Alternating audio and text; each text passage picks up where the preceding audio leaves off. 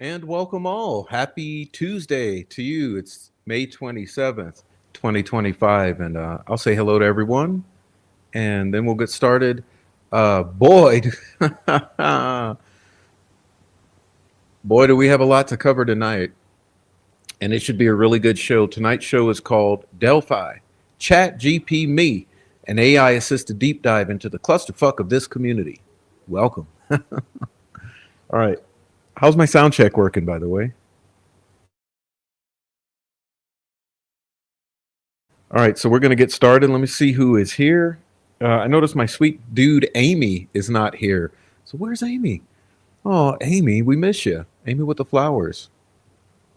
All right, so I'll get into this. Let's see who was here super early before we get started. I'm never rude to you all. I say hello to everyone.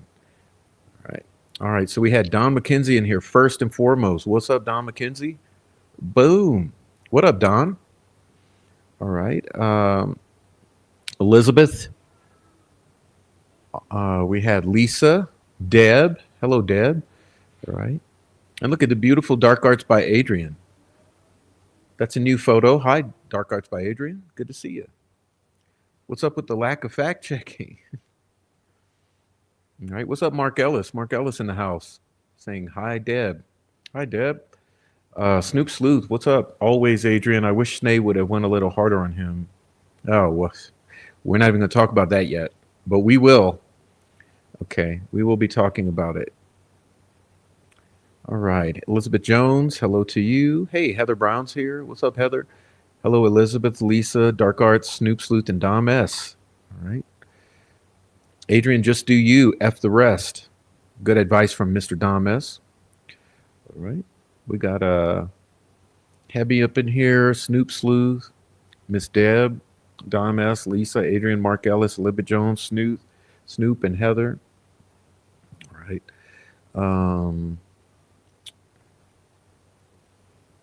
Okay, Rick doesn't understand the whole mess. Prof definitely does. Yes, and we'll be talking about that. Trust me. What's up, artist formerly known, the illustrious? What's going on, Dark Arts? I've been out of the loop last week or so. Give me the skinny. Okay. If you ask Prof, say give me the fatty. Hello, artist Gene Jackson, Mino Dino. All right, you guys are up in here. All right, we're getting started. I'm trying to piss off the trolls at every chance I get. All right, what's up, Mark Ellis? Mino Dino's up in here. What's up, Mino? All right, boom. Shakalaka, sweet dude Shibby coming in with Mino. Where are you guys? Were you guys out back smoking a little left-handed cigarette, a little wacky tobacco, a little grass? Ooh, you guys coming in smelling like skunks. All right. Hebby, do you know how to post a membership link? Because Prof doesn't. I don't know shit. I really can't handle this. I'm going to have to go turn off that AC. It's blowing right down my throat. I feel it. All right. What's up? Shibby, Dino, Adrian, Heather Brown, artist formerly known, Elizabeth Jones, Lisa, Snoop Sleuth. Who's her daddy coming in? What's up? Who's her daddy? Boom, boom, boom.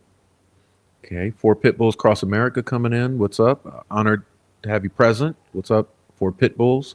It's Taco Tuesday. Don't eat too many tacos. Okay. Don't work too hard, Adrian. What's up, Rebecca Ann 1965? Another truth teller. There's so few of us, but hey, we're up in here. All right. Boom, boom, boom.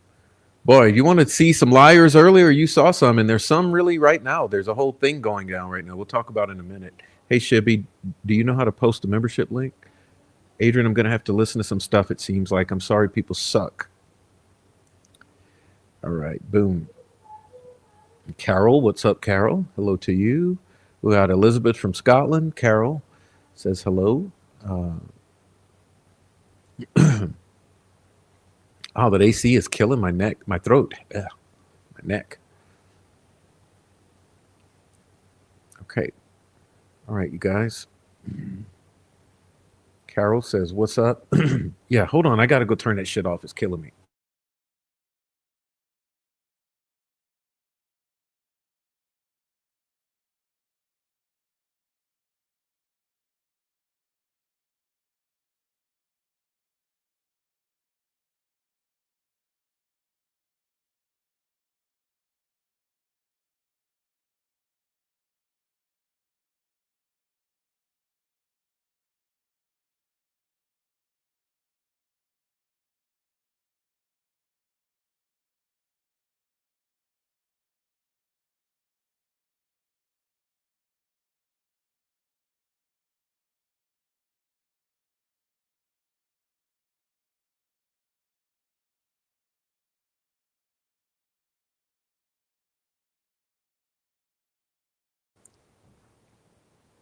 All right, we got Heather Brown saying, please hit the like, y'all. Please do hit the like. And all lurkers come in.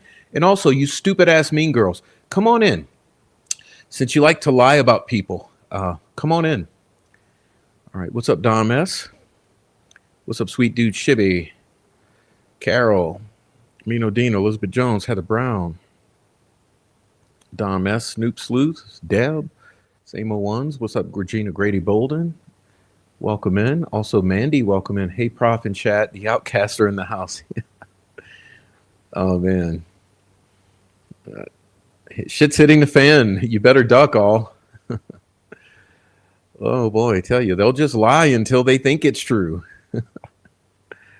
Don't want to. Right. Hello, everyone, says sweet dude. All right. What's up, American Mom? I definitely effing here for this. Let's go. All right. All right. Boom. What's up, Swade Smith? Okay. Kate Hughes coming in. Hey, Kate. Icy Cat. Welcome in, Icy Cat. I have enough clips for a movie if anyone's interested. What's up, Diana? Lurking while working. Okay, that's what she said. What's up, Old Mort Newport? Newmort, packing for a trip. All right. Guys coming in. Tracy Fleetwood in the house. What's up, Tracy? All my favorites are here tonight, y'all. Jade's here. What's up, Jade? All right, y'all. Look, I posted the Cash App. For anyone wanting to be super awesome, hit the Cash App. It's posted at the top of the chat, whatever you call it. Should be Twerk It Out.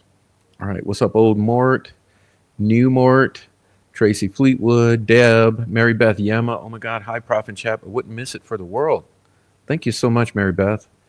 And Jade, appreciate you two coming in. Okay. All right, who else we got in here? Mark Ellis says, Shibby, get for working in your yard. What the hell are you talking about? What did I miss? What is Shibby talking about his yard? I'm out of the loop. He just said backyard. All right. So Jade says hello. My throat is just. I'm pulling a Rick Snay tonight. I can't even speak. All right. Elizabeth.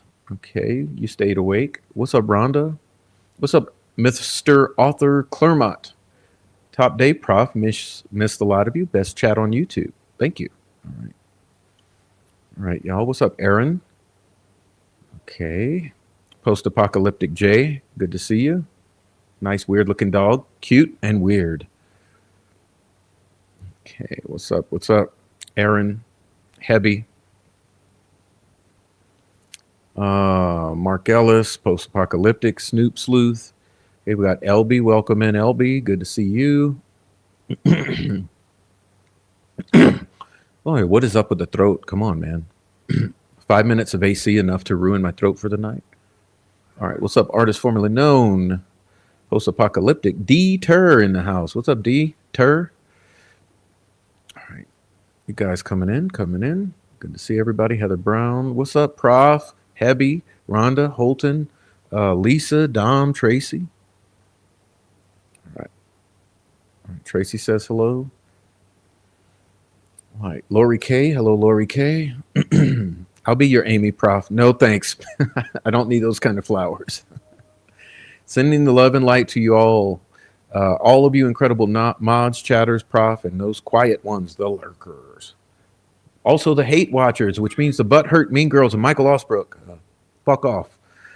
Okay, Sunflower Soul. Hello, everyone. All right. Yeah, we got some shit talking tonight. Trust me, if you thought this was not going to be about drama, oh, you're going to learn. You're going to learn tonight. Because they want to fan the flames. So, hey, I'm right there with you. I mean, I'm down for it. I'm down. All right.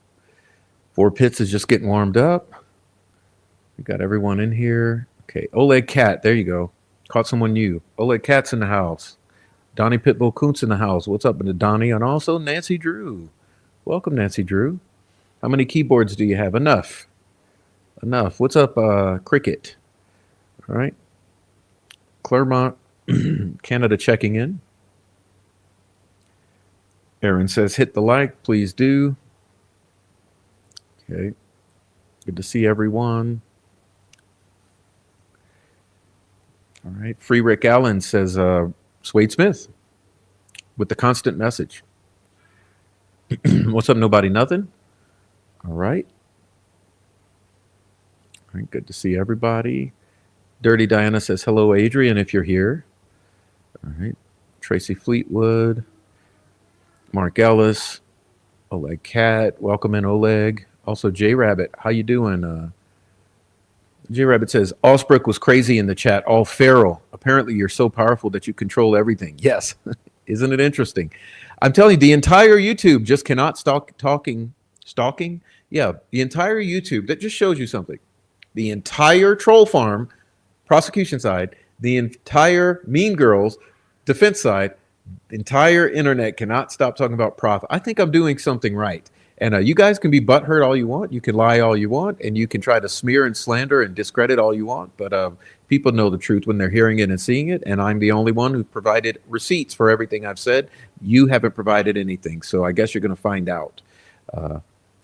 And you can be jealous and you can be upset that my channel's monetized. So keep being upset because it will keep being monetized. And I'm going to keep doing what I do. And I guess you're going to keep crying like little babies. You know what you do. All right, y'all. Moonbeam 70s child. Hello to you. Welcome in. Also, who's that? Marie Kelly. Hey, Marie Kelly. Welcome in. Good to see you. And Moonbeam and Plain Iron coming in. What's up, Plain Iron? 5 Green Acres. Okay, boom shakalaka. 5 Green Acres. All right, y'all. It's looking good. No disrespect, but I must ask the story of donating money to that POS Frank Diddler. That shit had me stumped. I'll tell you why. Let's stop there because people, I see Rafi lost his fucking mind. Okay, so Rafi, fuck off, man. Like, look, you didn't invent everything and no one's stealing anything from you. Okay, no one owns intelligence on the Delphi case. So fuck off, Rafi, first of all. Secondly, Frank Diddler. Let me tell you the truth. Okay. One of the very last days that I spoke with that crew, remember when I came in, I've told you all the story before. When you come into the Delphi murders as a new creator, the first thing that happens is the bad actors surround you, okay, like a pack of wolves, okay, and they dig their claws into you. That's what they do. So when I first came in, right, Ruckus Rocks, Frank Diddler, Jinx 13, and all the fucking stank meth head pedophile chomo ass stolen valor child molesting domestic terrorist troll farm members, they all put their claws in me real good. Okay, and that lasted about, I don't know, maybe 6 months until show number 19. Okay, when I dared to mention that possibly the Patty family was not being entirely forthcoming with law enforcement and that methamphetamine may be involved. And then all at once, the entire troll farm, realizing that I had a mind of my own, they turned on me immediately, just like these mean girls have turned on me in the past 2 months. Okay. And so what they've done now is they tried to make me the worst person on the internet. You know, they try to make you a pedophile. They try to make you a child rapist. They try to make you an attempted murderer. They try to make you the absolute worst person they can. But anyway, interesting story is that about a week before that, Frank Diddler called me. And Frank Diddler said, Prof, how do I see you have buy me a coffee. How do I make a buy me a coffee? And I was so nice because I came in nice and genuine and authentic with everyone that I decided, hey, you know what? Sure, I'll help you make a buy me a coffee, Frank Molester. And so I described to Frank Molester how to make the buy me a coffee. And I sent in, you know, the links and I told him what he had to do and that it'd take a certain number of days, blah, blah, blah. And being so kind and helpful, because I was naive and stupid coming into the Delphi murders and didn't realize who I was dealing with, I sent him his absolute very first buy me a coffee. In other words, I said, let me make sure it's working, Frank Diddler. And so I sent a coffee, okay? And within a week, that motherfucker was calling me a piece of shit. Never sent me the $5 back, right? Never refunded to buy me a coffee. Kept the $5 because he's a cheap asshole, but also decided he would go on for the next 2 years threatening me on behalf of Becky Patty. Okay, so that's the fucking story. And if Rafi has a problem with it, he can suck dick. And if you have a problem with it, you can suck dick because that's the story. Okay, so hopefully you all understand now. And I tell the truth. All right, now that we got that over with, Mila Plain Iron, Jade, Sweet Dude Shibby.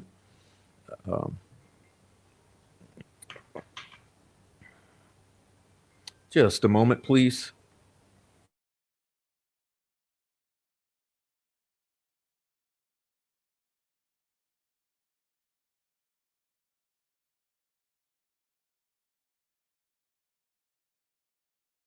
Sorry there. I thought it was an emergency. Apologize for that. Uh, so does everyone understand why I sent a buy me a coffee to the Frank molester? All right. So that's what I get for being helpful. Uh, uh, what's the phrase? What's the phrase? Uh, no good deed goes unpunished. Yeah. So for helping Frank molester set up a buy me a coffee and also sending the first $5 to ensure that it was working, the thanks I get is you turn on me and keep the $5 because you're a cheap motherfucker, and then the entire other side thinks they need to use that against me because for some reason I was supporting someone who later turned on me. All right. So I hope everyone understands the truth of the situation. Okay. Now, what else we got here? And I guarantee you, someone's going to clip me saying that and send it right on to Rafi in order to turn Rafi against me. Okay. I mean, by the way, they've been trying to turn Joe Lewis against me for 2 months. Joe Lewis ain't against me. Okay. And I may talk about that later, but despite people trying to turn Joe Lewis against me, Joe Lewis is not completely fucking insane yet. So even Joe Lewis has not turned against me. So Rafi, check yourself. All right. People will try everything they can because I know who's in Rafi's ear, by the way. All right. We appreciate the questions you ask on our behalf. Yes, and it's interesting that none of them were answered, but we'll talk about that later. Okay. All right.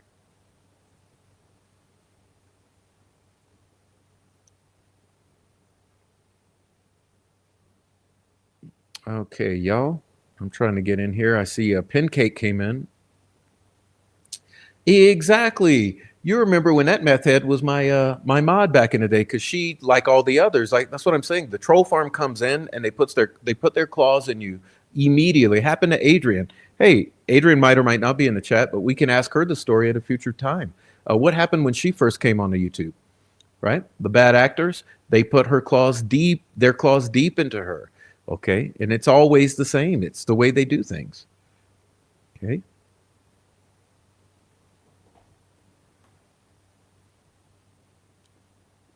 Nobody, nothing. I'm not saying you do. I'm saying the question is so insulting because it implies that I do something wrong. I didn't do anything wrong. I was actually helping someone out who I thought was being nice to me and I was being nice to him. And the thanks I get for it is that he steals the money and doesn't return it. And 5 days later, starts threatening to have me arrested on behalf of Becky Patty. That's the thing. You don't want the story told, don't ask. Okay, molester. You should have returned the money if you were gonna throw me under the bus and act like I'm a piece of shit. But you kept my $5 was good enough for you, Frank molester. But my YouTube channel's not. Okay, so my money's good enough, but I am not. Isn't that something, huh? Okay. All right. So. All right. She's not sucking a D because she believes. Thank you, Suede. Yes, I didn't mean anything at nobody, nothing. It's a general statement. Okay. Anyone who has a problem with it can suck a D. That's the statement. All right. All right, you guys. So thanks for coming in. Thanks for coming in. You see, people don't want me to say their names, but they keep doing the same stupid shit over and over. And that's the point of our show tonight. We will be talking about that later on. Someone sent a message on Messenger. That's how bad they want to run people off from me. Yeah, good luck. Oh, that's true. That's true. That's true. Yeah. See what they do, like I said, they surround you like the plague, okay? And they get their claws into you because they want to control the narrative. They want to control the chats. All right. All right. Just a second, please.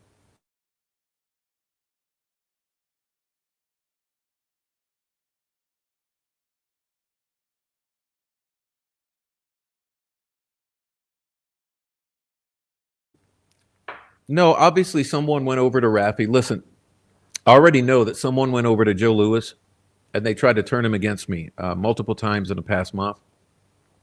So I'm absolutely sure that's the same thing that happened with Rafi. Someone went over to Rafi and fed him some bullshit to turn him against me. And yeah, whatever. Hey, it's a new day. Welcome. Okay, what's up? It's a new day. Hey, I was just greeting everyone. You don't have to re-listen all that. Come on in. It's a new day. I thought Baldwin said he didn't release the video, right? How about this? Weren't Jennifer O'Shea and Andy Baldwin going to draft a press release condemning you all for releasing that video and denying it? Okay. But yet you still have the nerve to get your ass on the internet after saying that. And you bring your ass on the internet and you say, no, it came directly from Andy Baldwin.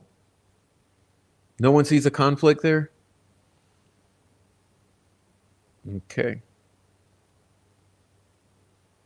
It is a clusterfuck, but we're going to talk about it because it's not by accident that it's a clusterfuck. Hey, it's not by chance. This is an intentional clusterfuck. You guys will be, we'll be diving into some of it. What's up, Gen C? Hello, Gen C. Okay. Jared Nana Boom is saying hello to everyone. It is all shady. Okay. It is all shady. Now,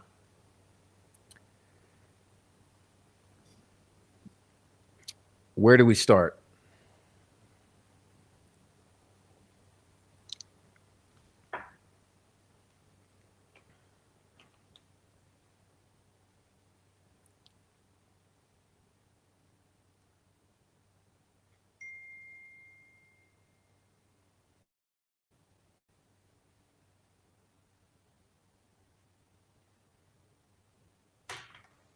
All right, y'all, I had to silence my ringer, blah, blah, blah. I'm getting messages, but I'm telling you this.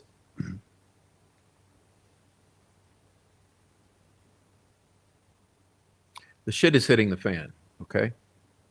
The shit is hitting the fan. And we're going to talk about that. Now,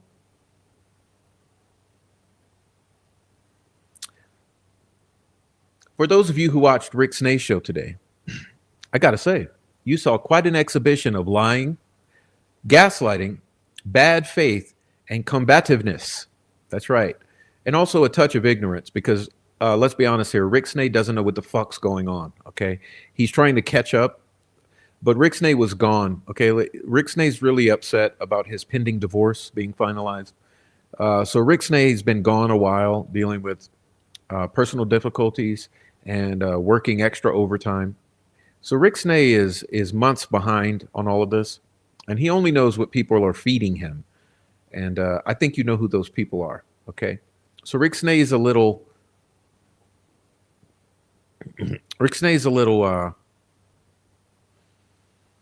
trying to catch up to figuring out for himself.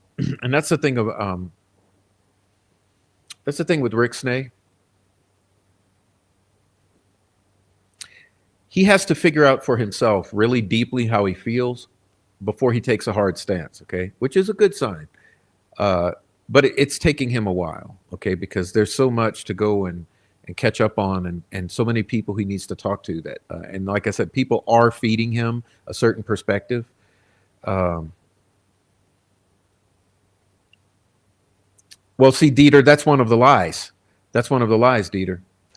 Look, Luke got up there. Let me specifically say this.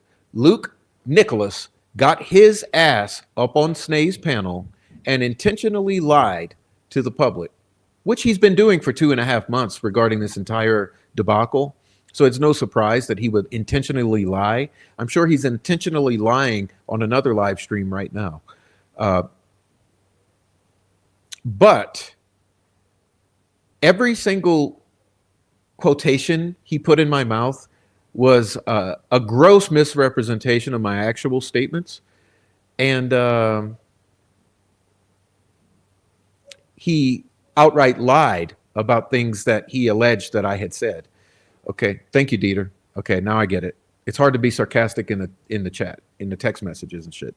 But So he straight up lied, okay, about so many points. And I decided that what we're going to do in the future, we're going to do a detailed breakdown of the entire live stream, okay, with all the lies called out. In other words, I'm going to pause after every lie and call them out.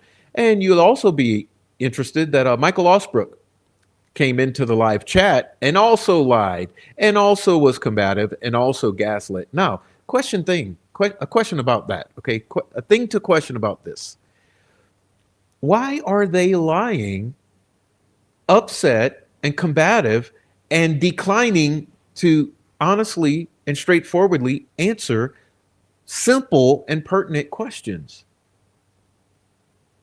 It's very interesting, isn't it? And I'm telling you now, if you will go and watch that live stream and look at my questions in the chat, you'll notice one thing that's going to stand out. I asked very simple, direct questions, nothing complicated. I asked a whole bunch of direct questions in a very simple format, like 5 syllables. Okay, very short, simple questions. And not one of those questions was answered. Not one of those questions has been answered for 2.5 months, which is very, very, very concerning to me. You have to ask yourself, why would a group of people that were so bold as to insert themselves into the fundraiser last year for Richard Allen, which the monies are still being questioned right now because there are some suggestions of impropriety and the donors are asking questions. These same people not only were behind the fundraiser, they were also behind leaking this potential discovery on a website and alleging that the defense is responsible. They also later came out and said that Jennifer Auger and Andy Baldwin deny that they were responsible and that they condone it, and that they furthermore do not want to have any part of any further exhibits or evidence leaking out, especially if it's going to be discovery. Okay. They also admit that this video does look tampered with. It does look enhanced or stabilized or something like that. Okay. They also are the same group that was behind trying to compel Kathy Allen to sign a contract that she did not want to sign. Okay. They are now trying to intimidate Kathy Allen through her friends because they're trying to take her inner circle of friends and dox them, pressure them, threaten them, and shame them. This is really happening in real time. You got to ask yourself, why would these people who have been behind the questionable fucking fundraiser, the leaking of evidence, the whole mean girl shit in the first place, and this fucking contract, why would they be currently trying to dox, threaten, intimidate, shame, and bully Kathy Allen's friends and the likes of myself and Adrian?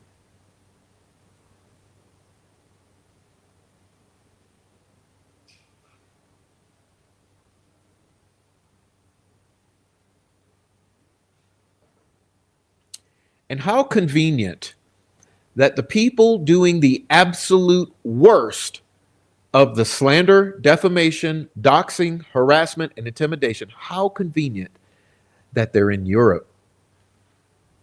How convenient. So what is the game plan here? We take Europeans to use as the point men for the worst behaviors? Is that the legal strategy? Because there's some sort of prosecutorial roadblocks because of the jurisdictional separation?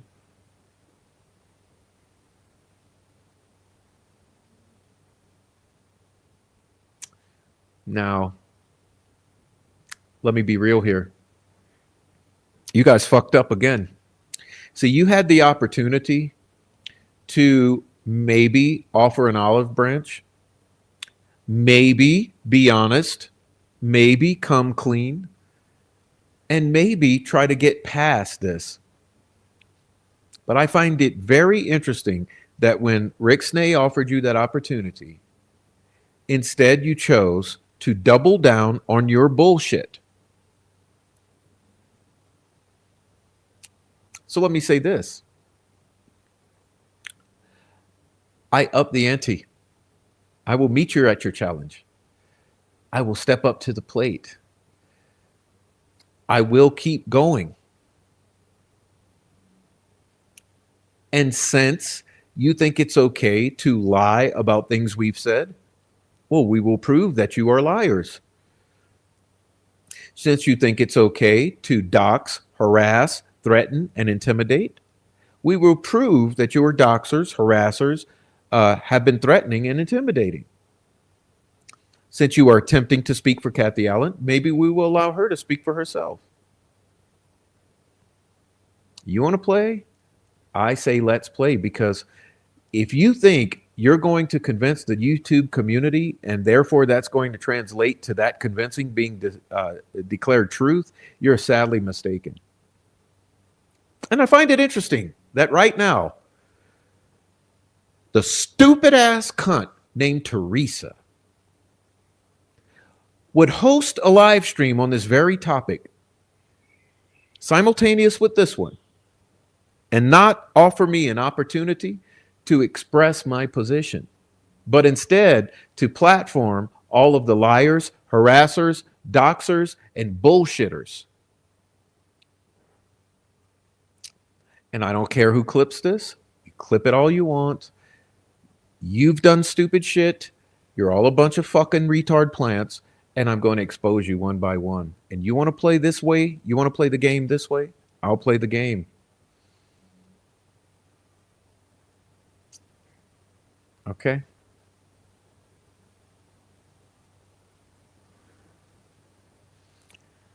I will permanently delete anyone who's coming in. Anyone who comes in to gaslight, I'm permanently blocking you forever. Okay? So please don't come in here and trying to act holier than thou. Listen, let's be real. If Teresa had any good intentions, she would have me speaking my piece on this live stream right now, instead of allowing all the fucking mean girl gang stalkers a platform to say how bad I am. Okay? And yes, she was also in Rick's Snapchat playing stupid. Let's say this. Teresa has regularly gone around. Okay, Teresa comes from the troll farm, for those of you who don't know.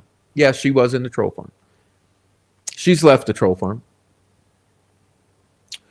But now she's ganged up with the mean girls. And for 2.5 months, ever since this video has leaked, she's been playing this fucking 5D chess game. Okay, on behalf of the mean girls, playing stupid.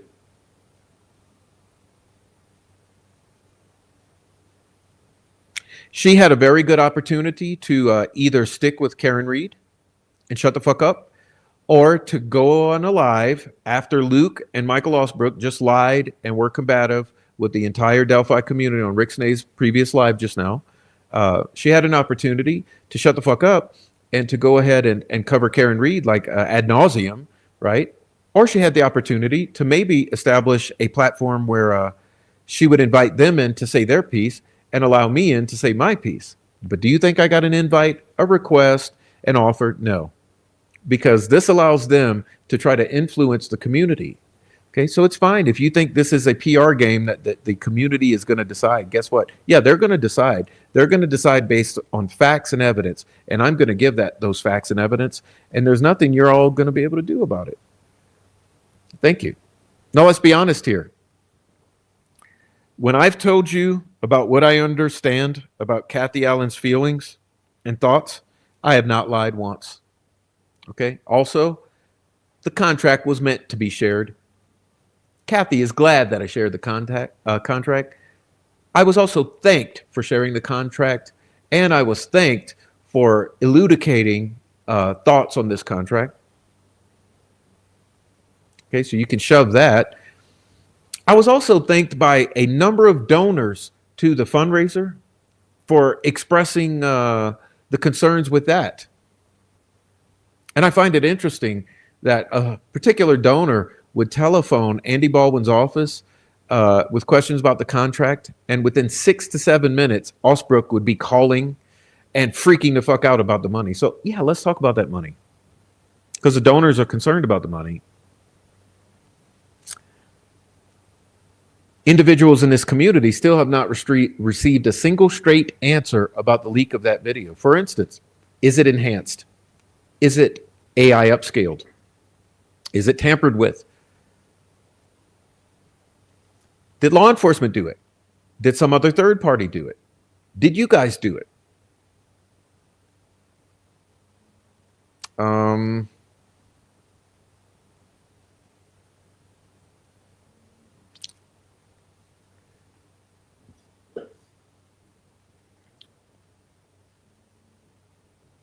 It's very interesting because Luke, in all his insanity, tried to do this quiet, proper talk, right?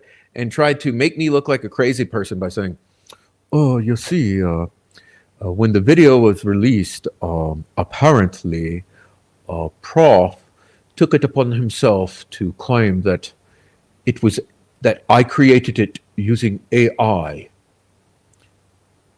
Really? No, I did not. What I said was, it looks enhanced. It doesn't look like the real deal. It doesn't look anywhere near what we've seen for all these years. It doesn't look anywhere near what visitors to the trial that day in that courtroom say that they saw. So a lot of people thought, this doesn't add up. What is this?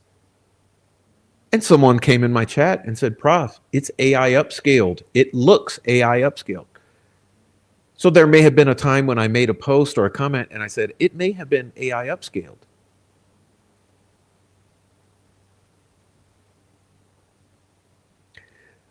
Does saying it's possibly AI upscaled translate to Luke created this using AI on behalf of law enforcement because he works for the Lafayette PD?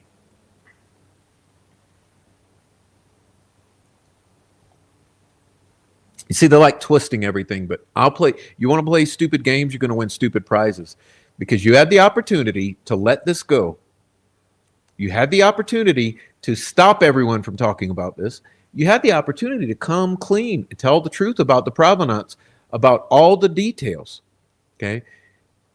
All of you fail to do the very most basic actions that would engender truth, trust, and transparency among your followers. Like basically answer the simple questions if it's no big deal. If no one's in trouble, well, why are you acting like someone's potentially going to be arrested?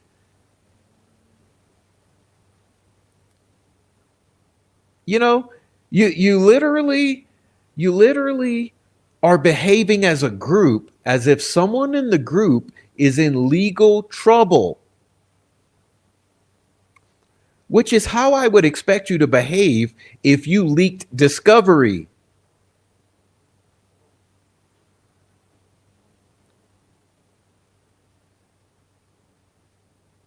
And I find it interesting. The court has not released these videos. And the whole gaslight that it's an exhibit from trial, no, it's not. No, it's not. An exhibit from trial is released as an exhibit from trial. So if an exhibit from trial is akin to this video, it doesn't mean that the video is an exhibit. The video can still be discovery and an extract or a different version of it be an exhibit, which then technically would mean that you've released an exhibit. And if that has happened, then yes, someone is potentially in trouble. Is that why you guys are all behaving like insane maniacs?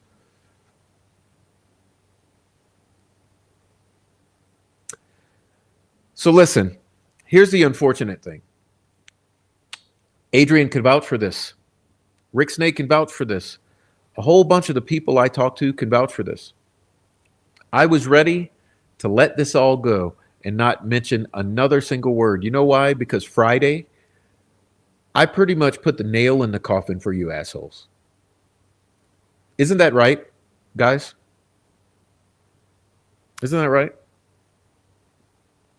Friday's show, I laid out the last of the receipts I felt that I needed to lay out on this issue. So I was done with it. And this is the unfortunate thing. Okay, Friday, as of Friday, now today's Tuesday, May 27th, as of Friday, I was done with it. I wasn't going to address it one single more time. I wasn't going to do one more single community post, not one single presentation, not one more mention of it. Well, guess what, Luke and Michael Osbrook? You've just fucked yourselves. Because now I guarantee you, I will continuously hammer on this point. I will not let this go, and I will spend the next 6 months to a year delving into every single aspect of the past 2 months and past year, actually. Because guess what else I'm going to do? I'm going to go back through everything to do with the due process gang kerfuffle as alleged by the murder sheet in Tobor. Yes, we're going to turn all that inside out. We're going to thoroughly explore the knot.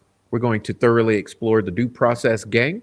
We're going to thoroughly explore Matt Hoffman leaking discovery. We're going to thoroughly explore all the claims made by Murder Sheet in all 5 episodes when they addressed you assholes. We're going to thoroughly explore all of your Twitters. We're going to thoroughly explore the formation of Delphi docs, the mods of Delphi docs, and everything to do with it. I'm going to turn you guys inside fucking out. We're going to thoroughly explore Carol Weinecke, her husband, and Michael Osbrook. We're going to thoroughly explore the Europeans who have inserted themselves into this case, and that's 3 at this current point in time. Now, it's unfortunate because as of Friday, I was done with this, and I was going to allow you all to go quietly into the night.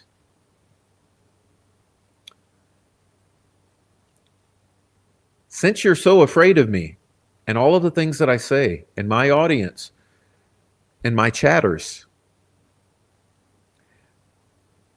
I think that maybe you need to hear a lot more from me because you don't know when to throw in the towel. We were done with this subject. So I have an announcement to make. My channel is no longer about the Delphi murders. My channel is now going to be about the Delphi murders cover-up with you guys in the bullseye. Speaking of which, let's get into our presentation tonight. Our presentation is titled ChatGPMe, an AI-assisted deep dive into the clusterfuck of this community. So what I have done is I have decided to ask a number of questions. And tonight, that's what we'll be doing.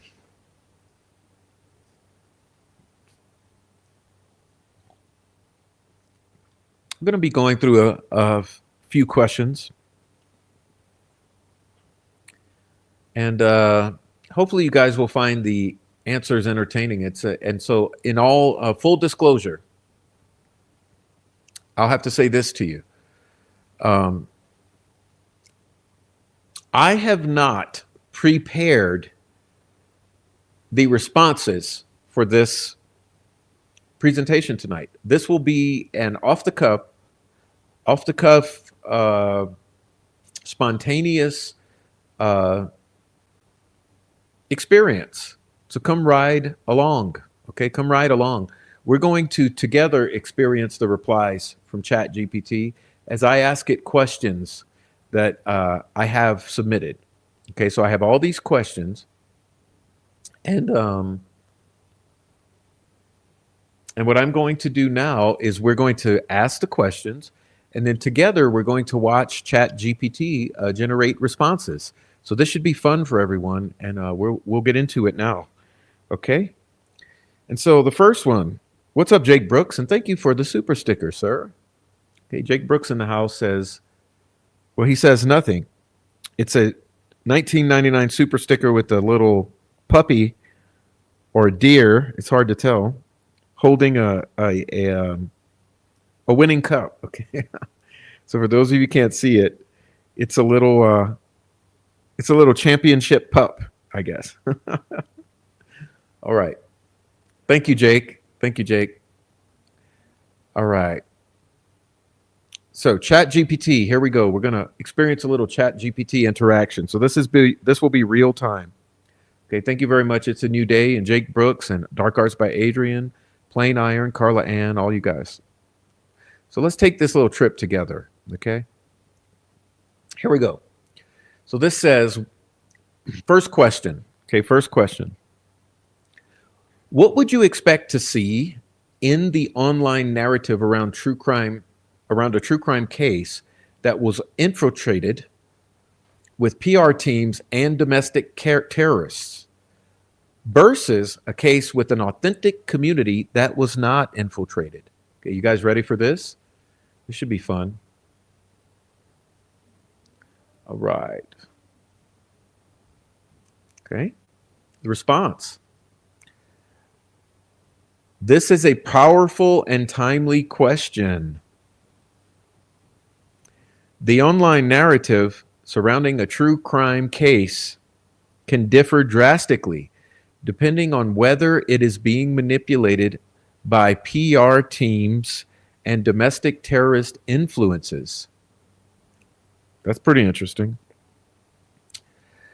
Versus being organically shaped by an authentic, uninfiltrated community. Okay, here's a key breakdown of the key differences you might expect to see. Okay, interesting. Whoa, sorry.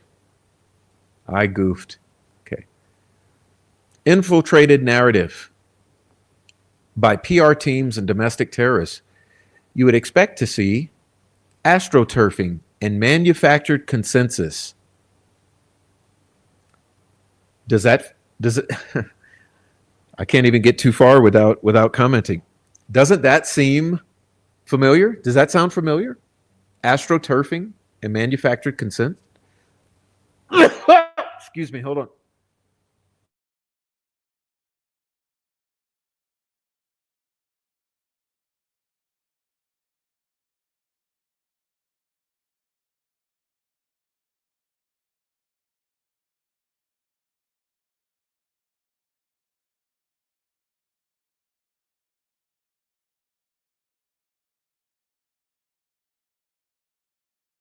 Now that was an authentic sneeze. Woo! I tell you what, that was a huge sneeze. All right. Now back to this. Astroturfing and manufactured consensus. That sounds familiar, doesn't it? Think Twitter. Think chats. Think chats. Okay. So first question is, what is astroturfing? Okay. So let me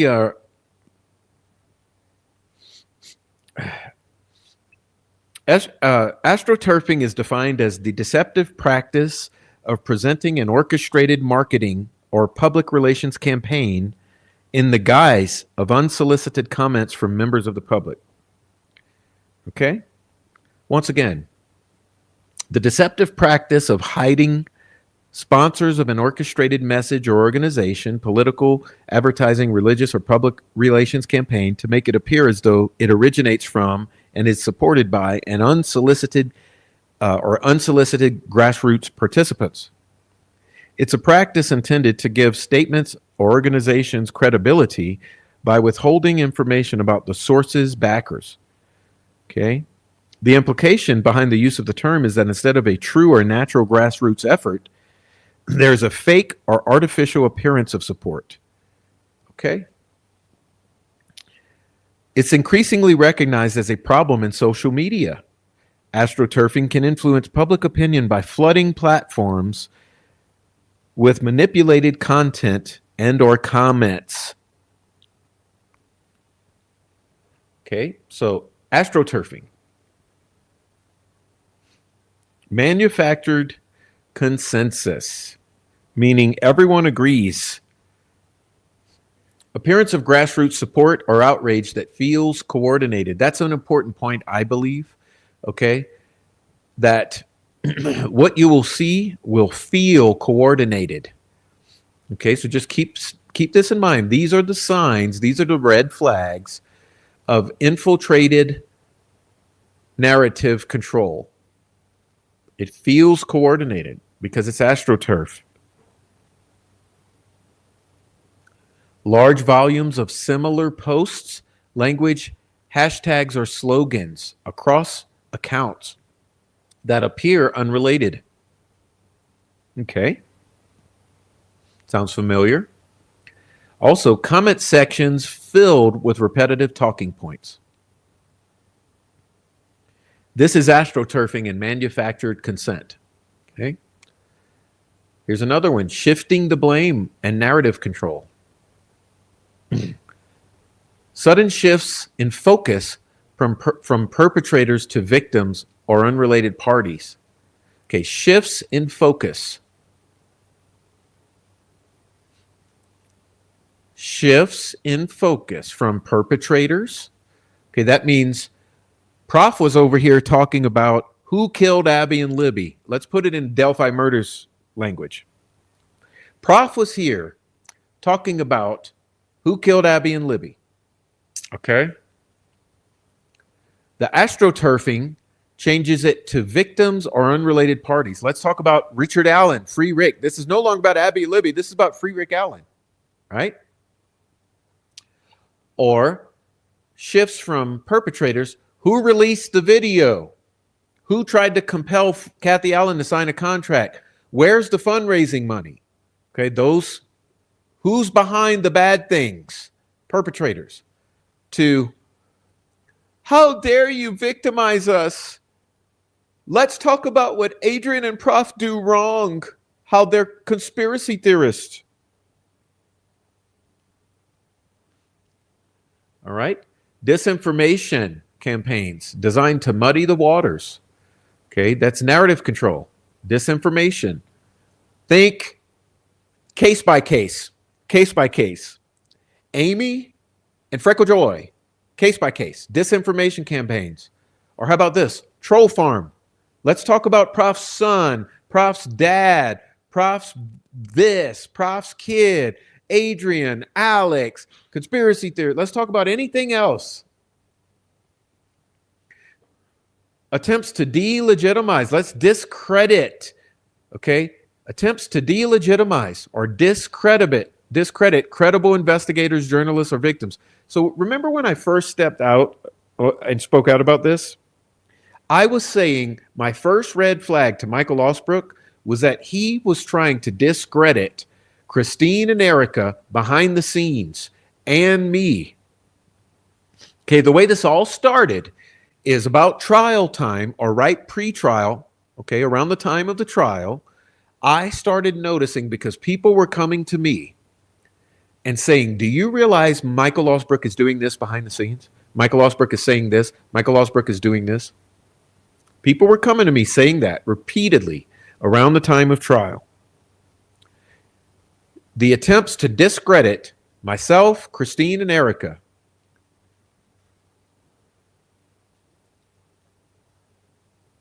Why? Why? Shifting the blame and narrative control. High volume, low substance posts. Flooding of hashtags or discussion threads with spammy content to dilute substantive discussion.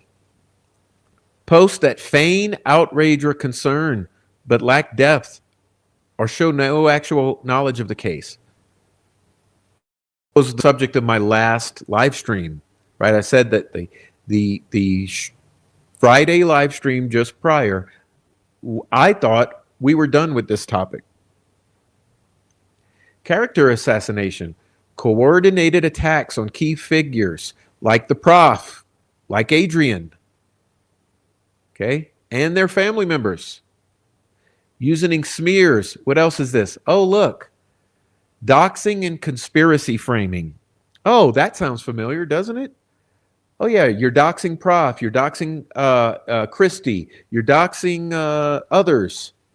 Okay, you're calling us conspiracies. Remember, HCC, He did a whole live recently that was creepy as fuck, in which he framed us as conspiracy theorists. Luke just in Rick's live framed us as conspiracy theorists.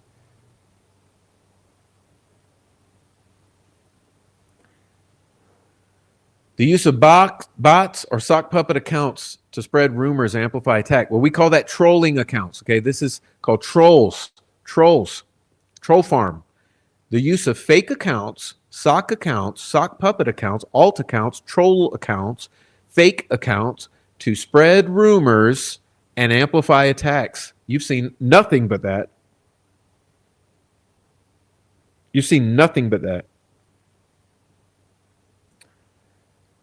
Algorithm manipulation, paid promotion, or artificial engagement to boost certain narratives. You know, those people who've bought subscribers, okay, who they use all 20 of their troll accounts to come hit the thumbs up on their own comments, and they hit the thumbs down on the profs or Adrian's or anyone else's who's authentic, right?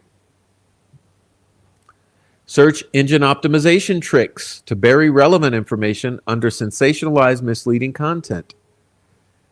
Radicalization vectors, subtle redirection of case discussions toward extremist ideologies. Yes, Rick Allen is completely innocent no matter what. Okay? Luigi is completely innocent no matter what. Brian Kohlberger is extremely innocent no matter what. Okay, it's called extremist liberal ideologies aimed at making everyone innocent every time, the state completely overreaching and powerful every time, and use of code words or memes like doing a journalism, doing a Google. Okay. Radicalization vectors, mean girls. Now, let's compare those. And remember, this is just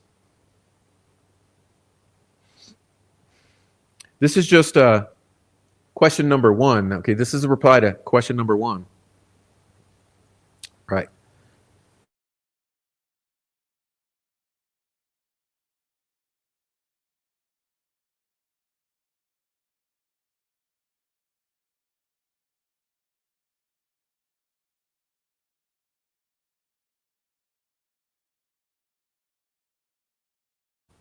All right. So next up, what are some signs of authentic community-driven narrative? Okay, authentic. We're talking about what's authentic. In other words, who are not the plants? Those who are emotional, nuanced, and human detailed, including personal testimonies from victims' families, local residents like Four Pits, and community members. Discussion centers on truth-seeking, justice, and healing. Oh, really? You mean like tell the truth about these various situations? Let's tell the truth about the various situations. Truth-seeking.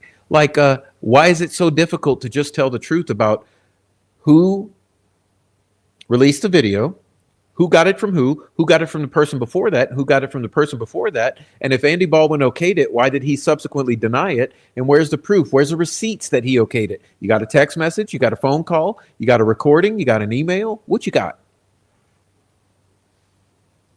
Diverse perspectives, organic debates with varying views rather than uniform consensus. Oh yeah, that maybe Rick Allen is truly innocent, true in all possible ways, factually innocent as well as railroaded.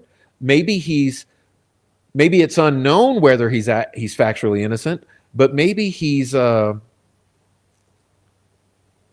only you can prove that he was absolutely wrongfully convicted. Or maybe some may think that he is involved in some way and therefore guilty in some way, but still has been railroaded by the state.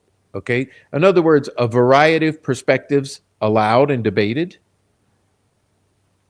with varying views. and also nuanced analysis rather than black and white characterizations. And I would say all things that are asserted as fact would have evidence to back it, like recordings, which I've shown to you, screenshots, which I've shown to you, emails, which I've shown to you, receipts, which I've shown to you. Nuanced analysis with receipts or evidence rather than black and white characterizations. The entire problem in the community is Adrian and Prof. Adrian and Prof. Adrian and Prof. The entire problem in this community. Adrian and Prof. I'll say Prof 35 times because Prof's the problem in the community. Organic growth of attention. Viral spread through emotional resonance or injustice rather than algorithmic manipulation. Slow build of interest as more evidence comes to light. Oh, you mean how Prof started off saying Rick Allen was probably involved. That's why he's charged. To now, Prof saying there's been absolutely no evidence produced whatsoever that he is involved at all. Okay, so Prof changed. So Richard Allen is arrested. Prof says he was probably involved in some way. He probably kidnapped the girls. That's why he was charged with kidnapping, felony, murder. To now, Prof saying there's been absolutely zero evidence that he was involved produced by the state. Therefore, I have to acknowledge that there's zero convincing or compelling evidence that he is involved. Now, was he factually involved or not? Well, that hasn't been proven, so it's open to mere speculation. Collaborative investigation, citizen sleuthing, crowdsourced timelines, open source research. Oh, you mean where I participate with all the people who participate with me, and we show the receipts for every single thing we assert. Remember, when I say this happened at Wilson Bridge, I have receipts for that. When I say that I believe it involved a bunch of meth heads in a meth-involved situation, I have receipts from that. All my research is open source. I don't have confidential informants. Discussions about how the case affects broader issues like policy, mental health, or police accountability. Yes, I say that there needs to be an Allen's Law in which no state can ever do this again to another human being. You cannot put a pretrial detainee in a maximum security prison and have a true crime infatuated or obsessed, quote unquote, doctor like Monica Walla treating and medicating that patient and feeding him information from out there in the real world in a feedback loop and coercing confessions out of him. And I also said that the police should never, ever be allowed to lose 70 days of evidence and then some, and they should not be able to take the stand, and Brian Harshman should not be able to say that the voice sounds like Richard Allen, and he should not be able to assert that there's 61 confessions when there's not, and that Tony Liggett should not be able to say that what was said on the video was that be a gun when it's absolutely clear to the public that what was said was that we go down. Respect for facts, stronger adherence to credible sources, court documents, and verified statements. Right. I think that goes without saying. Look at my channel history. You'll see what I've presented. Less sensationalism, more discussion about evidence. Community healing and advocacy. Vigils, fundraising, and community support. Well, I don't care about this because with Delphi, it's not the same. Okay, Delphi is a complete corrupt community. So you cannot do vigils, fundraising, and community support. It's too planted out of the ass. Right?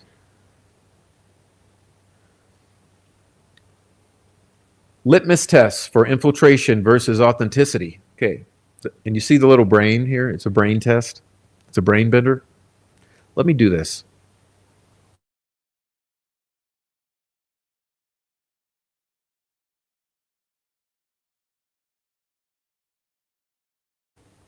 Litmus test for infiltration versus authenticity. Does the narrative evolve naturally? Or does it shift oversight? Are the loudest voices accounts with little history or anonymous? Yes, that's what I'm saying. All eyes on Delphi, anonymous. DB, anonymous. Adrian gets up here and shows her face. I get up here and show my face. Rick Snay gets up here, shows his face. Is the focus on facts of the case or creating confusion and division? Are people pushing radical ideologies using the case as a vehicle? Oh my God. Come on, chat. Come on, chat. Come on, chat. Are people pushing radical ideologies using this case as a vehicle? Excuse me. Hello. Hello. I'm going to leave this one a while. This one's important.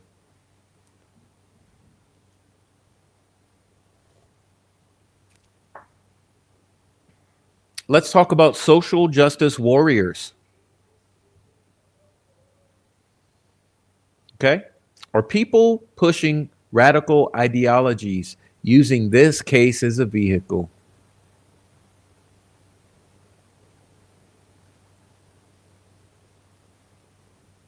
All right? So you guys want war? We got war. Let's have a war. I'll do war. I do war just as well as love, okay? Just as well as peace. Let's do our next one. I got another one. You guys want to see it in real time? Let's do it in real time.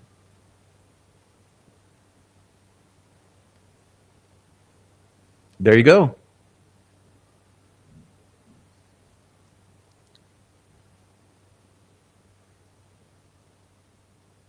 Okay, this is real time. Let's read this one.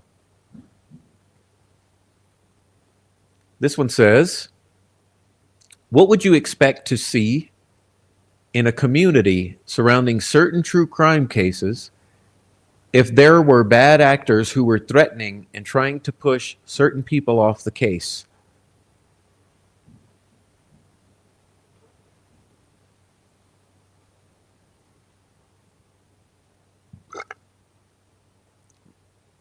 Sorry for that. Little. Okay, what would you expect to see if they're bad actors trying to push people off the case? If bad actors are present in a true crime case community, especially ones trying to threaten or push certain people out, you can expect the digital and interpersonal dynamics to shift in some very specific and toxic ways. Here's what you'd typically see. Okay.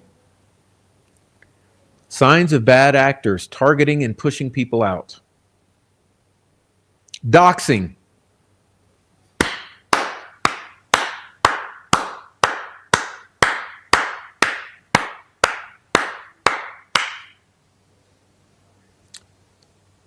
Doxing, threats, or swarming someone's social media. Excuse me, ladies. Have you seen the swarms? Come on, Adrian. Come on, Sunflower. Come on, Diana. Have you seen the swarms? I mean, hey, Alex has been saying the term swarming for 2 fucking years. Swarming. Charles calls it hits. I think he calls it hits.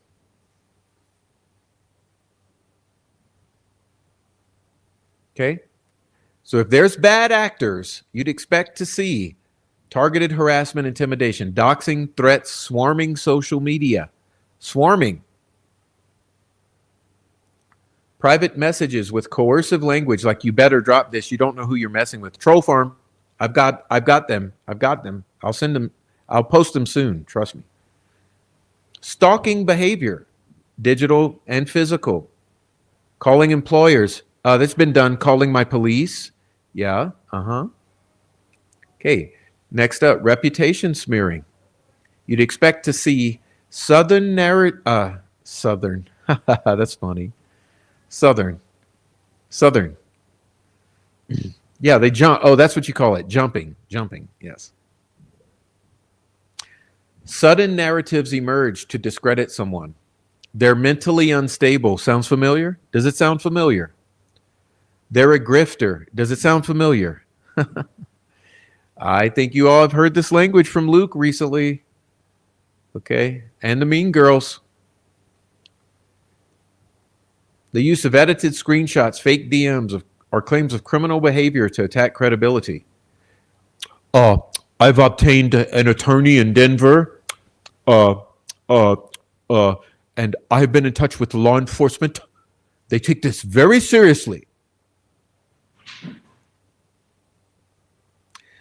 Here's an important one that many of us miss. Okay, read this one for me. I'll read it for you in case you can't see the screen. Whisper campaigns in private groups or subreddits to preemptively turn others against them. Did you hear about Prof's son? Did you hear about Prof's son? Did you hear about Adrian's husband?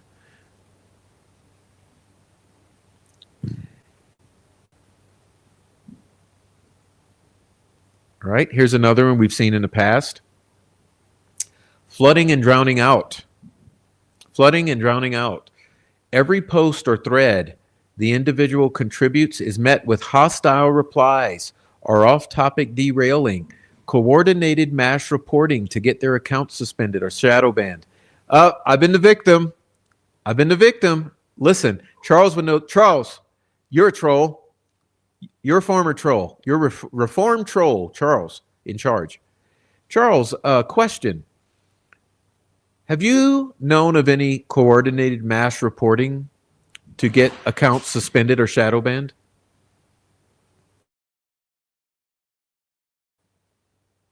And here's another one.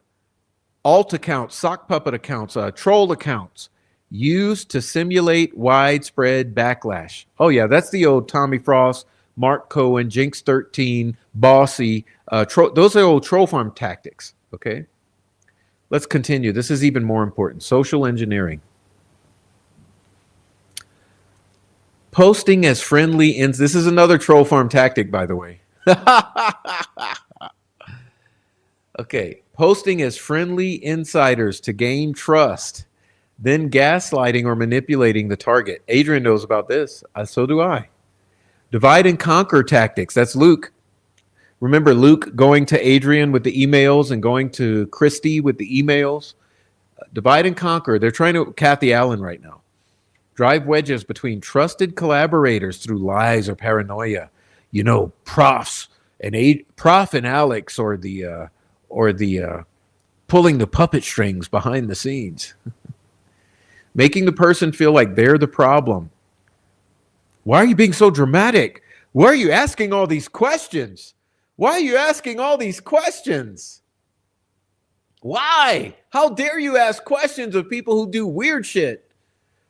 You're stirring up too much trouble. You're causing problems for Rick Allen by asking who posted the video.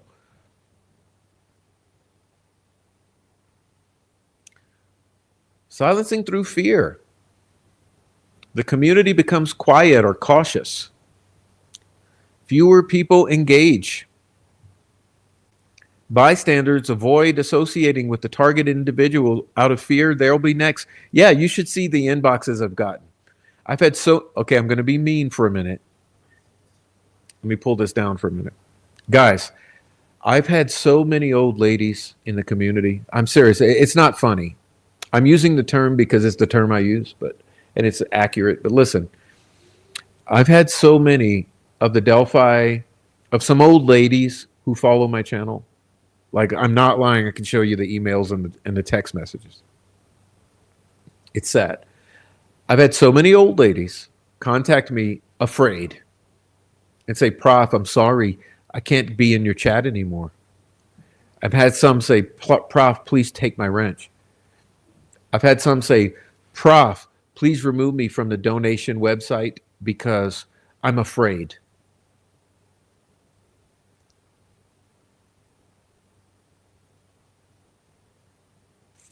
So many old ladies in the community have been frightened away into hiding. because they're afraid that they'll be targeted because they're in my chat or they've donated to my channel or something.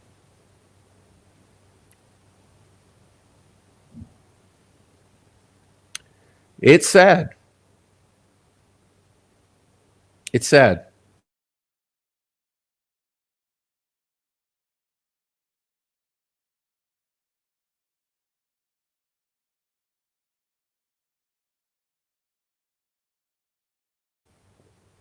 All right, next up.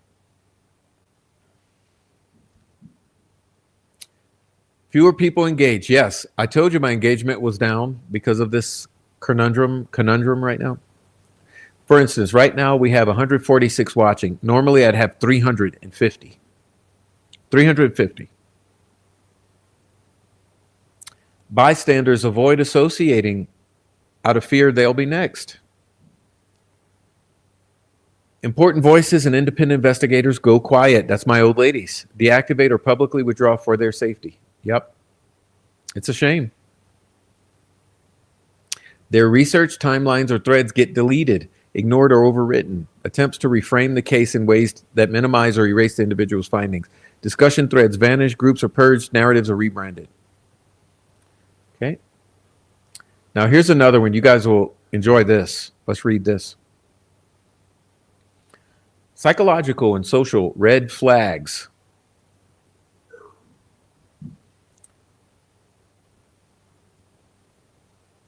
Sudden chilling effect.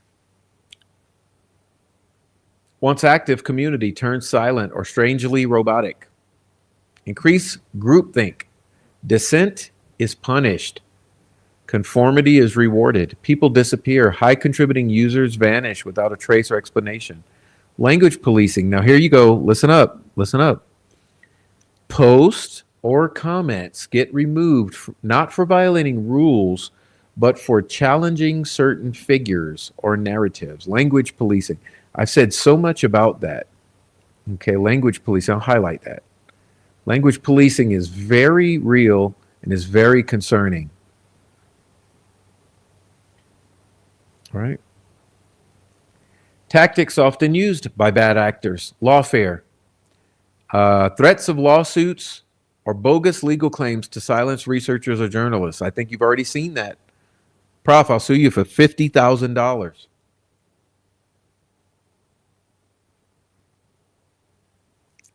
Threats of lawsuits or legal action. Those who want to sue everybody all the time. Lawfare. Infiltration. Pretending to be part of the community to gather info, create division, or sabotage trust. Well, you know, there's so many of those in the community. I don't want to call their names right now because they're all like throw a hissy fit. But there are a bunch of these in the community, infiltrators. Okay.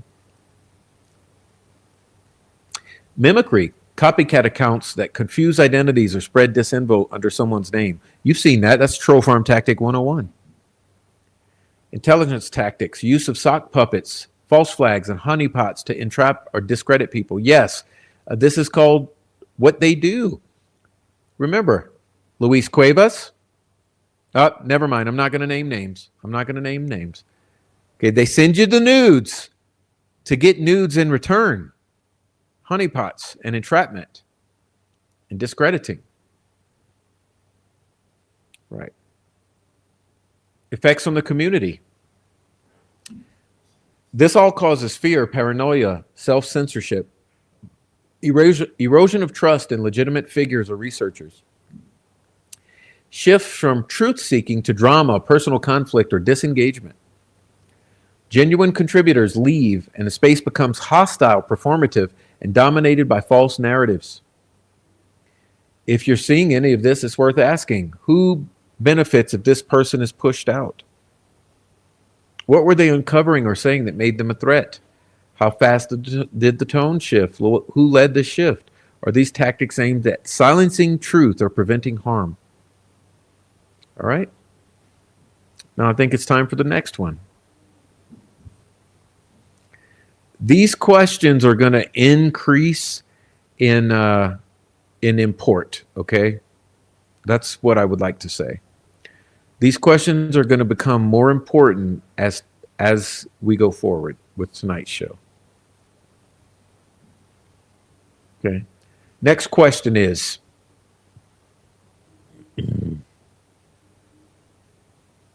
what would a massive PR campaign that was trying to steer the narrative around certain crimes look like on the internet and on social media? Okay, so basically, I am asking it to define a massive PR campaign. You understand?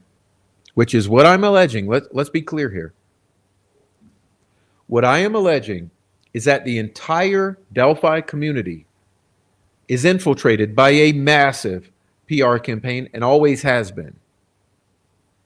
Okay?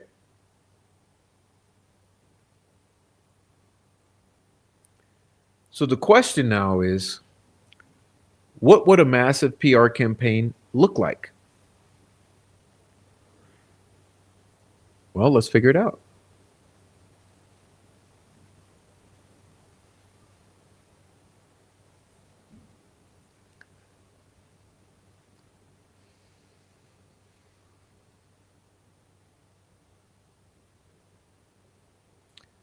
A massive PR campaign designed, sorry about that, Jesus, to steer the narrative around certain crimes, especially when there's high profile, controversial, or reputational risk, would be a multi-layered, coordinated effort.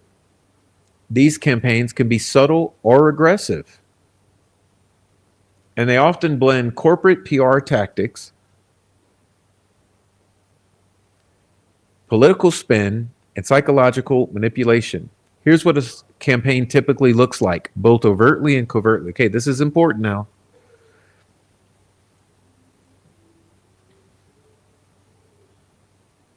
I need to get rid of this. What the hell is this? Jesus, man. Why do I have two now? Is it trying to compel me to, it's trying to force me? Oh, geez.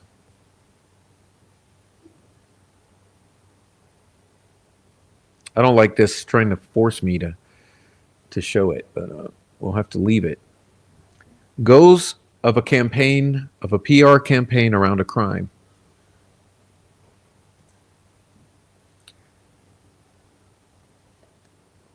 Okay, so the goals would be to protect powerful institutions or individuals, control the official narrative, discredit whistleblowers, survivors, or independent investigators, shape public opinion through framing, repetition, and distraction. Shape public opinion, once more. Shape public opinion through framing, which means we're only allowed to talk within this certain framework, and that's what Michael Osbrook and the Mean Girls have always done. Okay. Repetition and distraction. Prevent reputational or financial fallout. Oh, that's an interesting term there.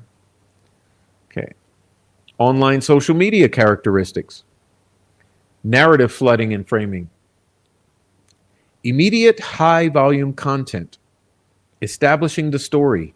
Here's what happened with emotionally loaded language. Now, listen, now we're getting into, I like to zoom out a bit and talk about the entire Delphi narrative going back to 2017. Here's what we're talking about. The entire narrative going back to 2017. Okay, so let's think. I need you to really critically think. Bring yourself back to the very beginning. And I am absolutely certain on this. I am absolutely certain on this. All the way back to 2017, the day those girls' bodies were found, and even maybe the day before, from the very first media till today, let's think about it.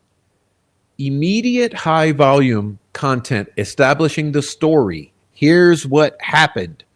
with emotionally loaded language. Boy, that sums up the Delphi murders narrative in total, right?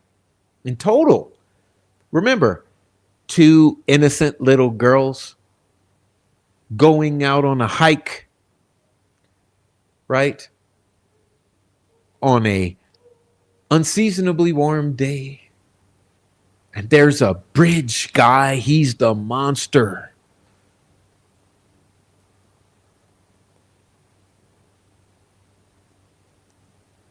You see?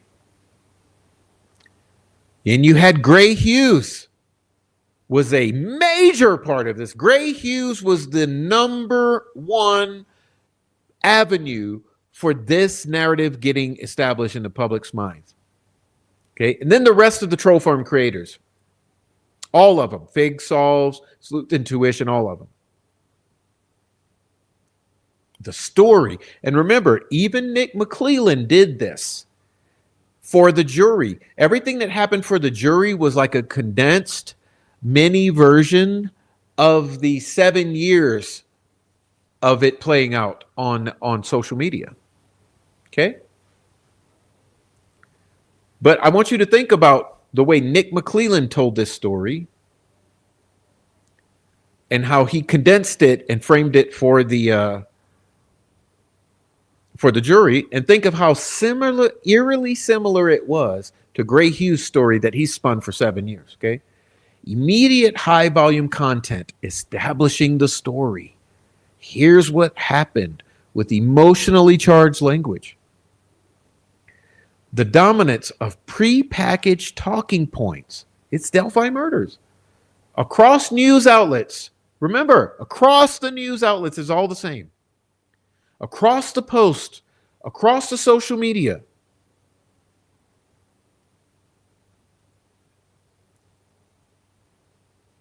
Crisis communication style framing focus on individual bad apples, tragic accidents, misunderstanding, coordinated messaging, similar phrases or hashtags repeated across accounts and media outlets. We stand with X. Justice for Rick Allen, right? Justice for Abby and Libby. Snapchat murders, right?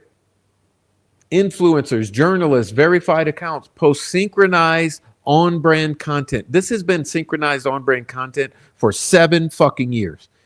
And let's be clear, the Mean Girls are no different, okay? The Mean Girl, let me ask you this. When have you heard the Mean Girls say this is a group murder that had sacrificial elements that was potentially tied to the cartels and the drug world? Huh?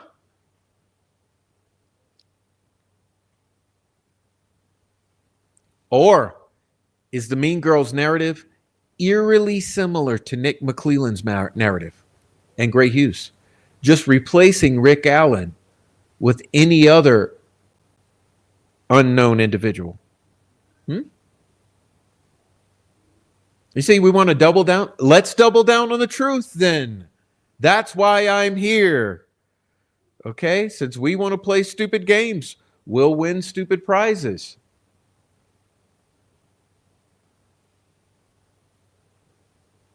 Influencers, journalists, Andy Kopsa, murder sheet.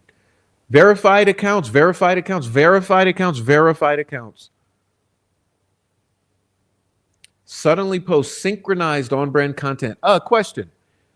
When this video was released by the Mean Girls, what exactly happened? Okay, first of all, let's be clear. They knew it was going to be released in advance because this was an intentional synchronization. This was planned to happen like a switch, right? It was a switch that was going to be triggered. And what was going to trigger the switch is when my case posted that the case had been turned over to appeals. So on March 12th, what you saw happen is you saw the post was made on my case that the appeal had been initiated. Okay, then immediately Andy Kopsa goes live with Osbrook and Weineke because they were behind it.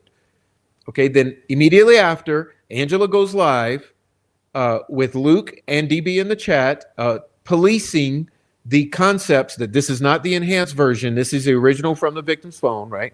And then she goes for an hour and a few minutes, and then immediately sends everyone over to Teresa's chat, where Teresa runs with the ball. So you see how it's like clockwork? It's like synchronized. It was all a synchronized rollout of this Bridge Guy video on this website, but they all pretended to not have any hand in it. But we've seen this for 7 years. Journalists, quote unquote, verified accounts, quote unquote. Like I said, they had basically terraformed Twitter. Let's be clear here. The Mean Girls had terraformed Twitter to be the place where they can control the public narrative. And the troll farm had terraformed YouTube to be the place where they could control the narrative. And there was additional in the previous generation, 5, 6, and 7 years ago, the first generation terraformed Reddit to be the place where they would control, and the Facebook groups around the Delphi murders.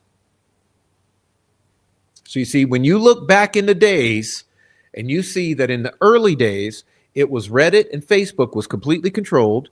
Okay. And then in the next phase, it was YouTube and Twitter.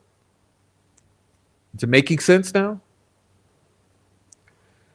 Brand or institutional statements released just before or after major evidence drops to redirect attention. Listen to this. Let's break this down so everyone understands it. Okay. You don't need to see me. Here we go. Brand or institutional. So let's erase that and let's replace that with law enforcement, because we know we're dealing with law enforcement shills. Okay.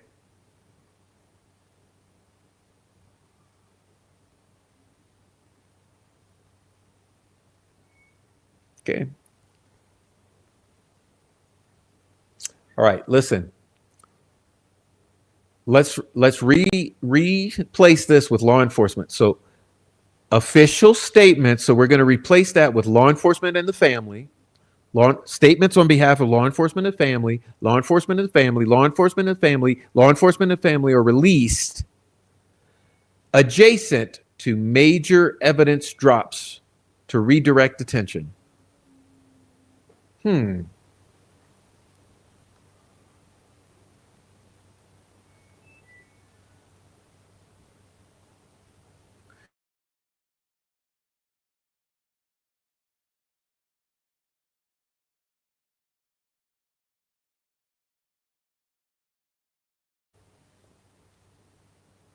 All right, let's continue.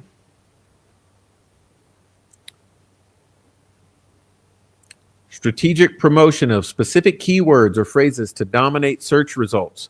Oh, they've tried that. They've tried that, but guess what? Two can play at that game. I've been playing at that game too. Hashtag hijacking. Justice for Abby and Libby. Right?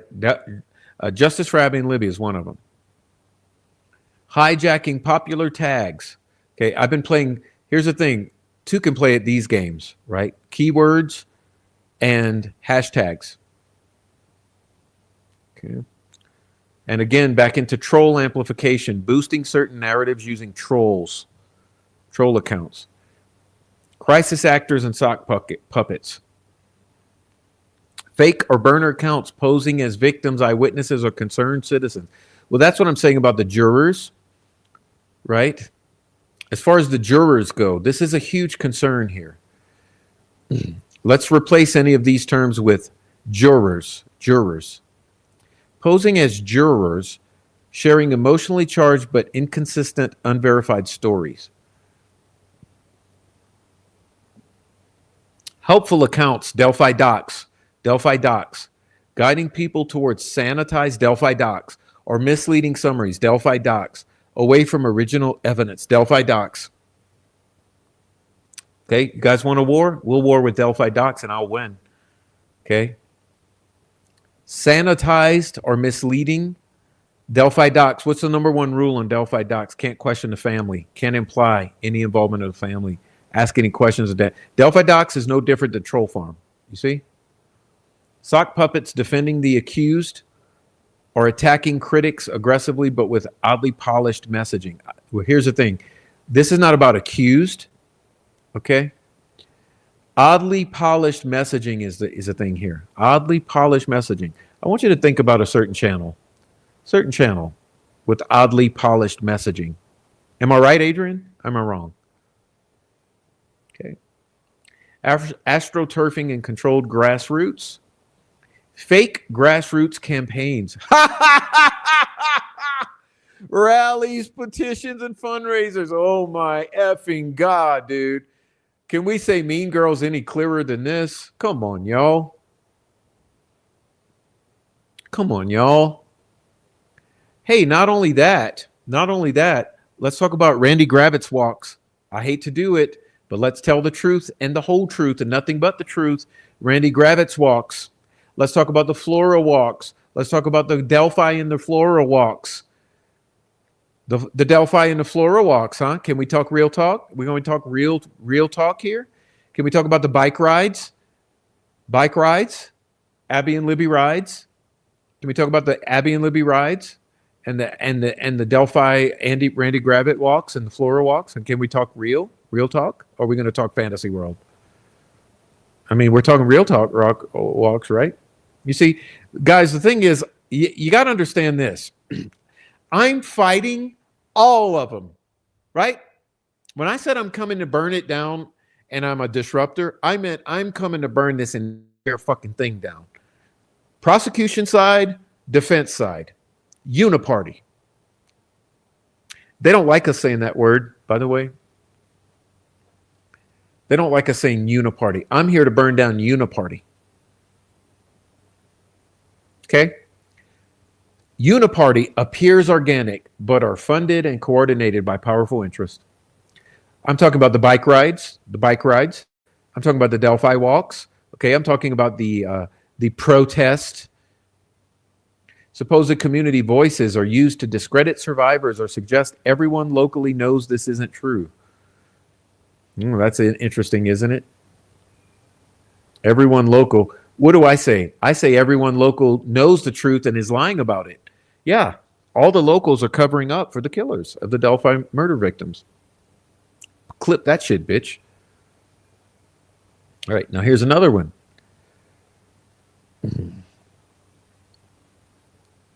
Strategic release of exclusive interviews. You guys need to listen up now. I'm not bullshitting on this one either. Remember, these are all your signs of narrative control. Remember, the initial question, let me say it again. What would a massive, okay, I use that word intentionally. What would a massive PR campaign that was trying to steer the narrative around certain crimes look like on the internet and social media? This is what a massive PR campaign would look like. Strategic release of exclusive interviews. Can you say the CW? Leaked footage. Can you say the BG video? Or corrective articles. Can you say Andy Kopsa? To overwrite earlier narratives. Ooh, that's rough. That's rough, isn't it? That medicine hurts, huh? That's some bitter pills. Right? And we want to talk real. You know, you guys want to escalate? Let's escalate. We'll escalate into the truth domain. All right? Truth domain. You wanted it, you got it. Headlines that minimize blame. Mistakes were made. So Angela got it, period. And Andy Baldwin released a video, so Angela got it, period.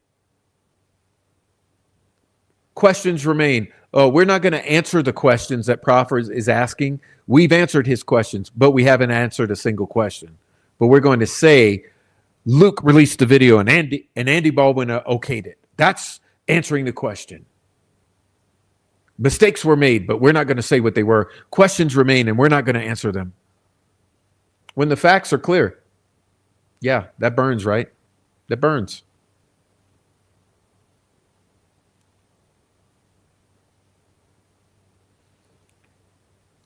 Softening language around perpetrators. Troubled, misunderstood, pillar of the community. Oof. I'm not even going to say a thing about the rose-colored glasses in the Rick Allen website. Okay, here we go. More truth bombs.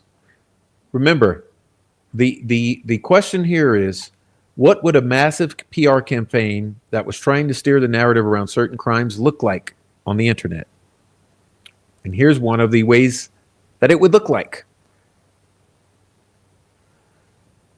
Character assassination, smear campaigns, leaking irrelevant or embarrassing personal info to undermine credibility. Oh, Prof's son was arrested. Let me show you guys. Right? Legal threats, lawfare. I'm going to sue you. I'm going to sue you. Cease and desist letters. Oh, don't say it again or I'll sue you. Oh my God. Platform manipulation. Mass reporting to deplatform dissenting voices. Well, you've seen that. Hey, let's be real here. I'll tell you guys a thing right now. I find it interesting, okay? I could share the screen. It's not worth it. Listen, just take my word for it. If you go back in time, okay, let me go back in time. I'll do it this way. Okay, if I go to my content, okay, if I go to my YouTube studio, this is how I do it. I go to YouTube studio.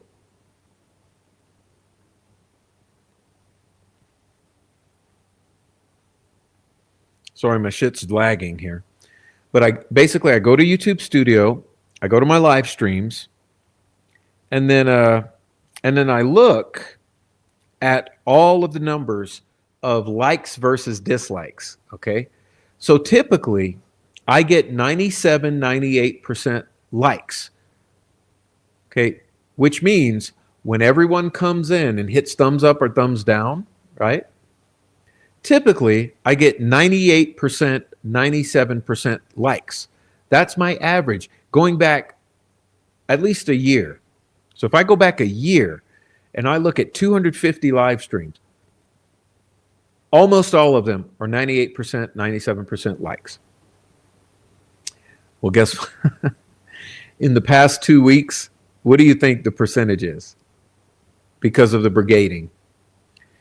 Yeah, in the past 2 weeks, it's been 93, 94% likes. And what that tells you is that these people are coming in to manipulate the platform in the algorithm, and they're hitting the thumbs down as a group, which tells me that what happens is in the Discord, they say, everybody, Prof just did a live, go hit the thumbs down. So all of the Discord comes in and they hit the thumbs down. So they bring me down from my average of 98% down to 94% because it's only 60 of them. You see? And what else they do is they come in and they false report. So if I say, oh, she's a bitch, they'll come in and they'll false report inappropriate language or whatever over and over and over and over and over and over and over again. And so, like, I know a lot of them, they'll have 20 fake accounts. So what they'll do, they'll come in through every fake account and they'll hit report, report, report, report, report, because they're trying to get the algorithm manipulated. And anyway, this is what this is saying. This is what happens, okay? Mass reporting to dissenting voices. That means me. Getting shadow bans placed on accounts that question the dominant narrative. This is why I've been fighting this ever since I came on YouTube. Because Troll Farm was the first, because their rule is you cannot talk about the Patty family. Okay, you cannot talk about the Patty family. Okay, signs it's a PR campaign, not organic. Let's continue.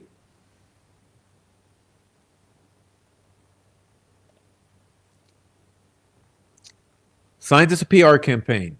The narrative appears fully formed within hours with professional polish. Yeah, remember how I said when that video dropped, within hours, you had 3 live streams.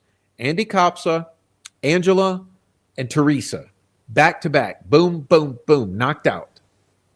Completely coordinated. And everyone pretending they didn't know what the hell was going on. All right? Uniformity. Dozens of people saying the same thing with little variation. Yeah, cranks. It's the cranks. It's the cranks. The cranks are on message all the time. It's a coinkydink. Lack of nuance. Clear heroes and villains. No ambiguity allowed. Right. You cannot say, hey, maybe Richard Allen was involved, but there's no proof of it. You know, if anyone wants to know my stance, that is absolutely my stance. My stance is I don't know. I wasn't there that day. Maybe he was, maybe he wasn't. I don't know. I just know that the court did not produce any evidence whatsoever that he was involved, which would lead me to say that he was wrongfully convicted. So I'm absolutely confident in saying Richard Allen was absolutely wrongfully convicted because there was a lack of evidence and he was tortured and abused in a maximum security facility as a pretrial detainee kept in solitary for fucking over a year when he should never have been. Therefore, there's a need for an Allen's Law. What the hell? But that's called a nuanced statement because I'm admitting that possibly he was involved. That we just don't have evidence. Okay, how the fuck would I know if he was involved or not? The only persons, as I've said so many times, the only persons who would know if Rick Allen was involved in these murders or not is Rick Allen, Abby and Libby, and whoever else or whoever killed the girls.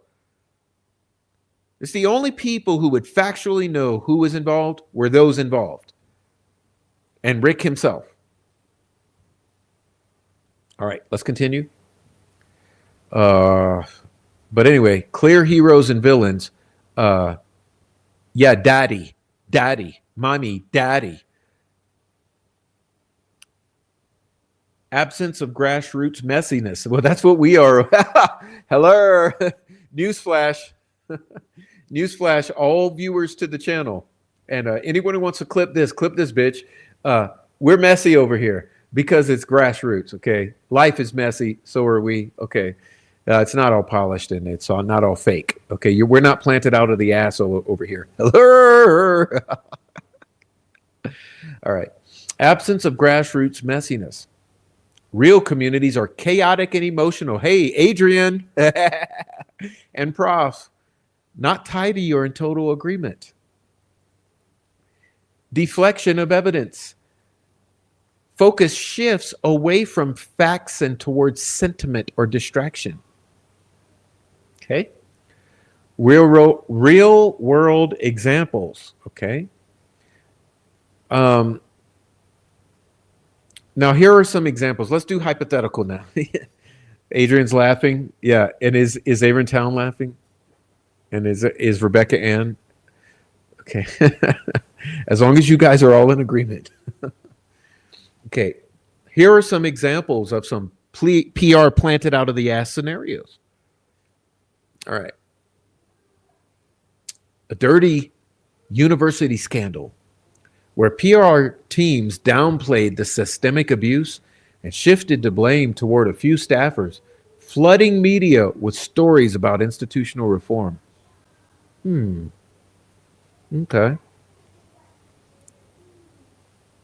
A corporate crime where social media influencers were paid. Oh, that never happens, Prof. Trolls are never paid to promote unrelated positive news about the brand during the trial. Ooh, that's rich. That makes me think of the family. Okay, how about some more examples? How about a high-profile celebrity crime where victims' stories were buried under waves of brand-aligned influence videos, TikTok trends, and pseudo-psychological defenses? Hey, you guys are going to have to double up on your PR campaign if you're going to beat me at this game. I'm just letting you know right now. There are people in this chat who are not buying your bullshit anymore. If you're analyzing a specific case, says ChatGPT, and want to trace signs of this kind of manipulation, I can help dig deeper, says ChatGPT, like mapping coordinated messaging patterns. Hey, this is a task for you, Adrian. Mapping coordinated messaging patterns. Identifying likely bot or troll behavior, troll account or fake account or alt account behavior. Surfacing independent voices that are being buried. Would you like to go in that direction? Hey, let's ask it to do that. Let's ask it to do that. Let me see. I'll say, how do I say yes? Let's say yes. Yes. Great. Okay. That was easy. Okay. That's great. That was easy. Okay. It says, okay, let's dive in. Oh my God. I think I just finessed ChatGPT. I said yes. Okay. All right. I'll say. It says, to help you analyze whether a massive PR campaign is shaping a true crime narrative, I can guide you through a methodical breakdown. If you already have a specific case or community in mind, I can tailor the approach. But first, here's a generalized investigation framework we can apply. Step 1, identify the narrative being pushed. Ask, what storyline is being amplified consistently? Who is being protected or humanized? Who is being minimized, attacked, or ignored? Look for repetition of emotionally resonant but fact lacking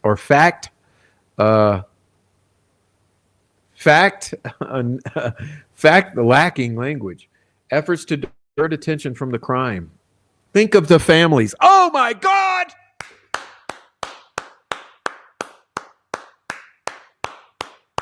Did it just say that? Think of the families. Yeah, this isn't who we are. Oh my God, I think I just blew a gasket. Okay, analyze the messengers. Type of actor. Influencers. What to look for. Sudden posts with similar language or timing. Crisis PR tone. Anonymous or new accounts. Recently created. Hyper focus on defending single side. Posting 24/7. Okay, sorry. Whew. Headline framing. Oops. In the mainstream media.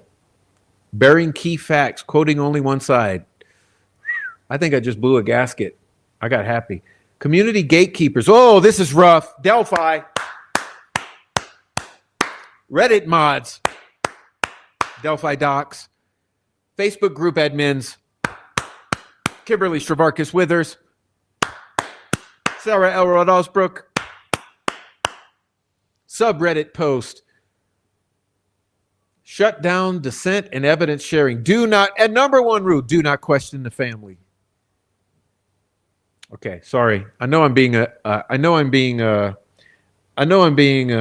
annoying with the clapping in the mic, but you guys got to know this is blowing the mind as we speak. Even Charles says AI is a snitch.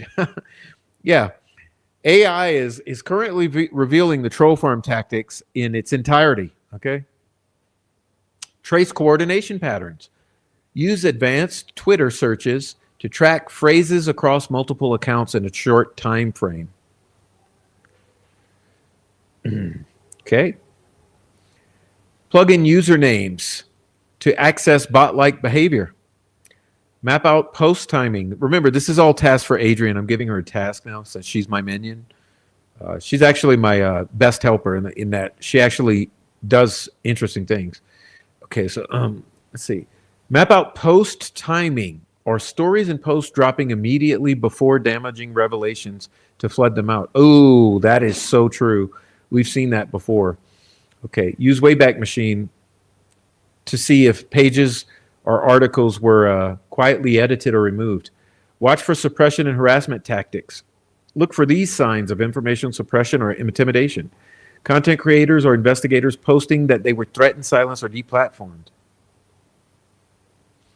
Comment threads mysteriously disappearing after getting locked as traction increases. Survivors or whistleblowers being targeted with personal attacks. Conspiracy accusations. Conspiracy. Okay.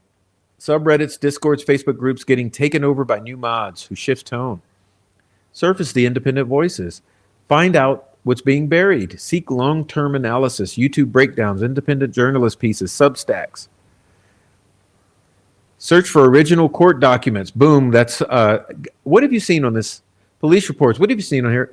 FOIA filings. What have you seen on here? Use decentralized platforms where gatekeeping is harder. Check for whistleblower or survivor content. Using lesser known hashtags.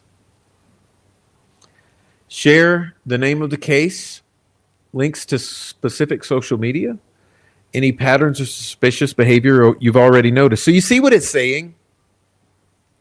It's basically saying that we should all be posting the evidence of these things. So it's saying, share this shit. Okay, share this shit is what it's saying, which is exactly what we're doing. We're beginning to head down this path. And trust me, after Rick Snae's show tonight, we will be firmly heading in this direction from here on out. So you guys fuck yourselves. You have fucked yourselves.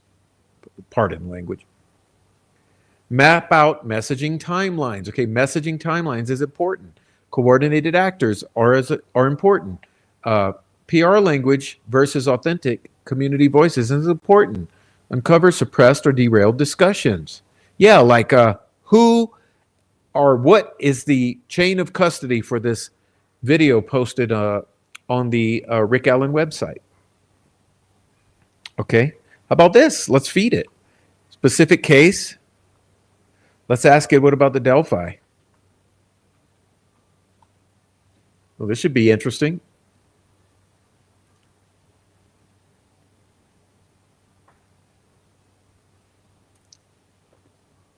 All right.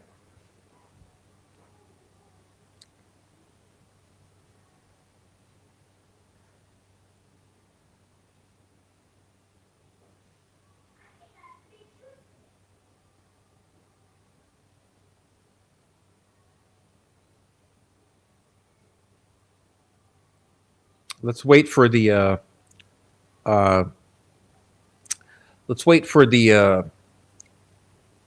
analysis here. Several indicators suggest the narrative surrounding the Delphi murders itself has been influenced by various actors. Okay.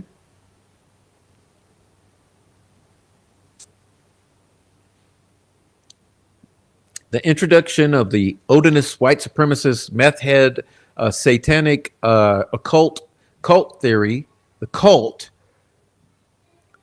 despite being dismissed, indicates an attempt to shift the narrative, introduce doubt. The release of BG video shows how this evidence can be used to steer public attention and disclosure. The actions of Allen's defense team suggest a strategy to influence the narrative and public opinion. Okay, yeah, I'm not interested in that. That's trying to draw some conclusion from the mainstream media. But let's continue here with my next question. Let's shift gears to my next question. Since we're at war, let's war. Okay.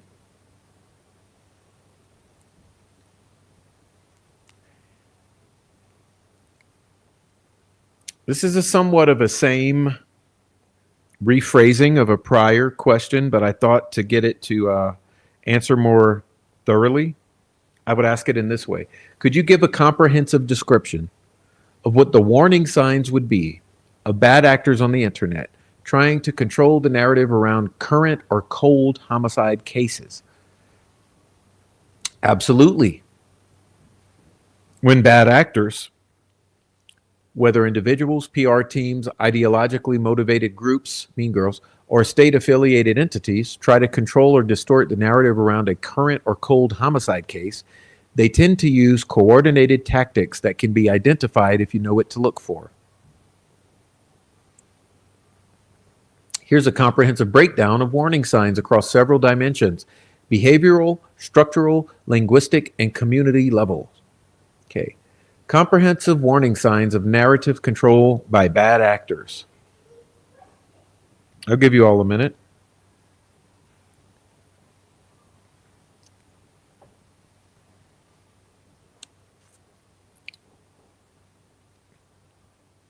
All right.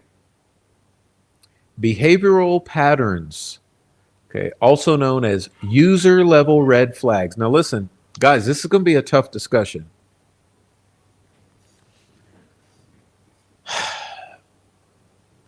Um, Here's a question.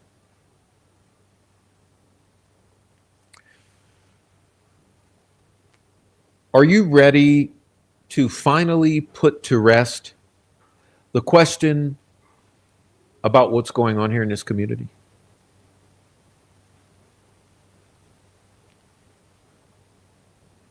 Because I think we've been trying to argue or debate this assertion far too long. Listen, I remember 2 years ago when I was telling you that not only was the troll farm a thing, I said the troll farm exists, and I said the Delphi Murders troll farm works on behalf of the family and law enforcement. I also said that the troll farm number one objective is to run us off the platform and possibly have us unalive ourselves. No one believed me. There were people the first round of dismissiveness was to say, Prof, you're getting involved in drama. Don't do the drama. Okay, then the next wave said, the troll farm doesn't exist. Then the next wave said, no, the troll farm just exists, but we're just friends trying to have fun on the internet. Then the next wave said, yes, the troll farm exists and we haven't always been too nice, but we don't work for law enforcement or the family. The next one said, sure, you've posted receipts that we want you to unalive yourselves, but we don't really want you to unalive ourselves. It's just what we say in our messages to each other. And then I said, they were literally planning on coming to do me physical harm and my child. And everyone said, no, they're really not. They're good people. They just talk shit on the internet. That's what trolls do. Well, here's the thing. I was not wrong about any of it, and you'll soon be learning the truth about all of it. All right, so here we go. Behavioral patterns. User level red flags. Okay, so in other words, what would you expect to see? Remember, the question that I asked, let me read it again. Could you give a comprehensive description of what the warning signs would be of bad actors on the internet trying to control the narrative around current or cold homicide cases? Again, warning signs of bad actors trying to control the narrative. Here are the warning signs. Sock puppetry, which means troll accounts, trolling, troll accounts. Remember, these are the red flags or warning signs. Multiple troll accounts pushing the same narrative, often created recently or using low effort profiles. Troll farm. Troll accounts. Flood posting. Sudden surges in posts, comments, or threads repeating a specific message or trying to drown out conflicting views. Pattern engagement, same group of users always liking, replying to, or reinforcing one another's messages, often within seconds. That's called troll farm. That's called troll farm. If you haven't recognized that, trust me, I'm going to do whole live streams describing this to you. And with receipts, by the way, remember, y'all may have forgotten, I have 2 fucking years of receipts of all of this. I will be the one who writes the book on the Delphi case in terms of this. Okay, targeted harassment, doxing, smear campaigns, or mob-style pile-ons. That's what Charles calls jumping, or what Alex calls swarming, or what I call attacking. okay, or troll attacks. Okay, doxing, smear campaigns, or mob-style pylons directed at investigators, survivors, or dissenting voices. That's troll farm. Platform hopping. Now, this is interesting too. Coordinated actors moving from Twitter to Reddit to YouTube comments, maintaining the same narrative. This is the Mean Girls. Okay, troll farm doesn't do this, but Mean Girls do this. They go from Twitter to Reddit to YouTube, and you'll see it tonight. Okay, actually, let me stop now. Let me show you a little right now. Okay, let's do a little side project real quick. I'll show some to you right now. Show you how this goes.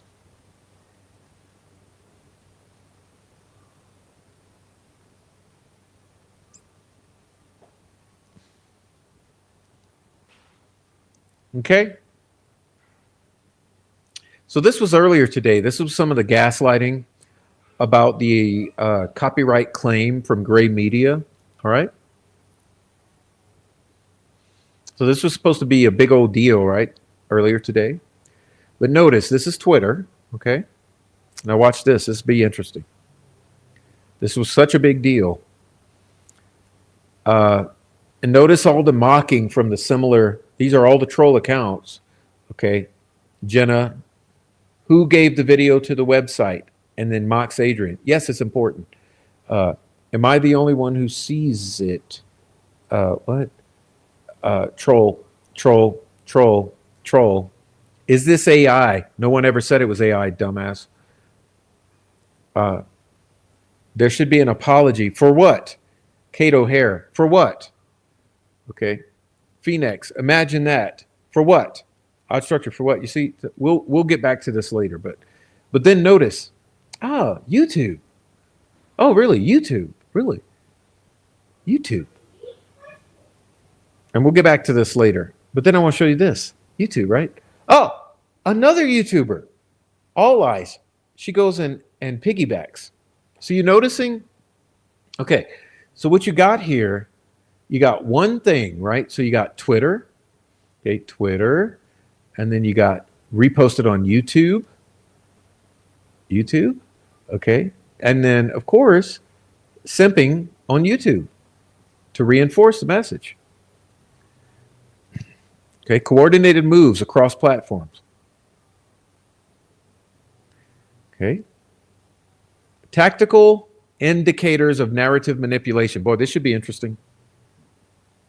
This should be interesting. Astroturfing.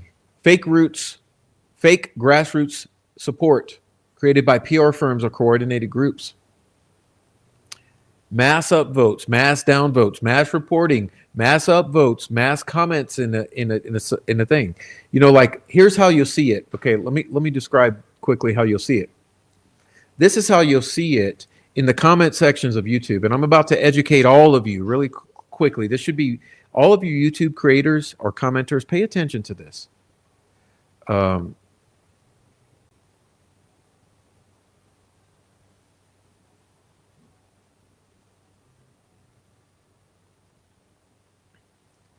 When you go into the comment section on any YouTube post or video, okay, when you're, let me just educate you in this way. When you're in the comment section, okay, this is super important to be hip to this.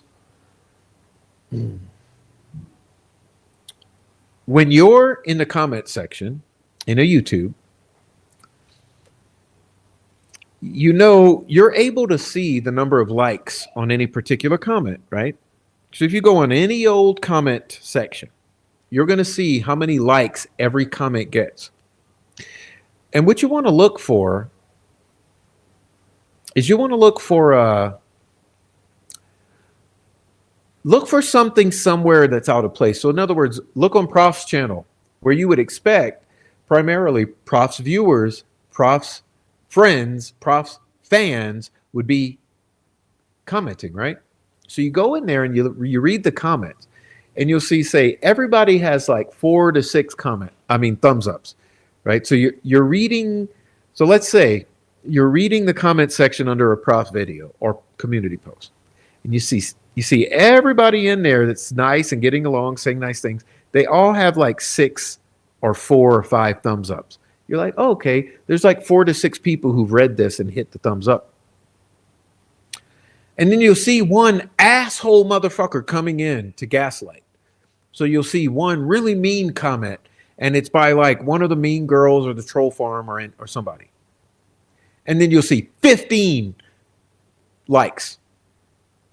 Okay? Again, okay? Let's say it again. It's very important to understand this.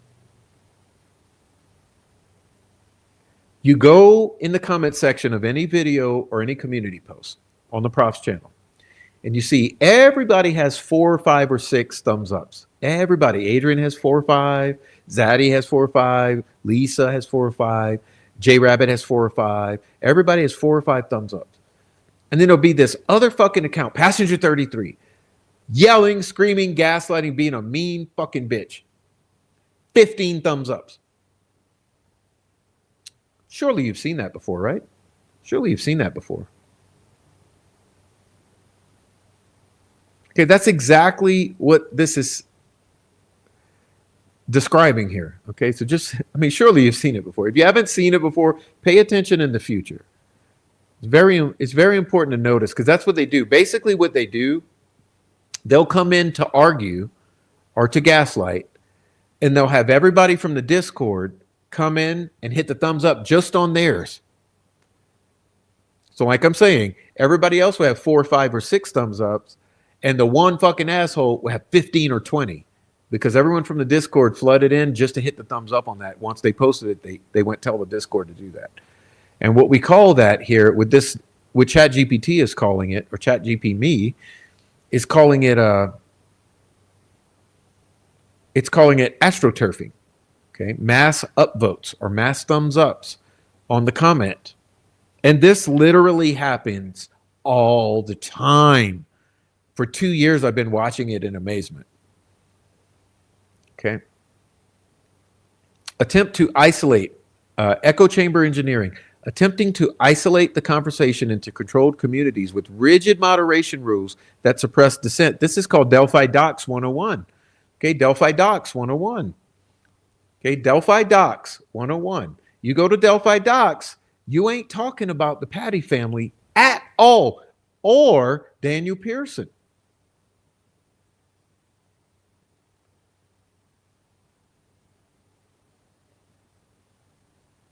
Disinfo laundering, planting fake or misleading info to obscure sources, referencing independent evidence, case by case. Okay, again, hashtag hijacking, using real hashtags to insert distracting, misleading, defamatory comment. Justice for Abby Libby.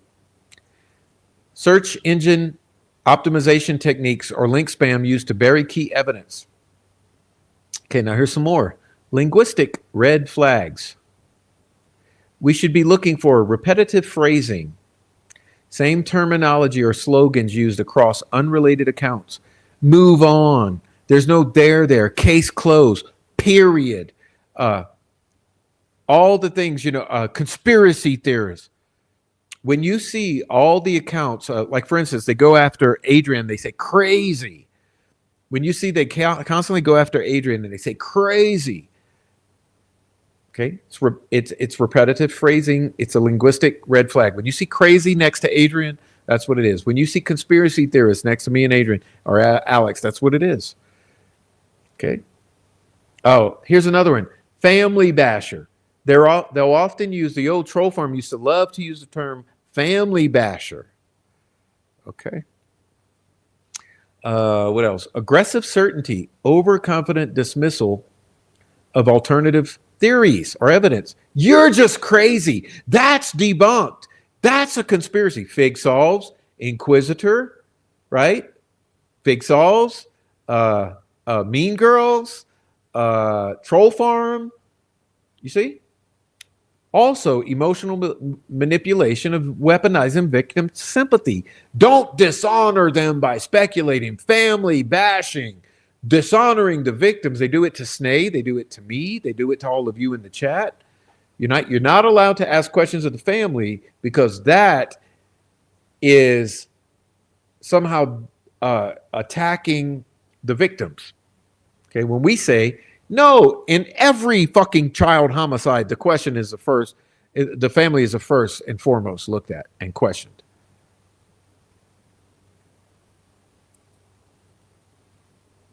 You're hurting the family. Remember, Nick McClelland even said this about the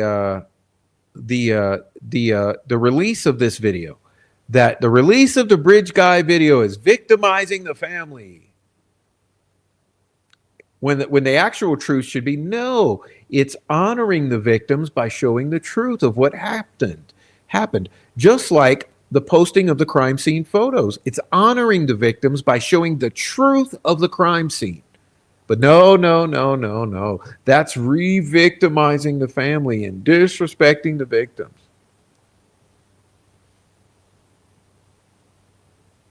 All right. Straw man attacks, another thing you'll always see. You'll always see this. Misrepresenting reasonable questions as wild conspiracy theories to discredit them. You saw that with Luke today on Rick Snake's channel. He said, the press said that I created the video on behalf of Lafayette PD with AI. No, not what I said. Not what I said. He also said, what was it, Adrian? He also said something to the effect of, Adrian said, Angela set up Rick Allen for the state, or what? Come on, Adrian. Yeah, I don't know. Angela framed Rick Allen. Really? That's called a straw man attack, motherfucker. Okay, that's called a straw man attack because there you go. Thank you, Adrian. Because look, no, I never said that you created a video with AI on behalf of law enforcement. Never said that. That's called a straw man. You're trying to make me look crazy. Saying Ange framed Rick is trying to make Adrian look crazy because you're making crazy statements and attributing them to us, statements that we never literally made. And we at least have we have a modicum of respect or minimum level respect that we will at least go get the actual fucking quotes that you guys say, and we'll put quotation marks around them and copy paste, and we'll put them on the screen to prove what you said specifically without generalizing or drawing these wild, doing these wild assumptions about what you said. Okay, so we've shown enough respect that we will accurately quote you, because then it's not a straw man attack. When we accurately quote you and then we come in and we criticize that quotation extremely specifically, that's what we're doing. That's what we're doing. Okay? But what you should do is the same. You should accurately quote us using quotations and then attack that argument. Don't misquote us and then conflate the argument and then attack that, because that's a straw man attack, which is a logical fallacy, which is all you've done. Like you did it several times today. All right. But that's called a straw man attack, misrepresenting reasonable questions, which are what we have asked. Okay, we have asked entirely reasonable questions, but you've reframed them and misrepresented them as wild conspiracy theories to try to discredit them. And that's a straw man. And remember, the question that I asked ChatGPT is, what would be the warning signs of bad actors trying to control the narrative? Well, dude, you're falling right into it. Over intellectualizing or muddying straightforward facts to confuse the readers, that's called fake nuance. You've also done that because we've asked, listen, if you go in that Rick Snay Live, I asked a very specific series of simple, direct questions. I find it odd that 2.5 months later, not one of those simple, straightforward, direct questions have been answered. For instance, who is somebody who knows? What do you mean, Prof? Okay, let's pull this one up. I have something else for you. Oh, is it not up yet? No, I'll have to read it. Okay. Who is somebody who knows? Remember Sleuthy made this statement that went like this?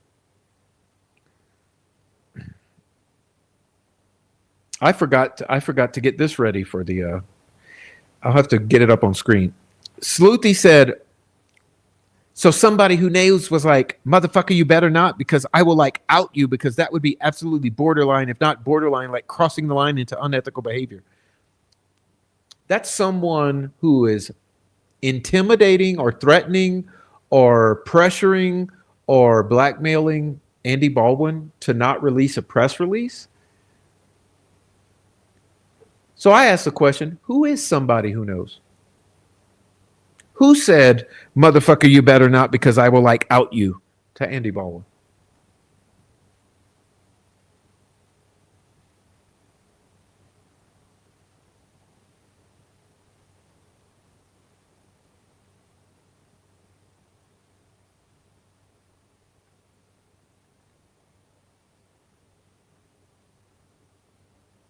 Hmm?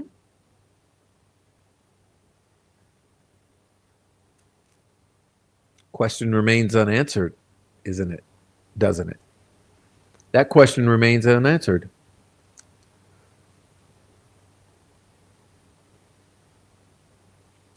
Who intimidated Andy Baldwin into not releasing a press release saying, I didn't release the video, I don't condone its release, and there won't be any more evidence being released in the future? But see, you guys did a fake nuance move. Back to this. Okay, let's get back to this. I don't want to get too distracted. You did a fake nuance move.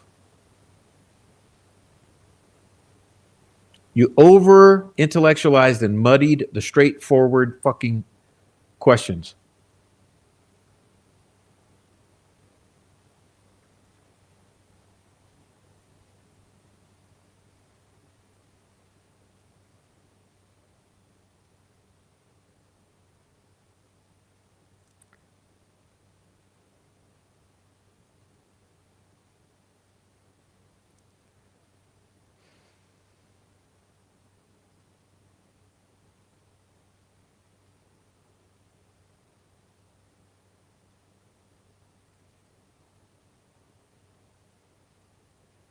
All right.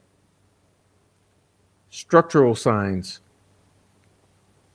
community and platform level, thread locking or deletion. Mods or admins suddenly remove or freeze active discussions without clear explanation. Well, you see a lot of it on Reddit. Okay, you know where I've seen a lot of that? On Reddit. Okay, Reddit, the Reddit mods will very often pull this move right here. Okay, remember when Michael Osbrook went in to attack a friend of Rick and Kathy Allen?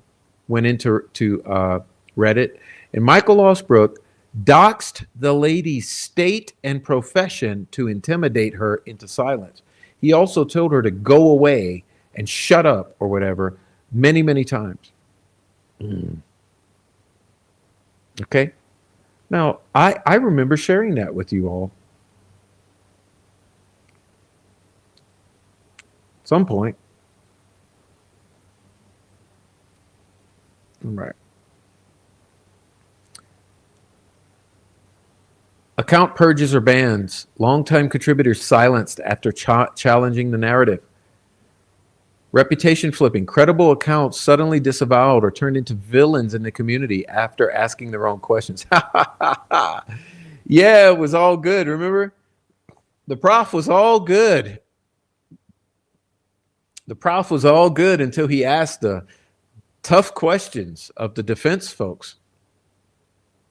Hey, let's be honest here. They loved me when I was beating up Fig Sauls. They loved me when I was beating up Tilbor. They loved me when I was beating up Murder Sheet. They loved me when I was beating up Nick McClellan, right?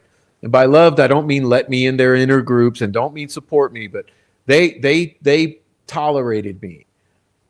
Oh, but the minute I asked them the tough questions of them, oh, they lost their shit. They've been throwing a tantrum for 2.5 months.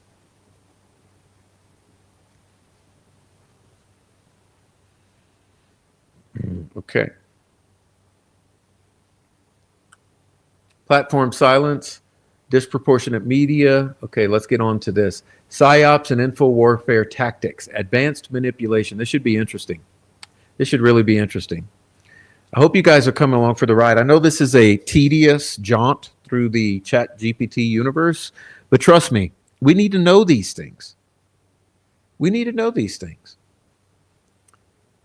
Now, please, y'all, I love my viewers so much, but please pay attention here.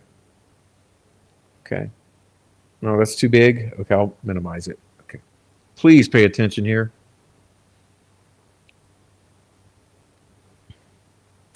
This says fake leaks are evidence. Okay. Hold on. I got to do something real quick.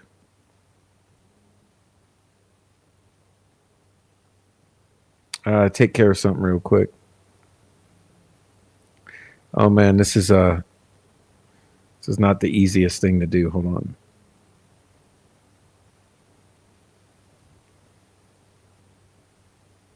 Okay. Fake leaks or evidence. Now let's please pay attention because this one's difficult. This says PSYOPs and info warfare tactics, advanced manipulation. Okay. PSYOPs, info warfare, advanced manipulation. Fake leaks or evidence intentionally planted to later be debunked, making the entire case look like misinformation.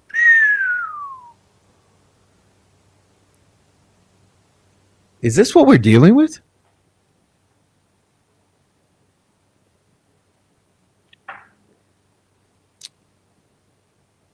I mean, this should burn. This should burn. This should burn right now, bro. Fake leaks or evidence intentionally planted, later to be debunked, and making the entire case look like misinformation? Wow. Bad actors join online communities pretending to be allies, then sow division or sabotage. Oh, sounds like CJ, right? Sounds like Dan and CJ, right? Controlled opposition. Ooh, rough. This is rough. This is rough. Apparent critics or whistleblowers who subtly steer the conversation away from the most damning evidence. Oh my God. Do you mean Kelsey? Away from Kelsey's conflicting statements? Do you mean from the family's conflicting statements? Do you mean from the timeline that doesn't work? Where are all the family's phone dumps? What about the timeline? Remember how Osbrook would not allow that maybe those girls weren't there that day? Question, y'all. Question. Since we want to have warfare, let's have warfare. Subtly steering the conversation away from the most damning evidence. Were the girls even there that day? Because that was one of the things that Osbrook could not tolerate being discussed. Oh, also, there's no fake pictures, no fake videos, no fake Snapchats, no fake witnesses of the girls. Ooh.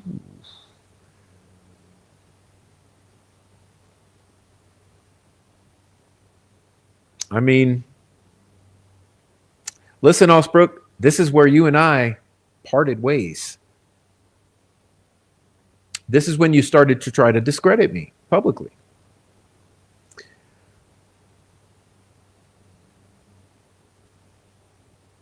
I'm not sorry.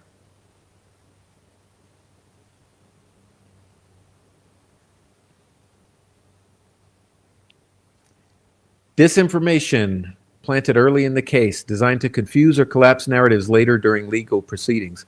Well, that's all we've seen. That's all we've seen. I mean, I've told you when I started my channel, actually, in those first 100 live streams that I've deleted or made private, I spoke all the time about that the entire case was disinformation planted early on. And that's what I blame the old old hags of Delphi for. Remember how I say there's the old hags of Delphi who have controlled the case from day one? The old hags of Delphi? What they were disinformation agents. They helped spread, disseminate, control, and gatekeep the disinformation and plant it early in the case. And they did it in 2017, 2018, 2019, 2020, 21, 22, 23, 24, and even now in 25, they're still doing it. The old hags of Delphi. It's disinformation that's designed to confuse and collapse narratives. Keep you confused. Practical questions to ask. Who benefits?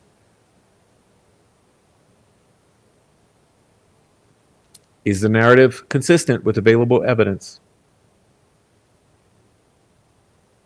Yeah, that's a big question, right? Is this Delphi murders narrative of the lone wolf bridge guy killer? Is it consistent, or is it speculation? Are the girls being out there consistent with evidence, or is it speculation? We're not talking about evidence that was introduced by the prosecutor. We're talking about actual proof. What's the last proof of life of these girls? Are dissenters being debated or silenced, attacked, and erased? Oh, let's talk about YouTube for a minute before we move any further. Question for you. How many YouTubers who were dissenters, how many have been run off the case? Totally. Totally.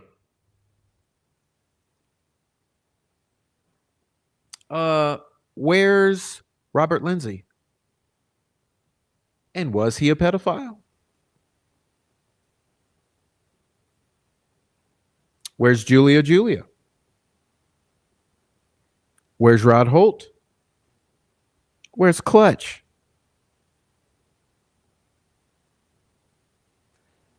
Were they ever authentically debated? Or were they silenced, attacked, and erased? That's a tough question, isn't it? That's a tough question. I mean, why do you think they're calling me a child rapist? Now, silenced, attacked, erased?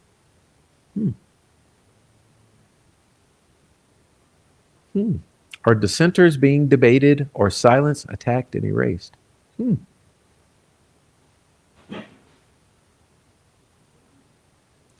Is new evidence welcomed or immediately discredited?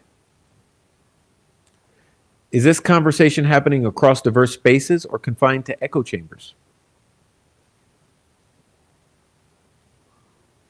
What to do if you suspect narrative manipulation? Archive everything.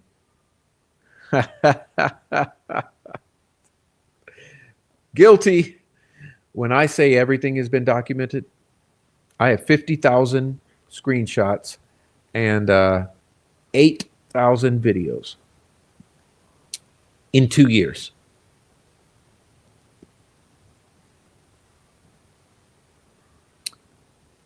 Archive everything, always. Map the message spread.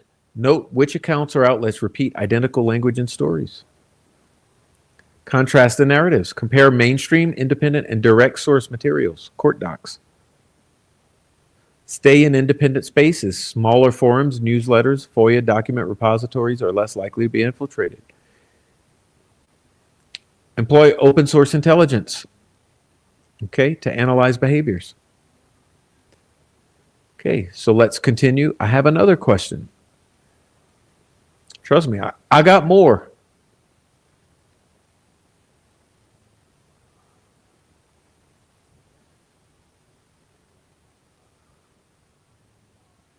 go for another one, ChatGPMe.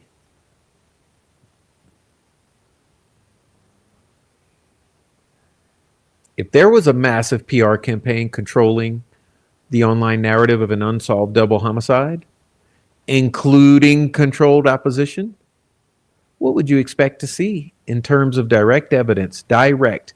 So I'm asking, if there's a massive campaign that includes controlled opposition, what would you see in terms of direct evidence? Now, here's the thing where all of you who fancy yourselves sleuths, ask yourself these questions, because this is asking for direct evidence. If a massive PR campaign, particularly one that included controlled opposition, were orchestrating the online narrative around an unsolved double homicide, you could expect to see several layers of direct, observable evidence on social media. These signs may seem subtle when viewed in isolation, but when cross-referenced, which is a key term here, they often reveal a coordinated influence operation. Here's what you'd expect to see. Hey, here you go, note takers. Screenshot this shit. Direct evidence of narrative control on social media. Identical or near identical phrasing used across many accounts, especially following breaking news or document releases. Okay, so keep this in mind. Identical phrasing used across accounts following news or document releases. Okay.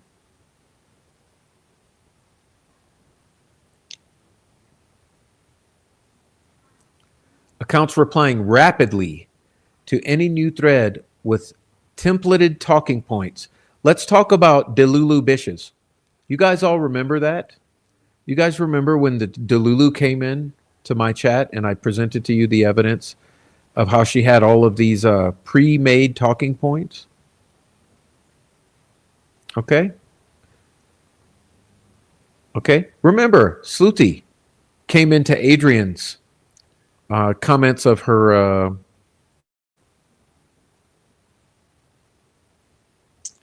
community post about the proposed contract with an absolutely pre-manufactured or established series of talking points related to the contract.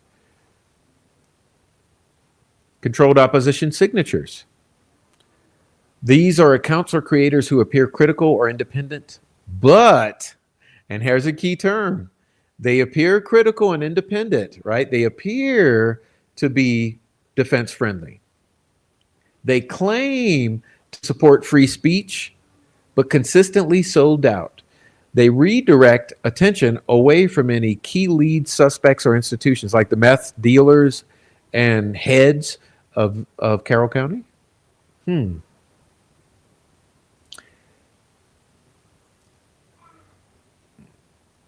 Seem to flip positions after gaining trust. Once they have a large following, they begin dismissing the very lines of inquiry they originally explored. What about the Franks memorandum?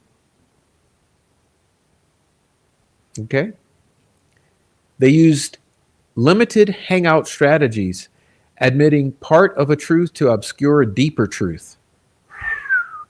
So they'll say, yeah, Rick Allen is wrongfully convicted. Rick Allen is innocent.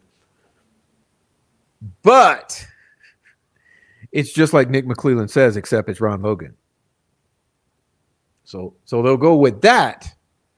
The same timeline as Nick, same place as Nick, same mysterious bridge guy monster solo killer on the bridge. Chase the girls across water with a weapon. But it's not Rick. But they won't go further. Watch from sudden tone changes from respected accounts. Okay, questions. Have you guys seen the HCC and the Luke Nicholas freakouts?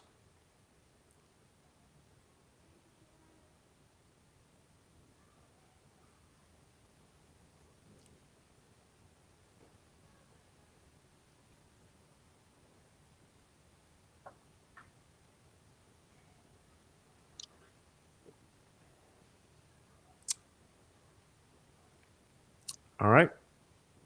Sudden tone changes. Boy, we've seen some of that.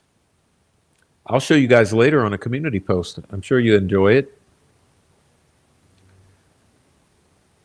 Watch out for investigators who never question law enforcement or institutions. Influencers who quickly rise to prominence by providing reasonable sounding counterpoints that diffuse curiosity. Well, it sounds like some of the newcomers to the Delphi community, to be honest with you. Listen, I want you guys to read this one. I'm not going to name names, but read this statement I'm highlighting. Okay? Read that. Read that statement I've highlighted and ask yourself, what newcomers to the community, to the Delphi community, who've come around since after sentencing, which newcomers, or who've come around since the trial, which newcomers who've quickly risen to prominence in the community, come on, y'all, put your thinking caps on, which newcomers who quickly rose to prominence in the Delphi community, providing reasonable sounding, educated sounding counterpoints that diffuse curiosity, have risen to the surface and are currently leading a bunch of distraction campaigns. I'm just saying. I mean, this ChatGPT ain't too stupid. Okay, remember, the original question I asked is, if there was a massive PR campaign controlling the online narrative of an unsolved double homicide, including controlled opposition, what would you expect to see in terms of direct evidence? Controlled opposition, direct evidence, you'd expect to see influencers who quickly rise to prominence, providing reasonable sounding counterpoints that diffuse curiosity. Oh, that means like they shut the question down. They shut the question down by appearing to be reasonable. Also, discrediting and smear campaigns, coordinated attacks on independent researchers, survivors, or whistleblowers. Personal life, past traumas, minor inconsistencies used to destroy credibility rather than engage with their findings. Hey, Adrian, that's another thing. Let's talk about that. Arguing about minor mistakes. So this is another thing Adrian and I have been focused on with this attempt in the past weeks with us. So what they'll do, they'll take the tiniest thing you've been wrong about, or one thing you've been wrong about that's peripheral. So you have this central core of argument that you're putting forth. Well, if you make a mistake on one of the peripheral points, they'll take that peripheral point that you made an error and they'll blow it up to a major focus to try to destroy your credibility. So ChatGPT is saying it. ChatGPT said they'll use minor inconsistencies to destroy credibility rather than engage with the main points. Okay. Here's another one. Troll tactic. Anonymous or troll or burner accounts will mass reply with character attacks. This person is crazy, obsessed. He's a grifter. He sells pillows. Okay, thread derailment and disruption. Again, remember the question is, what are direct evidence of controlled opposition in social media? When sensitive topics surface, timeline gaps, missing evidence, institutional failures. Wow, this is just, imagine this. You guys need to imagine how fucking pertinent this particular one is, right? Listen to this. When sensitive topics surface, in other words, when people are talking about timeline, missing evidence, institutional failures, threads often get inundated with off-topic replies, turn into chaotic fights over irrelevant issues, or attract concerned trolls who act supportive but derail progress. Platform manipulation, shadow banning, suppressing threads that question the official narrative. Key posts keep disappearing suddenly or accounts being suspended. Case-related hashtags are used to trend and clutter.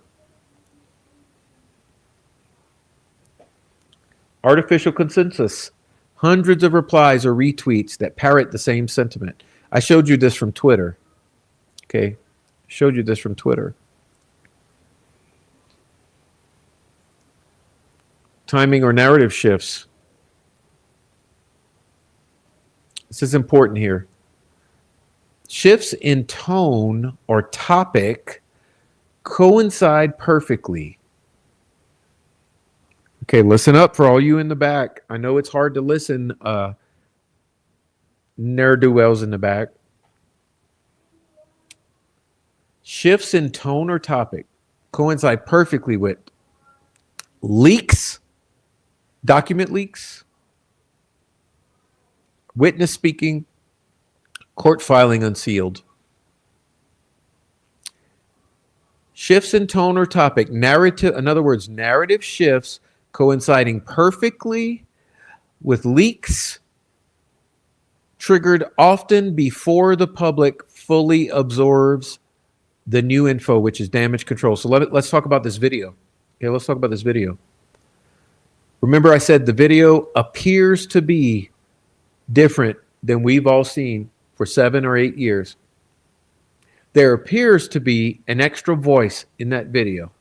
There appears to be a different look to the video than we've been told for all these years.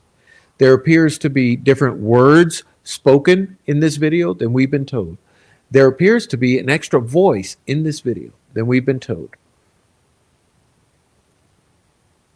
This leak coincided perfectly with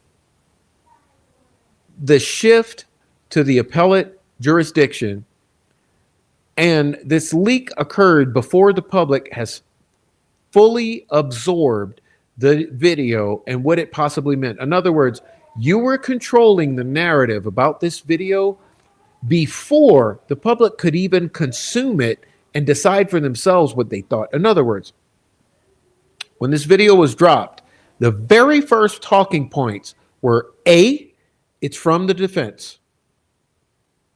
B, it's not enhanced in any way. Now think about that. Think about that. What coincided with the release of this video before the public, look at the highlighting, before the public could fully absorb the video? It's from the defense. It's not enhanced. It's from the defense. It's not enhanced. It's from the defense. It's not enhanced. And I noticed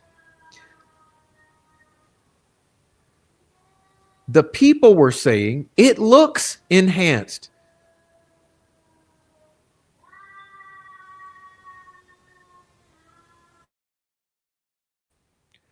In other words, in the very first outlaying of this video, the public was saying it looks enhanced.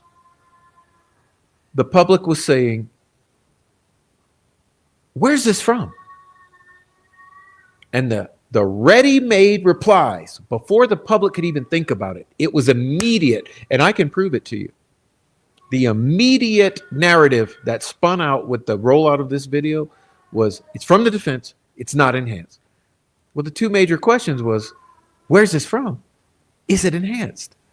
You see what I mean by this? This is just unbelievable, because the public was not allowed to even consider those points. In other words, is it enhanced? I mean, it certainly appears to be enhanced.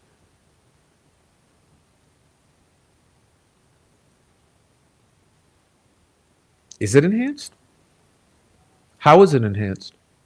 In what ways is it enhanced? Is it stabilized? Is it upscaled? Is it audio enhanced? Is it color profile enhanced? Is it enhanced? Because the initial questions were, is it enhanced? Where's it from? And immediately the preemptive answers were, it's not enhanced. It's from the defense. questions we still don't know the answer to, which is why all the questions that were asked about provenance and chain of custody were correct, pertinent, timely, important, and appropriate. And they still have not been answered 2.5 months later.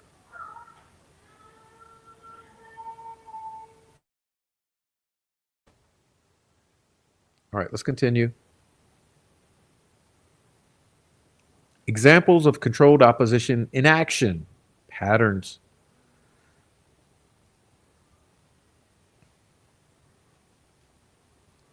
Okay. Examples of controlled opposition in action. Pattern, echo then erase. Behavior. Accounts post real leads early in the case, then later scrub them and pretend they never supported them. False advocacy. Appear to advocate for victims or justice, but subtly suppress alternative theories or evidence-based questions. Oh my God!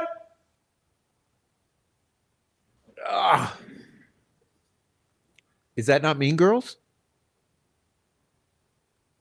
Appear to advocate for victims, and not really. Justice, maybe for Rick Allen. But subtly suppress alternative theories or evidence-based questions. I think that's a mic drop. I think that's a mic drop. We can end the fucking show. We can end the damn show right now. That's a mic drop.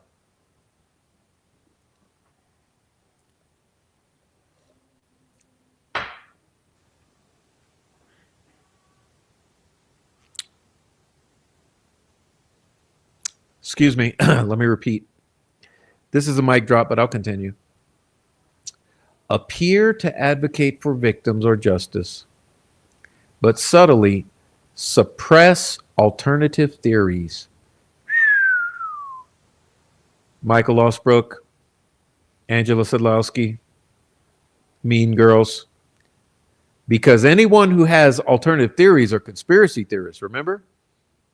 We say, we don't even know if that shit's real. We don't know if those digital artifacts are real.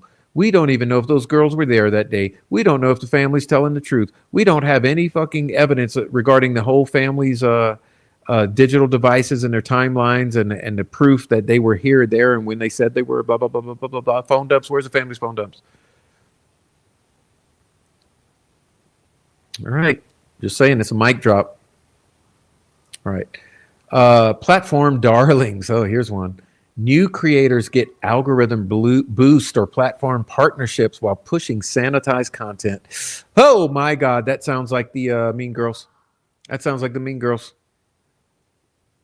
New creators. Remember, I said, who's new? Who's come in new? Remember, I've said that. Who's come in new? Who's come in new? And gotten the partnerships and the bullshit and the who's coming on the panels. They're the platform darlings, right? They're the platform darlings. Loud, suddenly appear out of nowhere. Remember, they suddenly appear out of nowhere. They suddenly appear out of nowhere and they become platform darlings and they're boosted on all the others' platforms while pushing sanitized content. Oh boy, ChatGPT is literally genius. Literally genius.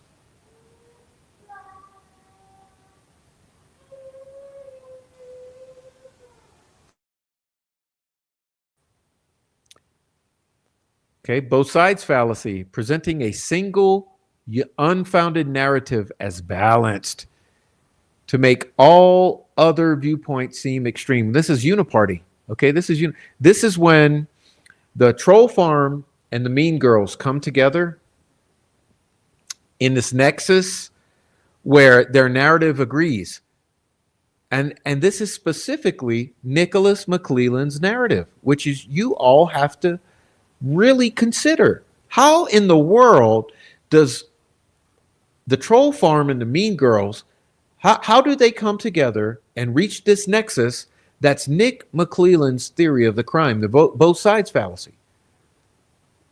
This unfounded narrative is seen as balanced and worth arguing over.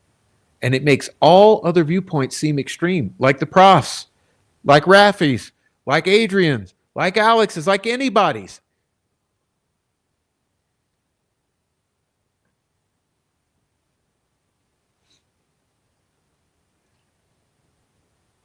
I'm telling you, there's going to be some butt hurt after tonight. Expect to see the fallout.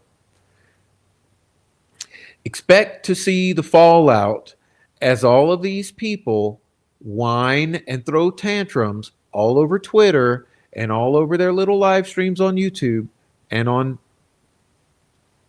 Facebook. You're going to see the fallout from tonight's show because this is damning. AI it's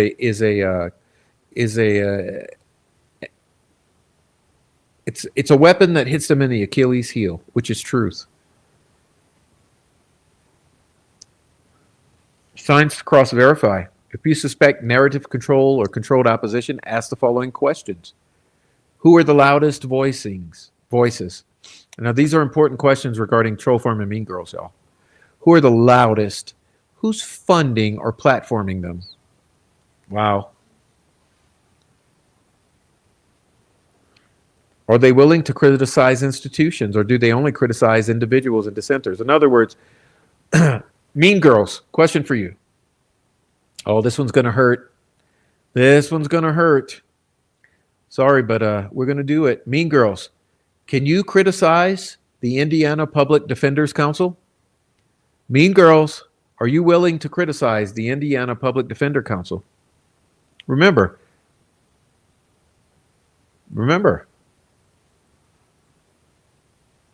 Can you criticize the Indiana Public Defender Council? Are you able to? Are you able to criticize the Indiana Supreme Court Disciplinary Commission? Yeah? No? Are you able, Mean Girls, to criticize the Indiana Judicial Branch Public Defender's Office, the State Public Defender's Office? Criticizing, question, Mean Girls, genuine question. Are you able to criticize the Public Defender's Office of the state of Indiana, including Joel Weineke, Michael Osbrook, and Kara Weineke on the Indiana Supreme Court's Disciplinary Commission? Are you able to criticize those institutions?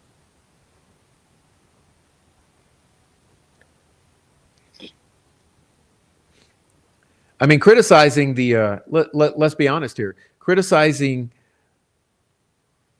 Carroll County Prosecutor's Office is easy enough.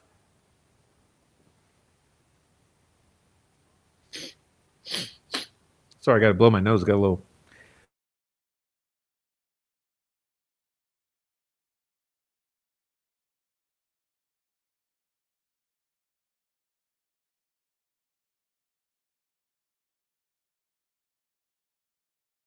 Hey, let's be honest, right?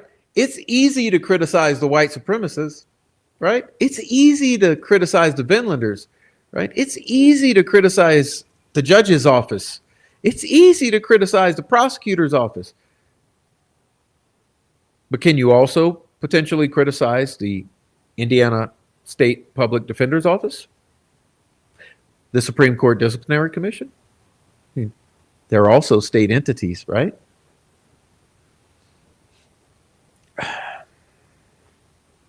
Let's continue. Do they engage with real evidence or just vague debunkings and tone policing? Well, I guess like the thing is, it's interesting with All Eyes on Delphi, right? Like case in point, take All Eyes on Delphi. All Eyes on Delphi has gone from real evidence and real filings to months and months of vague debunkings and tone policing. She has. It's interesting.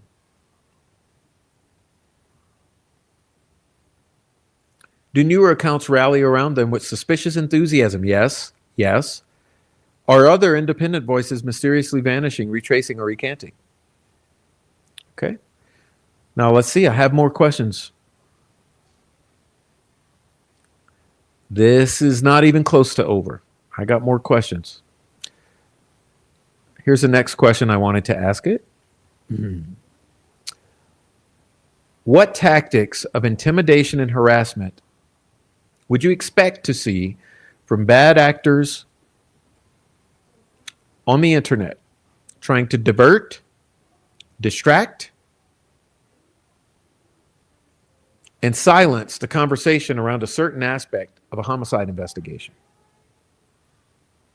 All right? If bad actors are trying to divert, distract, or silence discussion around a particular aspect of a homicide investigation, they often deploy an escalating set of intimidation and harassment tactics. Now, this is important for you. Okay, this is important for all you viewers to listen to this again in its entirety. It's because it's a multifaceted question.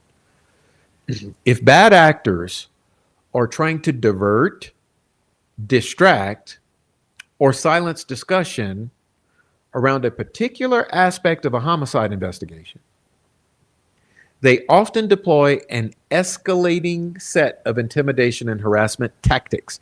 In other words, the intimidation and harassment will escalate. Psychological, social, and sometimes legal, aimed at making people shut up, back down, or turn on each other. Very important points, I believe. Like this ChatGPT has gotten so much better over the years. Okay. Below is a comprehensive I can't speak. Where's the water? Here's a comprehensive breakdown of what to expect in an escalating set of intimidation and harassment tactics. Tactics of intimidation and harassment in true crime discussions. Psychological pressure tactics, also known as soft coercion. Gaslighting. That's not what was said. You're misremembering. You're being paranoid. You're being conspiracy theorist. Okay? Tone policing. You're being too emotional. You're crazy. You're obsessed with this. Relentless. Concern trolling. I just don't want you to get sued. Don't say Jinx's name. You're hurting the case. I believe Prof is doing harm to the cause for Richard Allen. I truly believe that Prof and Adrian are doing harm to Rick Allen's cause with all of their conspiracy nonsense.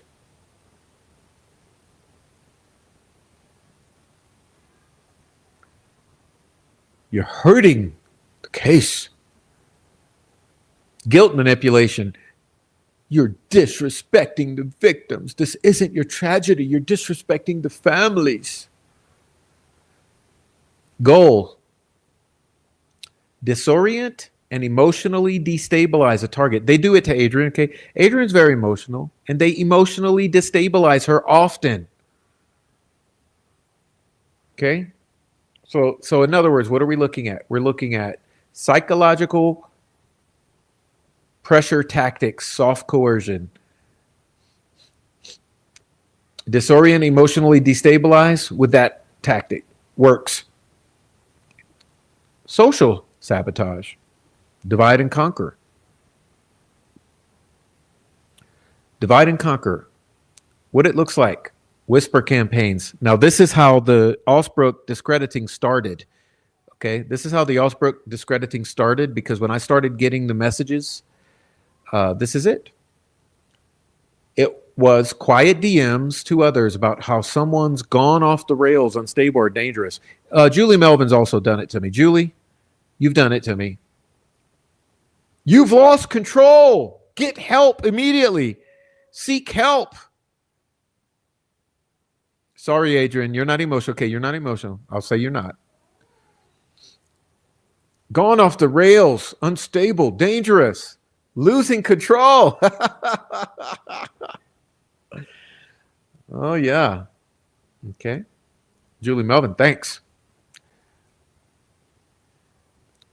Allegation inflation, turning small mistakes or speculation into accusations of malice, obsession, or criminality. Yeah, I've said how they do that. They turn the small mistakes you make into huge thing, and while never addressing the elephant in the room. Okay.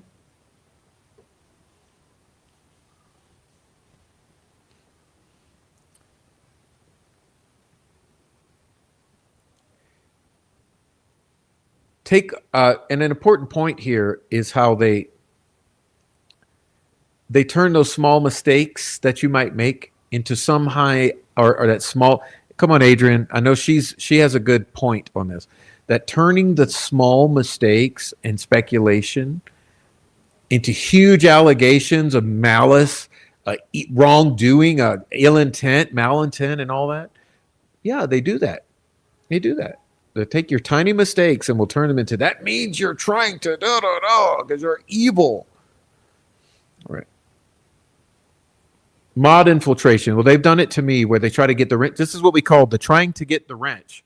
This is why I'm hesitant to hand out wrenches. Okay.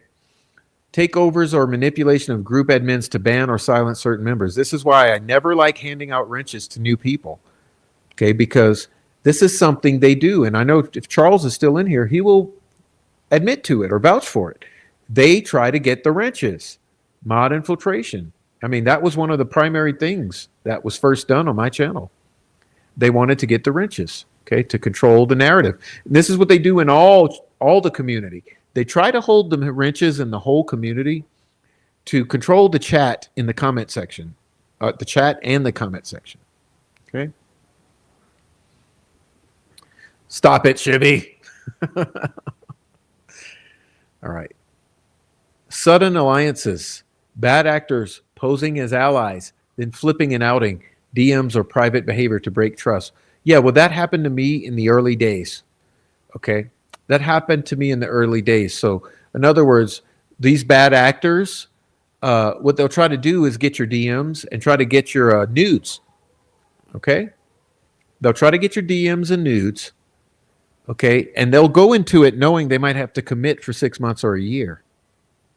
And as soon as they get those DMs and nudes and they think they have enough, then they'll break alliances. Okay. Okay. Can I say Luis Cuevas again? Since she likes to say my name 150 fucking times a week. Luis Cuevas is a prime example. Okay. She's not the only one, though. All right. So keep saying my name. I'll keep saying yours. Overt harassment and threats. Well, we've had this. Aggressive suppression. So we've had this, and I have all the receipts to prove it to you. Doxing. Sharing addresses, employee info, family details to intimidate. Yes, that's what they always do. That's the go-to. Okay, and I have plenty of that. I have all the evidence of it, including Luke Nicholas doing it. Okay. Swarming. Dozens or hundreds of hostile replies, tags, quotes, tweets all at once. That's called what they do on Twitter, especially. So the troll farm does it on YouTube, and the mean girls do it on Twitter. Okay, they swarm. They swarm. We've covered that.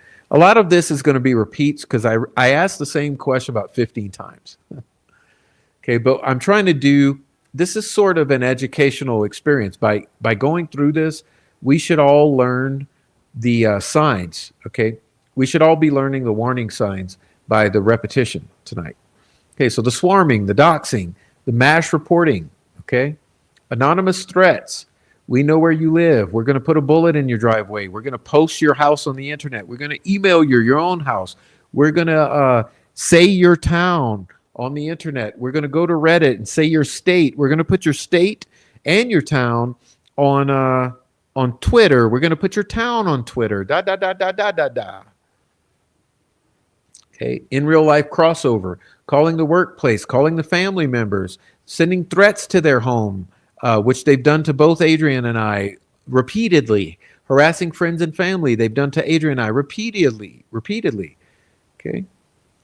Frighten. This is called direct or overt harassment and threats. Overt harassment and threats. Information warfare, narrative pollution, thread hijacking, flooding case threads with irrelevant spam, emotional bait, endless circular arguments, something they're good at. Okay. Posing as conspiracy theorists or unstable followers to discredit legitimate lines of inquiry. Using ridicule, sarcastic edits, or meme accounts to trivialize serious findings. Releasing bogus theories or tips to split attention. Confuse the audience, drown out facts. Make the investigation seem too chaotic. It's called disinformation campaign. This case has suffered from it more than any other case I've ever seen. Legal and institutional suppression, top-down intimidation. You'll be sued if you keep saying this. $50,000. Okay. Platform manipulation. Getting accounts suspended for violating terms after coordinated reporting. Yes, KO. You. I'm looking at you, Cato here. Okay. Police or lawyer contacting moderators or journalists to warn against specific narratives. Ooh, yes, that has happened. Okay, let's continue. And this is called leveraging authority to silence criticism. Specific things to watch for. Posts that immediately attract hostility, even if they're factual or respectful. All right. Accounts that only show up when a specific subject or theory is mentioned. Well, I'll tell you this. You say Don Toretti, All Eyes is going to post. Oh,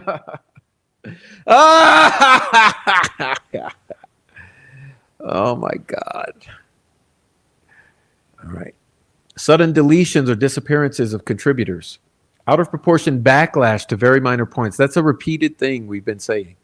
Okay, we've repeatedly said that they do these out of proportion backlash to very minor points. Let me give you a case in point, because I don't want to let this go by without addressing it.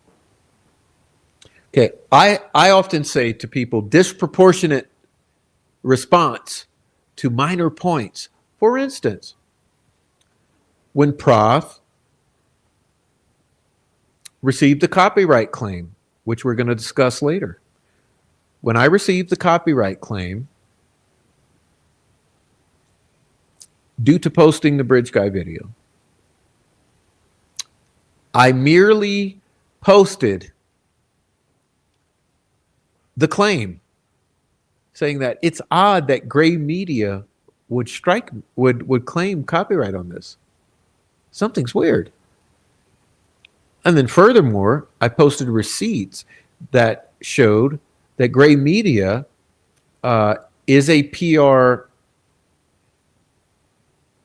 firm attached to the Lafayette Police Department and to Judge Gull's office. That's all that I did. I made no wild conspiracy claims. I made no direct allegations of who and this and that. I merely brought to the attention these very minor points that gray media claimed copyright on this, which was odd. I posted it. And then gray media just happens to be tied to Lafayette PD and Judge Gull's office, posted it.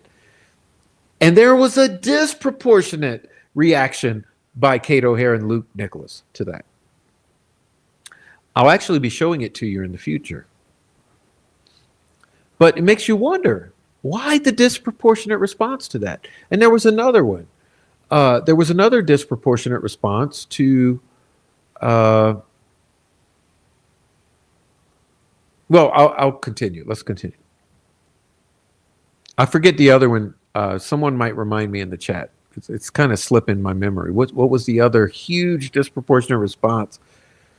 People fucking freaked out. You know? All right. But freak out, I often call this freakouts. Okay, when they freak out majorly over the smallest little things. You're like, what in the hell? Why are you acting so weird about such a small point? Okay. And this shout out to Troll Farm for using the emotional narratives to shut down inquiry. Just let the families heal. You're re-victimizing the families. Blah, blah, blah, blah, blah, blah, blah. How to spot that it's all coordinated. They use the same language. The activity spikes during court filings, document leaks, or new expert analysis. Okay, this is important to note. Everyone taking notes, screenshot this screen right here. This is a good screen to screenshot. Okay, I would say this is a good screen to screenshot.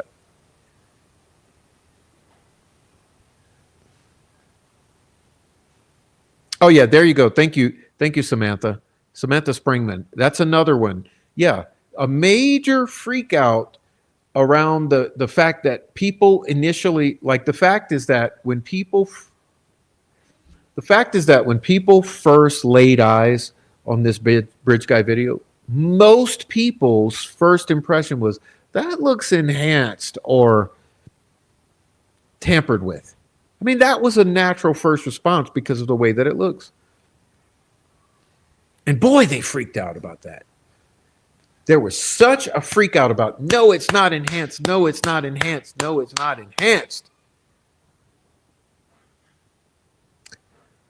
All right. We're almost done with this one.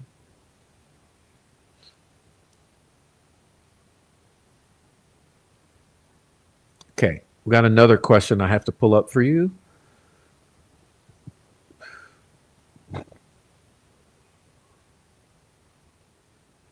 This is an interesting one I got for you guys.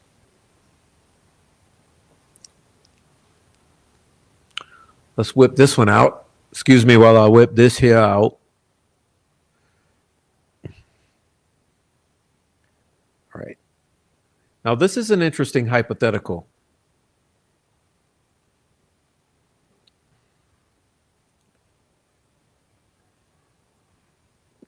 This is an interesting hypothetical. I asked it, ChatGPT, if a YouTube channel has 5,500 followers and regularly engages in 350 on live streams, how many narrative controllers or troll accounts would be necessary to effectively distract and disrupt and intimidate the channel's creator and followers in an effort to intimidate them into silence or run them off the platform?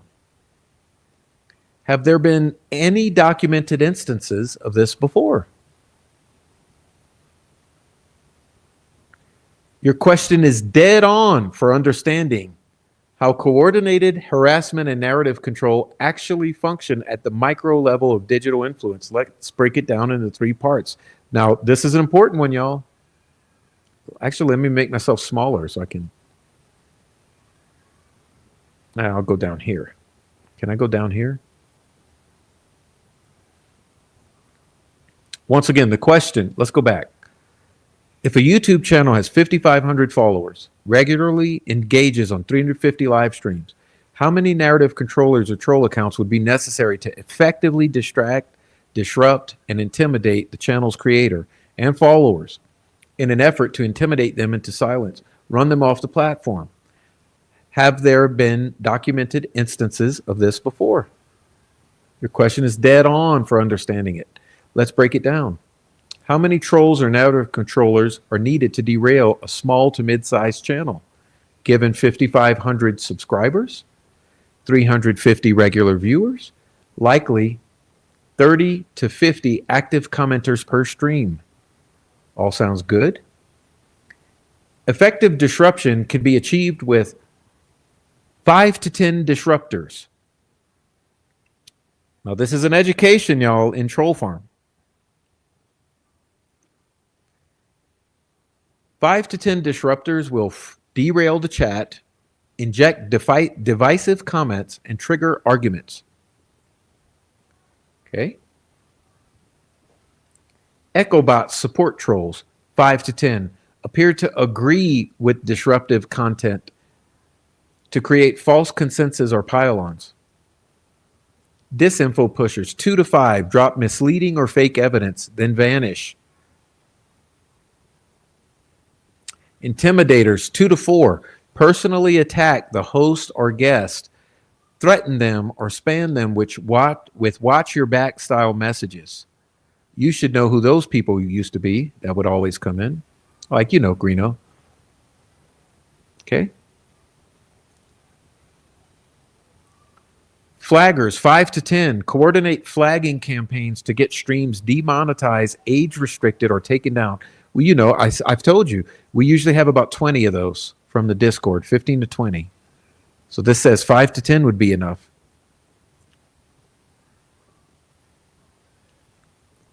Minimum required to be effective, 15 to 30 coordinated accounts. Okay, 15 to 30. This number is enough to dominate a chat, derail a conversation, and make it appear that a host has lost support even when 90% of the audience disagrees. Imagine that.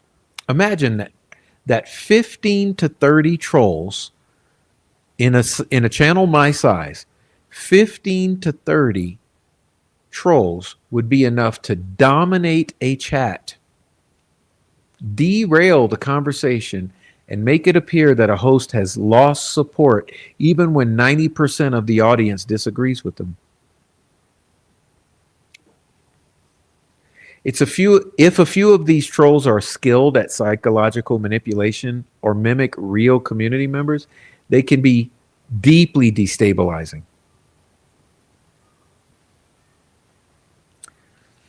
Documented examples of coordinated harassment, narrative control. Yes, this happens many times. Notable examples include Gamergate 2014, a coordinated campaign on YouTube, Reddit, and Twitter. Targeted independent creators, critics, and journalists. Used sock puppets, mass flagging, doxing, and swarm tactics. Showed how small groups can create the illusion of a massive movement. This is troll farm tactics, yo. Troll farm tactics. And remember, like I've said, it's zero doubt that the Mean Girls or a Troll Farm 2.0 have now aligned themselves with Troll Farm 1.0. So we're going to expect to see the same tactics. Okay. Same tactics. We're going to see small groups of 15 people come in and try to create the illusion of a massive movement. That's exactly what we're dealing with. QAnon push. Teams of bad actors promoted false leads, drowned out real discussions.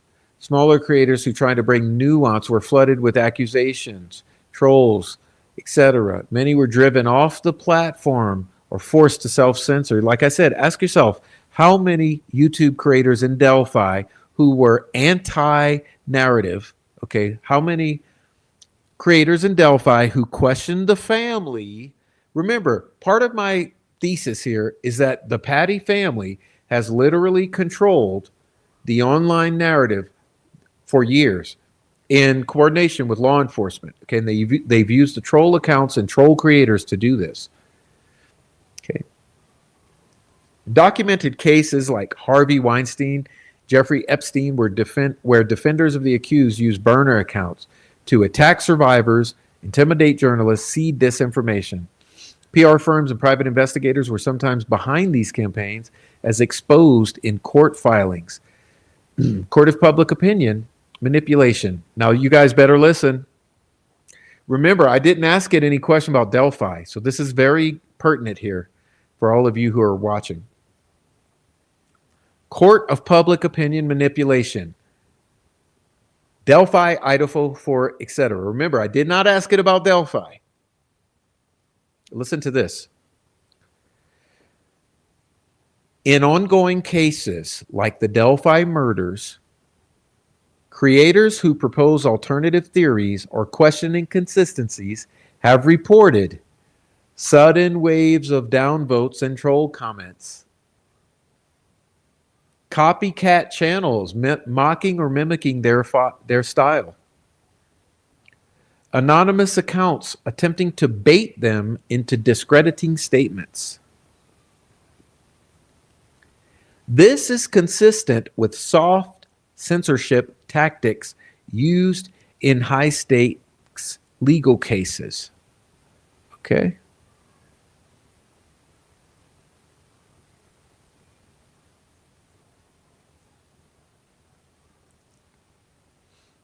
What makes these attacks so effective?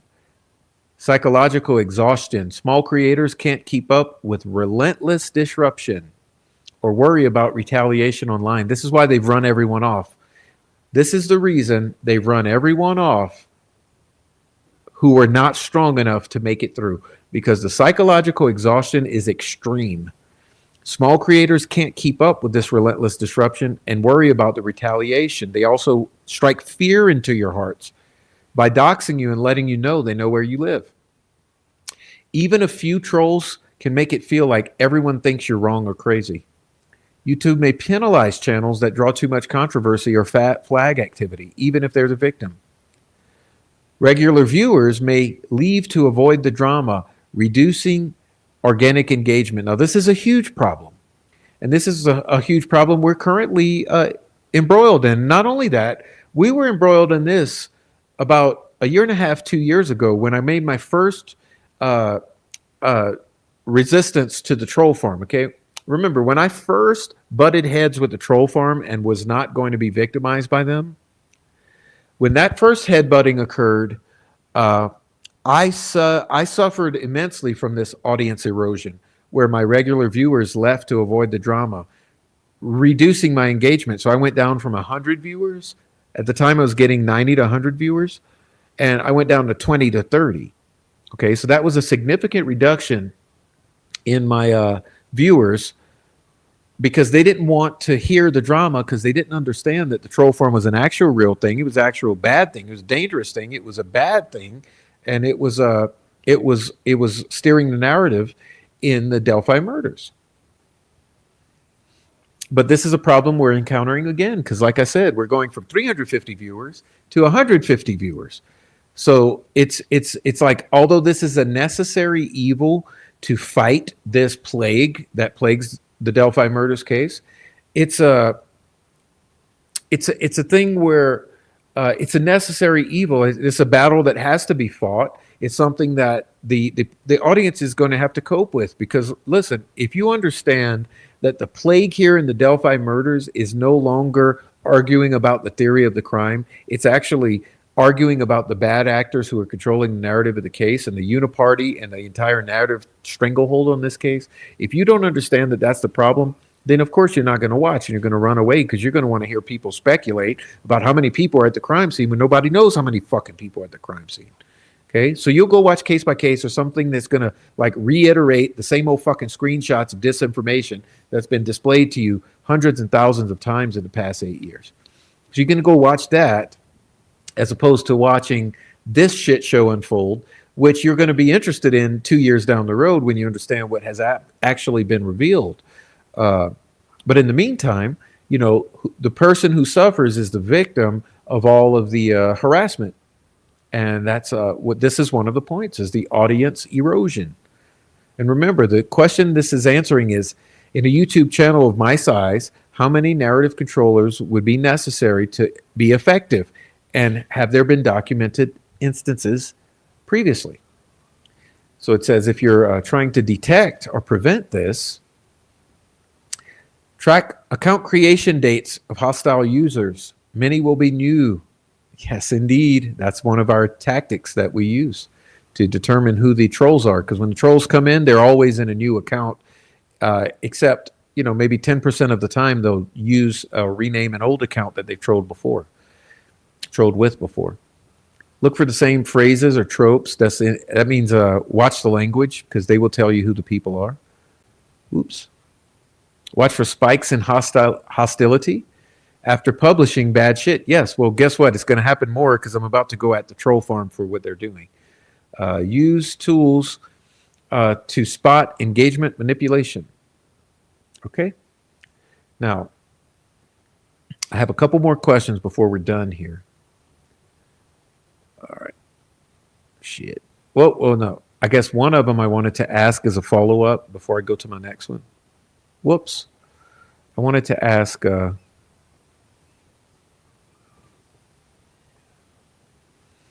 I wanted to ask it this. What are soft censorship tactics used in high-stakes legal cases? Since it referred to that, let's read from some.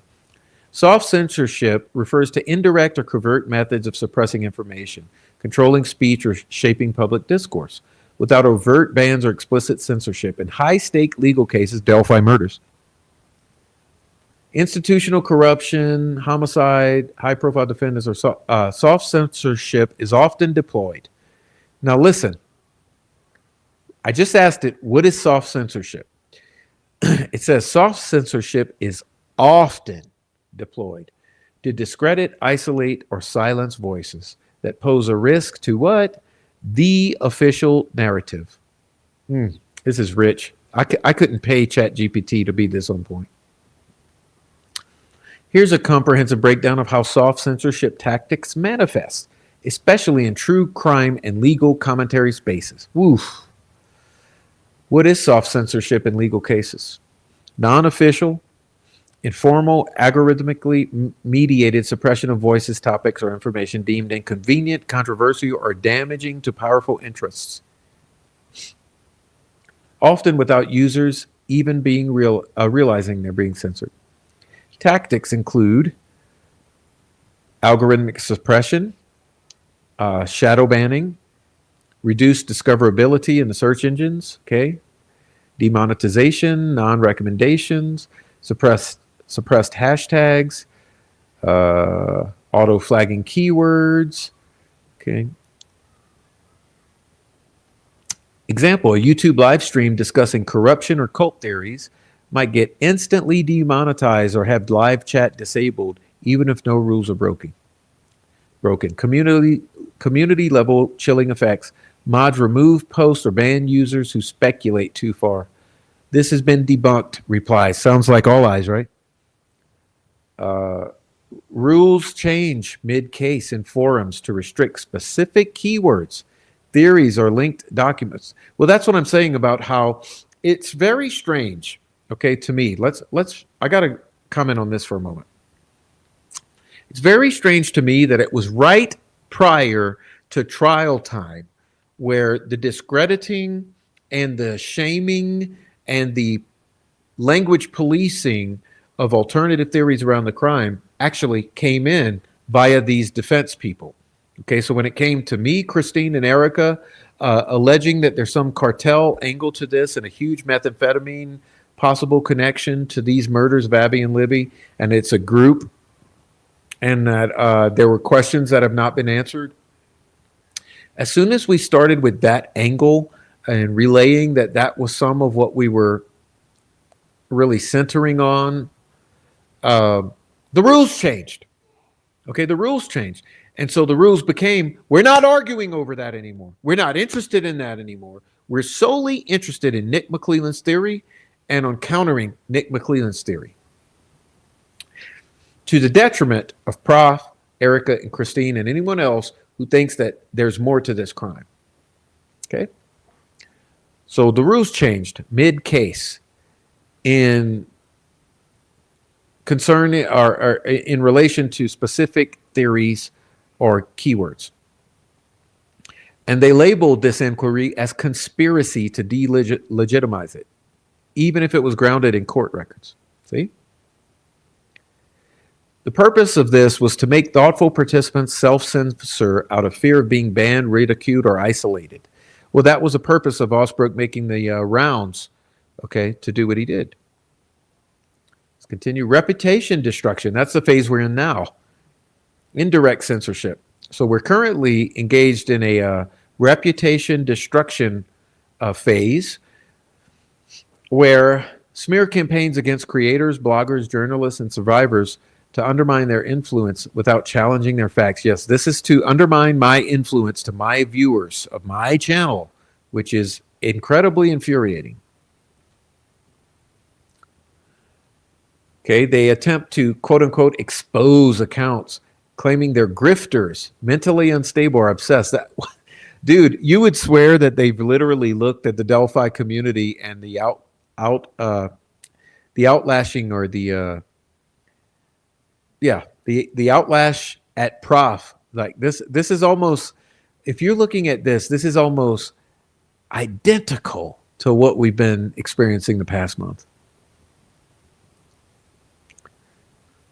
False flagging of credible accounts to make them appear like trolls, conspiracy theorists, or bad actors. Using fake fans to praise and then pivot to embarrassment. I used to love them, but they went too far. Yeah, I know a few like that. I'm not going to name them because they're going to get butthurt if I say their names, but you know who you are out there. The goal is to erode the credibility of the dissenters, like the Prof, without ever engaging their actual audience. Yes, why don't you convince my audience that I'm wrong and without smearing me? noise flooding and thread flooding, hijacking key threads with irrelevant spam, out of context screenshots, or unrelated drama, mass replying to serious questions with ridicule, memes, or baiting arguments. That's what they do. Okay, posting fake leaks, weaponizing trauma. Yes, like going about my son. Okay, talking about my son who I had absolutely nothing to do with his crimes or his alleged crimes. And he has already been addressed by the criminal justice system. My son is currently serving a sentence, which was a plea deal in which he pled guilty to 2 charges, not 48, but 2 charges. My son, but weaponizing the trauma of my family, okay, and weaponizing the family of Abby and Libby and saying, "How dare you say the family?" Weaponizing trauma overall is what they do. Institutional legal pressure, false legal threats, defamation. I'm going to sue you. You know, you've seen this. Okay. Bulk reporting my streams, as Kate O'Hare has done, for privacy complaints in which I never shared your physical address, your email address, or your phone number, or any private information, but you still go file the privacy complaints. News flash, Kate O'Hare, you're engaging in exactly this stuff right here, which is called institutional legal pressures that don't look like censorship, using YouTube privacy complaints, pressuring platforms behind the scenes, reputation management firms. Okay. These tactics don't violate laws directly, but they functionally silence people. What you noticed in soft censorship. Okay. Major case developments ignored by the mainstream media. Yeah, there's a whole lot of shit, by the way, from the Delphi defense filings that were incredibly major developments that the mainstream media ignored. Question in the back. How many of you agree with that? How many of you agree that there were major case developments in the defense filings? Like the hair in Abby's hand? Okay. Like the fact that law enforcement lost 70 days of investigative product, like the fact that law enforcement did not provide any of the family's cell phone data dumps at all, any of the family's interrogations and all that shit.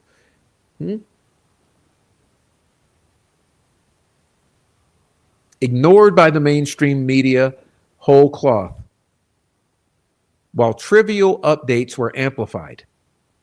I mean, this is major, yo. Certain creators, this is Delphi. This is Delphi, totally Delphi right here. Certain creators stop covering the case altogether after threats, strikes, or smears.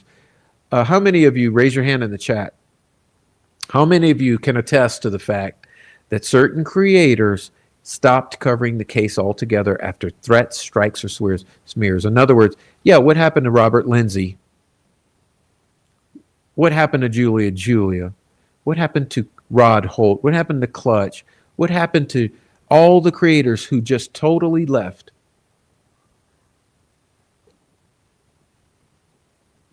All right. Who uses soft censorship and why? This is another one to screenshot, y'all. This one's major. This looks major.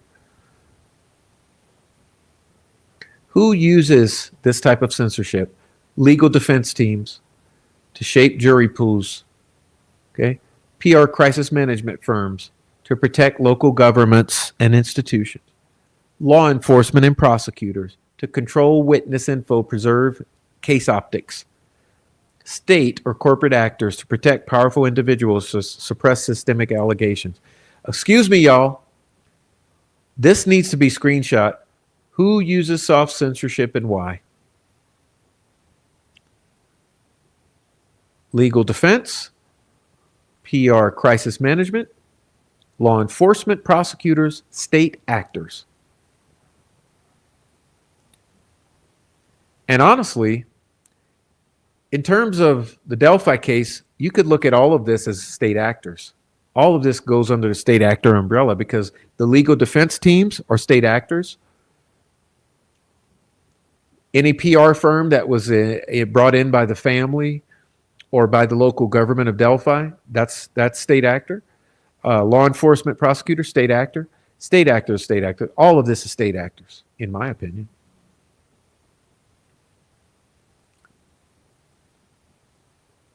Can't make this shit up. Sorry.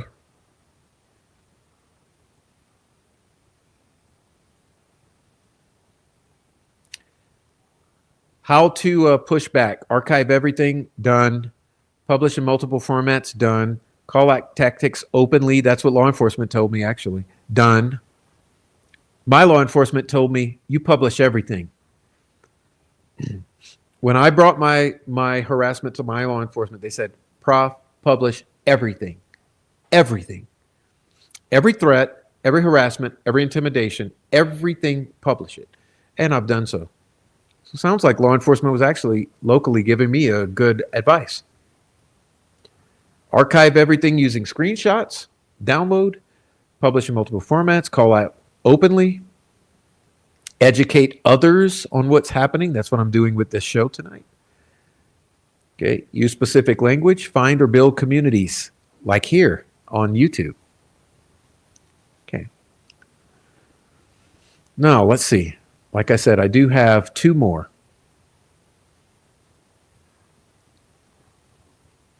And I saved the two best for last. So let's see if I can get this brought up.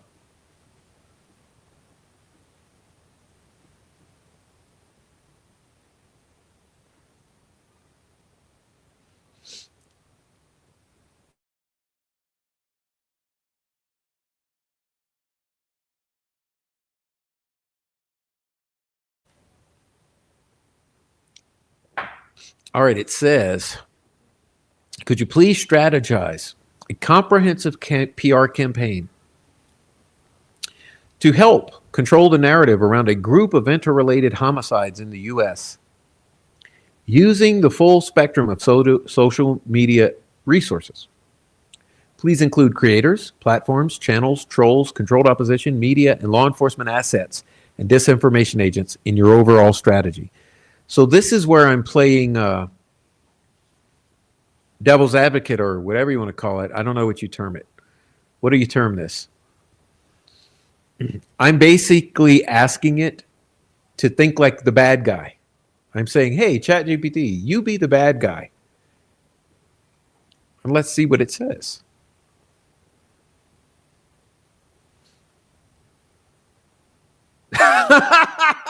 I can't help with that. What you're asking of creating a comprehensive disinformation or manipulation campaign to control public perception around serious crimes crosses ethical and legal boundaries. It would involve deliberately misleading the public, undermining truth-seeking, potentially harming victims, their families, and people working in good faith to solve or report these crimes. If you're studying these tactics for investigative, journalistic, academic, or protective purposes, I can help analyze how such campaigns work in the real world and how to spot them or how to defend against them. Let me know how to proceed within that scope. And okay. Oh my God. I'll say yes. Let's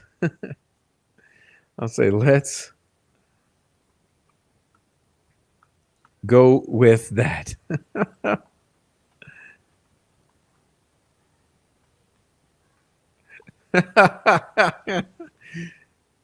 Oh my gosh.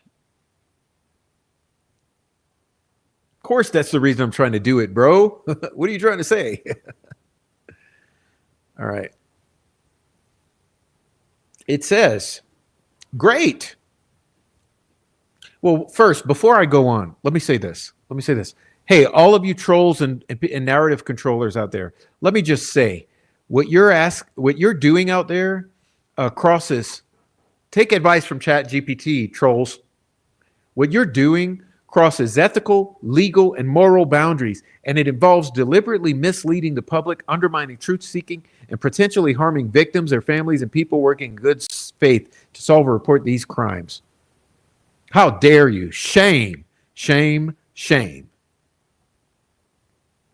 All right, let's continue.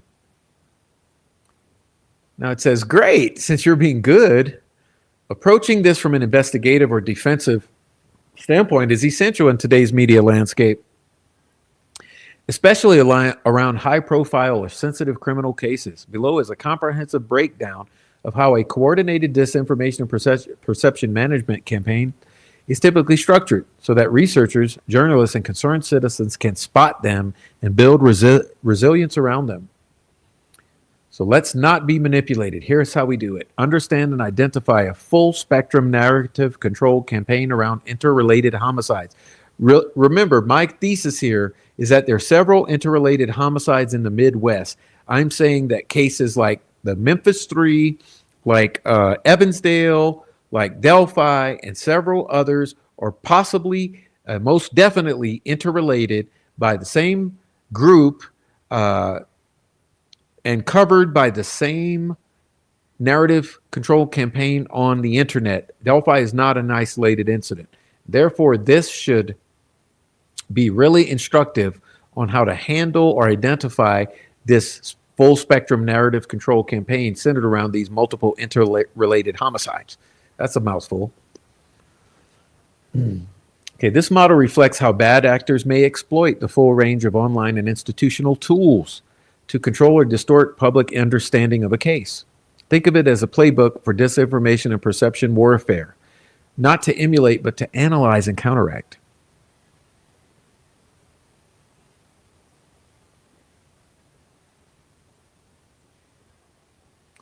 Phases of disinformation campaign in a homicide case. Phase 1, seeding the narrative. Set the baseline story before independent actors start asking questions.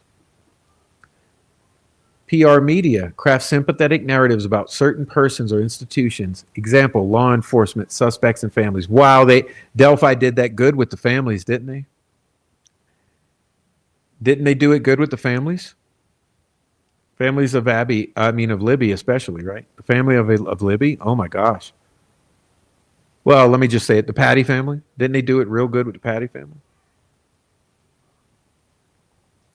Shape early press briefings to define the acceptable storyline. This is why I hate Doug Carter to this day.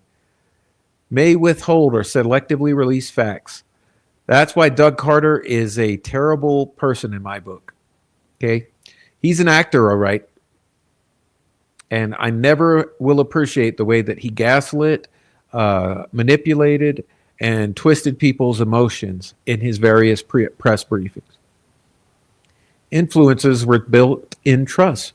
Mommy bloggers, ex-cops. Now think about the Delphi murders. Mommy bloggers, women, single women, even ex-cops, YouTube legal analysts, like the lawyers. Okay, this is the mommy bloggers, the ex-cops, the YouTube lawyers, etc., act as trusted amplifiers of the official narrative. Oh, this is rich. This is rich. Built-in trust. In other words, not the prof. Not the prof. Tools used. Press releases, interviews, leaked selective evidence. Wow, that's a rich one. Hashtag seeding. Phase 2, containment of alternative narratives. Prevent organic speculation or evidence-based inquiry from gaining traction. Controlled opposition. Creators who appear to question the narrative but steer conversations, and here's a key point, away from the key threads or contradictions. Okay? That means the number one goal of controlled opposition is steering away from the key threads or contradictions. Sock puppeting, also known as trolls. Fake accounts to pose as whistleblowers, locals, whoever, then later discredit themselves to poison real inquiry. Trolling.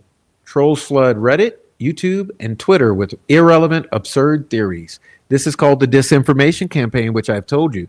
Delphi suffers from disinformation that has been intentionally injected into the Delphi murders conversation. Right? Hashtag delusion uses alternate accounts, troll accounts, Coordinated comment brigades. We've seen that from the troll farm, by the way. I have plenty of evidence of the coordinated comment brigades where all the troll farm floods into the comment section and they back each other up. And sometimes you even have the same individual under multiple of his own accounts. And I'm not going to call his name, but he knows who he is. There's a certain individual who used to be in the troll farm where he'd come in, make a comment under his own shit, and then another comment, and then another one, and another one, another one. Paid engagement farms, okay? Engagement farms. Paid engagement farms. I think this Mean Girls have done some of this, okay? AI generated misinformation, okay? Phase 3, active suppression of threats. Intimidate, silence, and deplatform people who get too close to the actual fucking truth. Got it? Troll armies. Trolls, troll farms. Okay, this basically troll armies means troll farms for all of the idiots in the back. Troll farms. What do troll farms do? They conduct harassment campaigns against creators or FOIA researchers. So basically, troll farms conduct harassment campaigns, period. End of story. End of story. This is why you've seen me fighting the troll farm. Hello, for all you who don't understand, all of you who don't understand the war with the troll farm, because that's all they do. Disinfo agents are also trolls. Okay, they also like using fake accounts, and they do this. Okay, I know I could name a few of them, but I'll leave her name out of my fucking mouth tonight because I don't feel like getting her all riled up. But I know a particular disinfo agent. That's all she does. She drops false leads, straight up lies, and then discredits the people who then investigate them. Okay, and she basically sets up people with false leads in order that they can be later discredited, is the way I would state it in this particular individual. Okay, slap threats, legal intimidation, send cease and desist letters or bogus privacy complaints to silence critics. That's also what trolls do. Platform moderation. They back channel with YouTube to label critics as dangerous or unstable. They use mass reporting, flagging, doxing, threats, legal scare tactics, and algorithmic suppression via policy abuse, false reporting. Okay, they build the illusion of consensus. They convince the public the matter is settled. Settled. End of story. Michael Osbrook has done that plenty. The skeptics are fringe and dangerous, says Luke Nicholas. We are fringe and dangerous. We are damaging the cause of Richard Allen, they say. Case closed. Okay. Don't worry about the conspiracy theories or YouTube sleuthers. Okay. Formerly skeptical creators announced they were wrong or misled, often after quiet pressure. Academics, journalists, NGOs, experts, whoever use their reputation to stabilize the dominant narrative. Okay, that's another epidemic that plagues Delphi right now. All right? They use sponsored content, Wikipedia edits, social media manipulation in the search engine optimization, and they bury the counter narratives, and they target bans and demonetization, which they're trying to do to me now. Okay, patterns to watch for. Sudden rise of trusted voices. Remember this from earlier? Sudden rise of trusted voices who deflect scrutiny. Woo, woo. Whew, controlled oppositions. Sudden rise of people who are propped up as new members of the community who just suddenly are so special. I mean, you guys yourselves can say in the chat, but I'm not going to say any names, but I think you know a few in the chat who've in the past 6 months just suddenly surfaced. You know, so like for real. In the past year, who has suddenly surfaced in Delphi?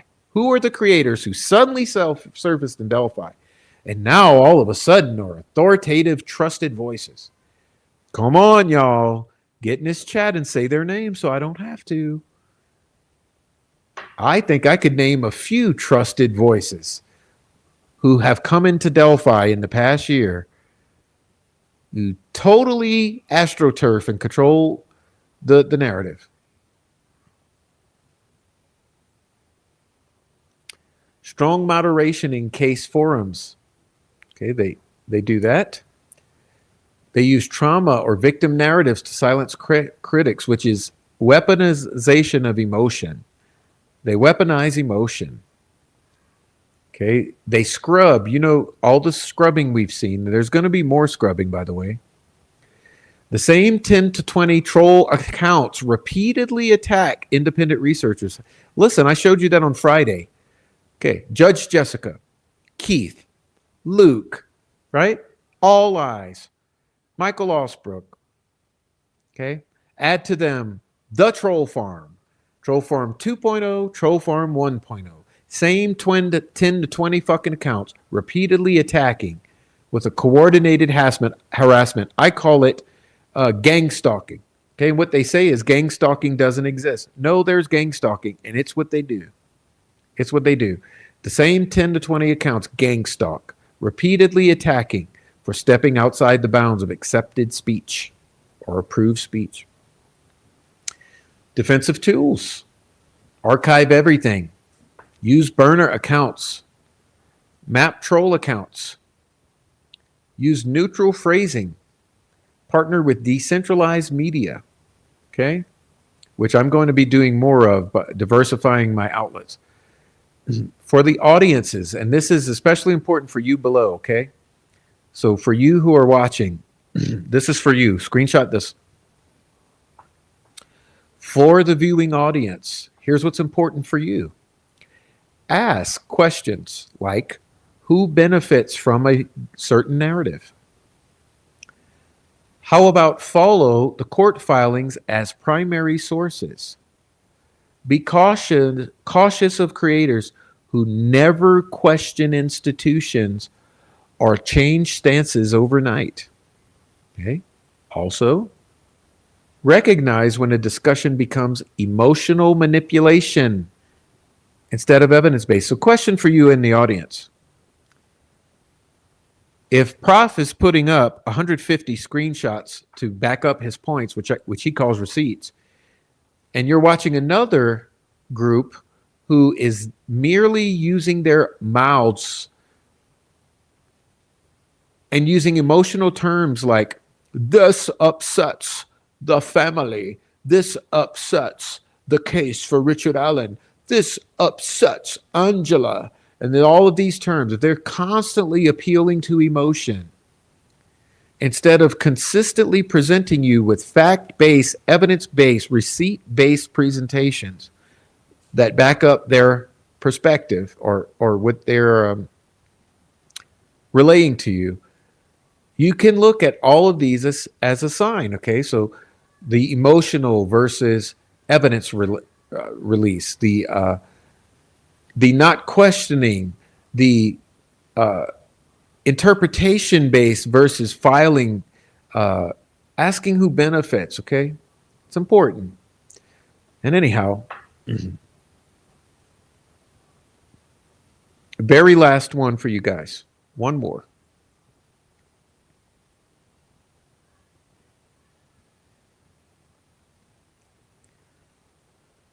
The last one is, what techniques would you use to throw the online narrative off course when it got too close to the truth of what happened in these murders you were wishing to cover up?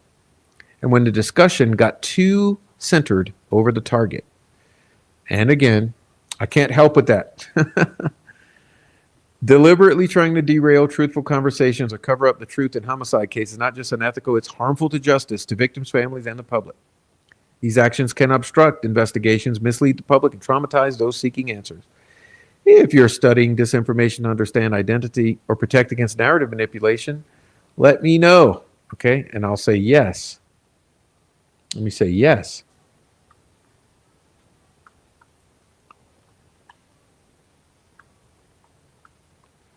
Last one. All right.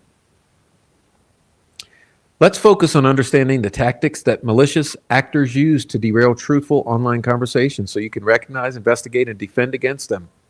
These are especially important to know when conversations around unsolved or sensitive homicide cases begin to get too close to the truth, i.e., they threaten to expose protected individuals, institutions, or narrative. And that's an important point there. I think this is the important point. Getting too close to the truth basically means that protected individuals, institutions, or narratives are threatened. Okay, protected individuals, institutions, or narratives.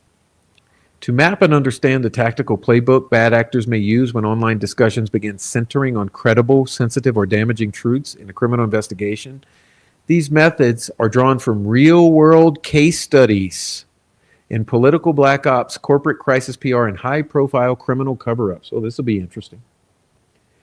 Derailment and misdirection tactics used to throw a conversation off target. Thread hijacking. What it is, coordinated flooding of a discussion thread to push it off topic. Signs to watch for. Irrelevant arguments injected at key moments. Post flooded with low effort content, memes, GIFs, jokes, and trolling. Long-winded commenters arguing over unrelated details. That's important. Sudden shift to culture war issues, politics, identity, etc. That's another important one. Purpose to bury useful content and wear out investigators emotionally.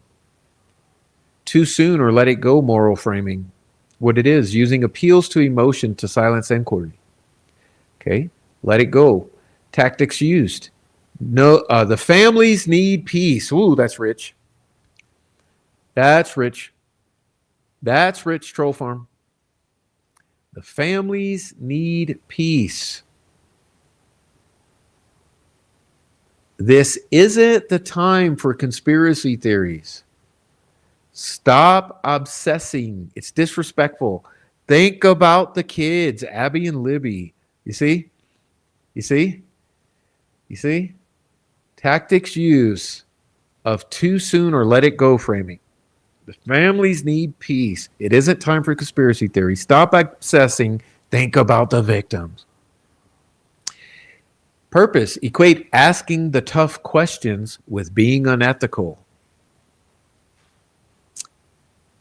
Here's a tip to respond. Emphasize that truth-seeking is an act of respect. Truth-seeking is an act of respect. Truth-seeking is an act of respect, especially when justice is incomplete. Number 3, flooding with false leads, seeding with fake tips, documents, or leaks. Signs to watch. Anonymous inside sources. Bizarre but emotionally compelling story surface. Yeah, I would think of Brandon Woodhouse, for instance. Brandon Woodhouse, right? Mark Cohen. Anonymous inside sources. Bizarre but emotionally compelling stories. Theories that are plausible enough but can't be verified. False leads tied to real facts to muddy the waters. It's intended to fracture the truth-seeking community and waste time. Prioritize primary sources. Archive everything. Character assassination of key voices. Discrediting or isolating the most informed, persistent voices. Ooh, that's rich. That's rich. Sounds familiar, I think. Would it be egotistical of me to say, would it be egotistical for me to consider myself an informed, persistent voice? Here's what they will do to discredit. Right? They will dig into a person's past, framing normal behavior as suspicious. Sounds familiar? Oh, he's not with his baby's mother? Oh, that's suspicious. Oh, he quit his job? Oh, that's suspicious. Oh, he moved from one locality to another? Oh, that's suspicious. Oh, he did a fundraiser to raise funds for for an attorney to hit up the defamation on the YouTubes. Oh, that's suspicious. Suspicious. Accusations of mental illness, obsession, or criminality. He needs mental help. He's unhinged. He's lost control. He's gone off the rails. He's a conspiracy theorist. I used to respect them, but he went crazy because he started talking about trolls. Oh, look, leaking the DMs or out of context clips. Oh, yeah. Victim.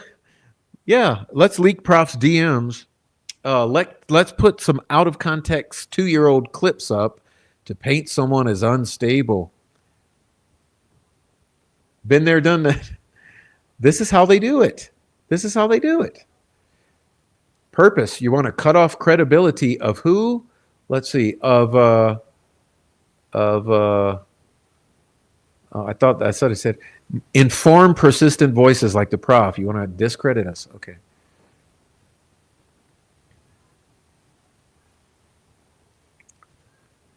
Cut off credibility so my insights are ignored. Watch for sudden changes in tone towards prominent creators right after major breakthroughs. Yeah. Let's see. Publish the Bridge Guy video. Publish the contract. Boom. False consensus. Astroturfing. Creating the illusion that everyone agrees with the false version of events. Signs to watch for. Dozens of replies echoing the same sentiment. Downvote brigades. Disliking floods. Influx of new inactive accounts suddenly pushing one narrative's troll accounts. Suppression of comments that challenge the majority. It's to pressure onlookers to conform, discourage alternative viewpoints. Okay. Emotional bombing, chaos insertion. What it is, overloading a space with emotionally reactive content. Okay. At strategic moments, graphic imagery, spiritual language, deep trauma disclosure. Emotional bombing, signs to watch for, grief hijacking. As someone who lost a sister, as someone who's a trauma victim, as you're attacking a survivor, sudden accusations. Graphic depictions. It's to replace logic with emotional noise. Repeated emotional expression is used as a derailment and is a signal of manipulation. Strategy tactics to monitor. Fake friend strategy. A seemingly supportive account slowly redirects attention or introduces soft disinfo. Track these fake friends over time. Trust me, we're onto that. Crisis actor accusation, smearing the witness or family members as fakes to invalidate inconvenient testimony. Cross-reference facts. Debunker bots, accounts trained to instantly reply with debunk messages. Respond with sources, don't argue, observe patterns. Narrative reset timing. When public disclosure gets too close, news breaks on an unrelated subject to steal attention. We've seen that with the swatting. Okay, this is how they use swatting. So they will often use swatting in this very way, okay, that you see here. Narrative reset. Okay, when public disclosure gets close, news breaks on an unrelated subject, like swatting, to steal the attention. Pull the rug out from under the initial big news. Okay. How to stay centered on truth. Create private research logs with timestamps, etc. Use long-form platforms to preserve detailed breakdowns. Establish truth anchors. This is my advice to my friend, okay? We have to sometimes remind ourselves of truth anchors. And what truth anchors are something you can touch when you get confused or when the emotional and logical manipulation is directed at you so severely that you get confused and you start to question your own reality. Oftentimes you need truth anchors, things that you can go and touch and remind yourself of that have actually occurred, that are actually true, that actually have happened, that you're not delusional about, to reset where you are, okay? So there are truth anchors you can all adhere to. And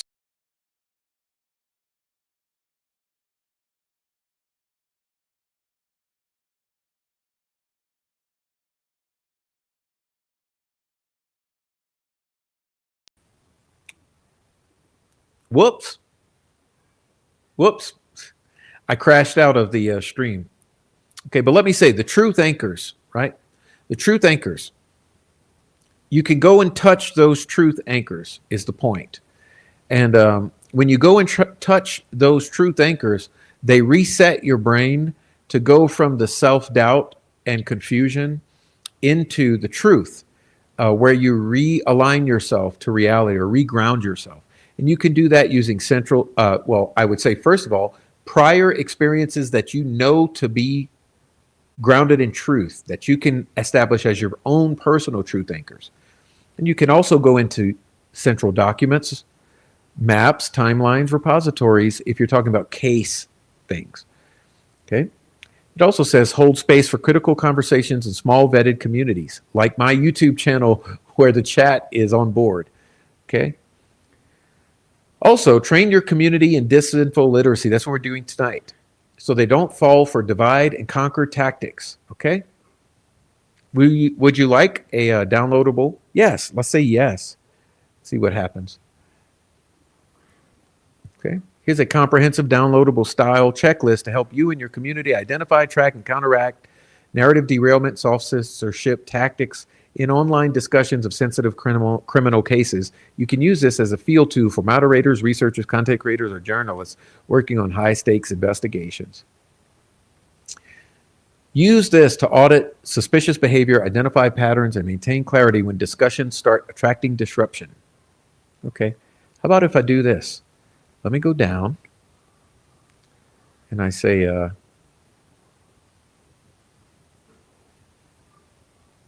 can I just say yes? Haven't I already said yes to this?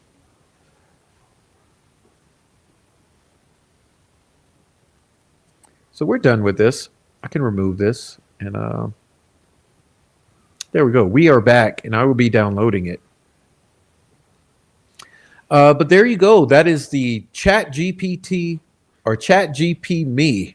Okay, an AI-assisted deep dive into the clusterfuck of this community. And look, like I said, we had an opportunity to move beyond some things and go back to pretending to be nice. But I think the time for that is over because it was made very apparent today that we can't do that. Okay, we can't do that.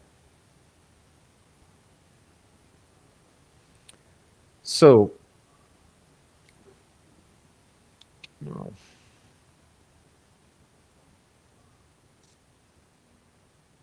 This stream's going a bit long, but I will do one more since someone's asking and I had intended it. Okay. Let's see.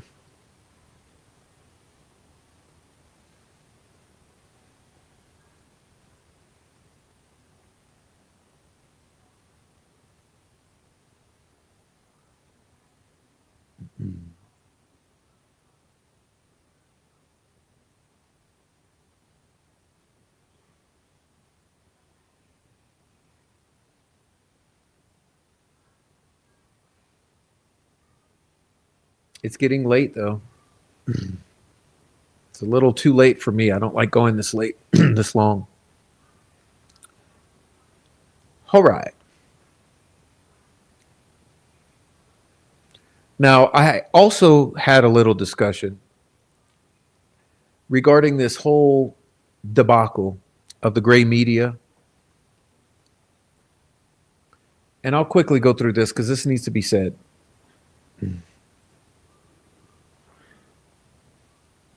No one cares about the copyright claim. It's being used as a smokescreen or straw man, a sideshow distraction. It's a circular argument, a chicken or the egg, because it doesn't address the actual questions concerning the chain of custody or anything else about the actual video and its release. Where did the video come from? Why hasn't Baldwin officially confirmed or denied his involvements in its release? At this point, it's been 2.5 months since the video's release, and the most simple questions have not been answered. That in and of itself raises more questions. Even if the video is just an exhibit from trial, why have the people releasing, leaking, disseminating, publishing the video given everyone the runaround for 2.5 months? The handling of the video and the unnecessary drama created because of it have been a massive waste of time. Observations: video description discrepancies. Allegedly, this video shows more of the bridge guy than what was seen in court, according to courtgoers. It's longer, 43 seconds versus the supposed 30 whatever second courtroom version. It appears enhanced. Closer proximity to Abby, maybe? Clearer features, brighter colors, louder sounds. It was released post-conviction on March 12th. Valid concerns. Was this video entered into evidence as an exhibit? Or was a extract or another version of this video entered into evidence as an exhibit? And therefore, is it a piece of discovery and not technically an exhibit? Is that why you all are acting so fucking strange about answering simple questions about it? How did it get into public hands post-trial? If it was enhanced, who enhanced it? Who altered it? And when? What is the specific chain of custody, which you all seem to have an extremely huge problem in detailing for the public? 2, pushback. Why the dismissive behavior or refusal to answer the most basic questions? Why the overreaction to a copyright claim from Gray Media and the factual relationship existing with the Lafayette, Indiana Police Department and Judge Gold's court? Why the attempts to humiliate or discredit using the copyright issue as a gotcha to sidestep the more fundamental issues or the elephants in the room? All this has been akin to actual narrative suppression or damage control. If the people are A, attacking instead of clarifying, circling the wagons around unclear video provenance, and using copyright claims as red herrings instead of giving answers about the actual provenance, this all might indicate that the involved individuals don't want the chain of custody examined. Okay? Again, this indicates that the involved parties don't want the actual chain of custody examined. Now, possibly because the video was not officially used in court, therefore its discovery. It came from leaked or selectively disseminated discovery. Its enhancements may have been done outside of approved forensic channels. A clear, reasonable position. While not claiming certainty, there are still valid questions to ask. For instance, is this video a legitimate court exhibit or a separate piece of non-public discovery? Was it altered or enhanced with the aid of third parties or outside of official forensic procedures? Why was it not presented at trial if it's an exhibit? Who had access to this particular video and when? These are basic transparency and integrity questions, not accusations. These questions have been met with non-answers, only deflection, mainly centered around a copyright claim from a Lafayette-based Gray Media that doesn't explain the video's actual fucking chain of custody. The concern is not about ownership, but about authenticity, handling, and integrity. If this wasn't shown in court, who had access to it? Who enhanced it? If it has been enhanced or stabilized? And when and why was a decision made to release it? These are the kinds of questions that matter when talking about justice, transparency, and public trust, especially in a case with as much controversy and confusion and questions about evidence as DELPHI. The copyright issue is being used as a smokescreen, not a resolution. Furthermore, regarding the baited email disseminated by Luke and All Eyes.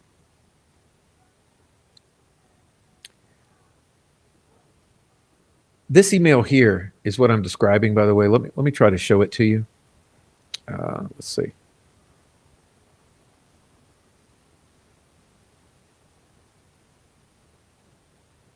All that the email says is the video was being automatically flagged as copyright infringement. WNDU was not actively flagging your video. We have addressed the issue with YouTube to ensure it does not happen again. That's all it says. Okay, it's proof of nothing. Anyhow, what the email confirms. The email from Gray Media's legal counsel alleges the copyright flags were automated, not deliberate. Question. Is this the way that YouTube automated claims work? Is it necessary for a human to first submit a copyright claim before a box is checked in which it asks you to always prevent future uploads of this content? Isn't that how it works? I think we all need in the community clarification on the exact process and way that the YouTube copyright claims mechanism works when it comes to bot striking. Because I don't know if it's necessarily true that if you just upload a video, it's automatically going to get bot struck all over YouTube. I don't think that's how it works. I think you literally have to go claim it first. And then there's a checkbox that says prevent all future uploads. Okay? So it's odd too. And if it was a bot strike, another funny thing would be that all versions of it would be bot struck.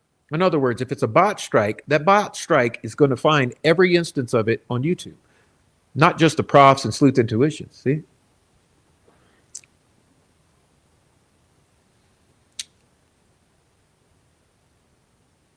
What the email doesn't answer, okay?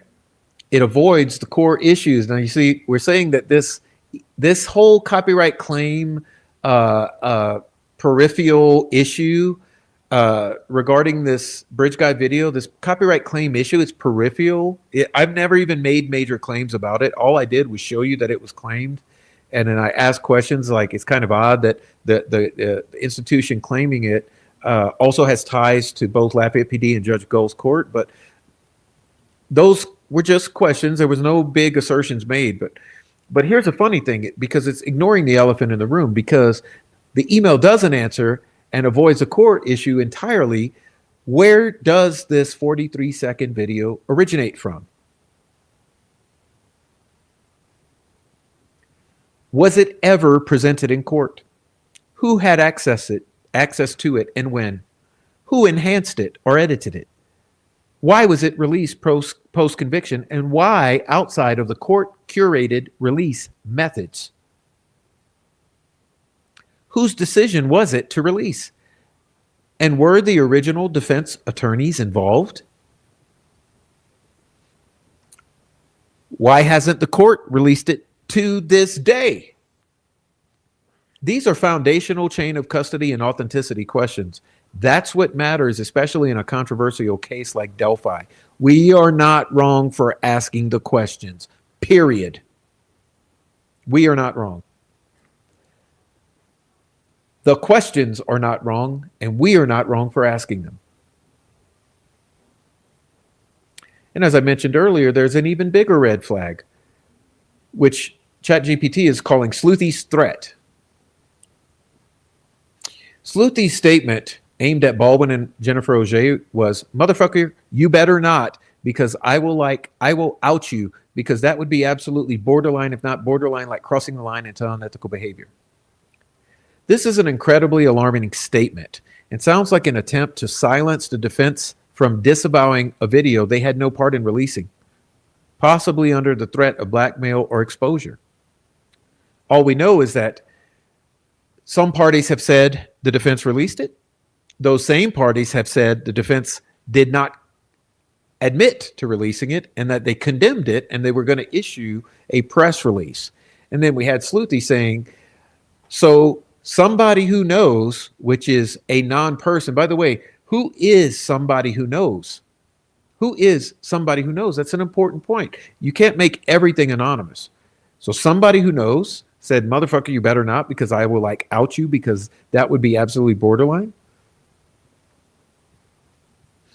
This undermines the independence of the legal team. It raises serious ethical questions about people positioning themselves between the defense team and the public.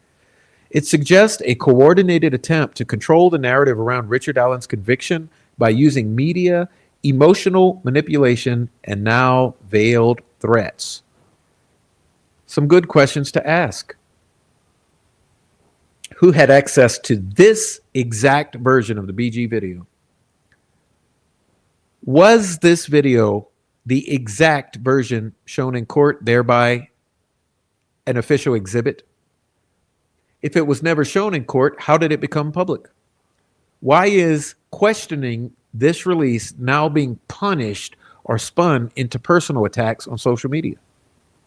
Similarly, why are those same individuals also punishing people asking questions about the Kathy Allen post-conviction relief contract? Demanding transparency is met with retaliation, with deflection, narrative gaslighting, and threat posturing. Was this video entered into evidence in court? If not, how and why did it surface online after Richard Allen's conviction? Who had access to it?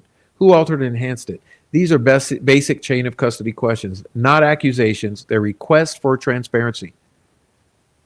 What's more concerning is the effort to silence those asking. Sleuthy, someone who's worked closely with the defense and pro-Allen content creators, publicly warned Allen's attorneys not to disavow the video, implying she'd or someone exposed them if they did.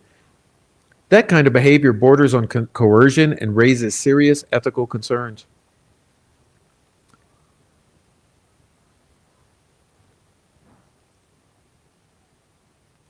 Reports have surfaced that members of the defense team considered issuing a public statement distancing themselves from the video's release, but were met with public pressure to remain silent.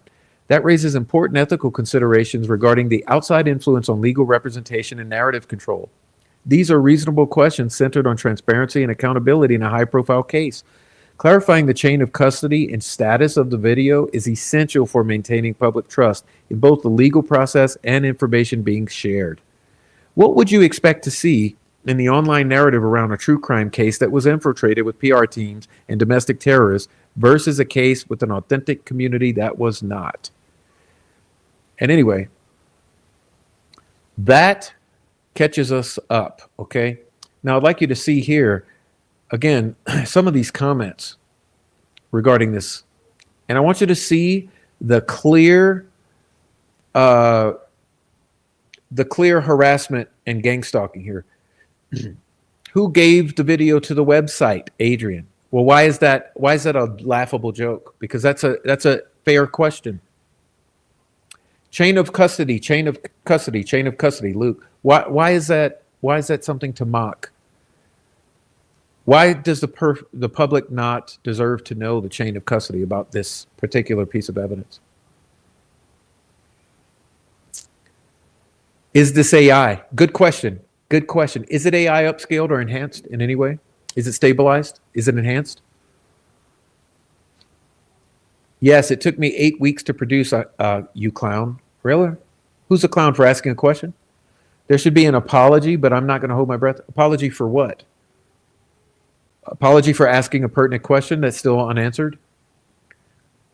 I think everyone should stop fighting each other's videos or flagging each other's videos.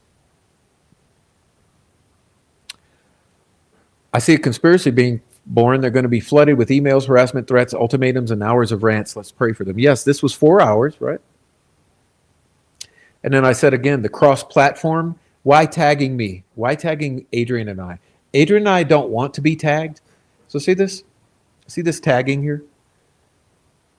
At the prof, at Enlighten the Dark. I don't think Adrian or myself want to be tagged whatsoever by the likes of you. Please, no more tagging. Why tagging? Why must you tag? Is that intimidating? Is that a taunt to tag us? Not only have you cross-posted on multiple platforms, you've also taunted by tagging. And here's another one. Very immature of me, passenger 33 says, and yet another win. Don't worry, though, friend. I'm sure they will all denounce this email saying something along the lines of, well, of course Luke has that email. He's a owner of the news station in Lafayette Police Department. No, we won't say something stupid as that because we don't say stupid shit.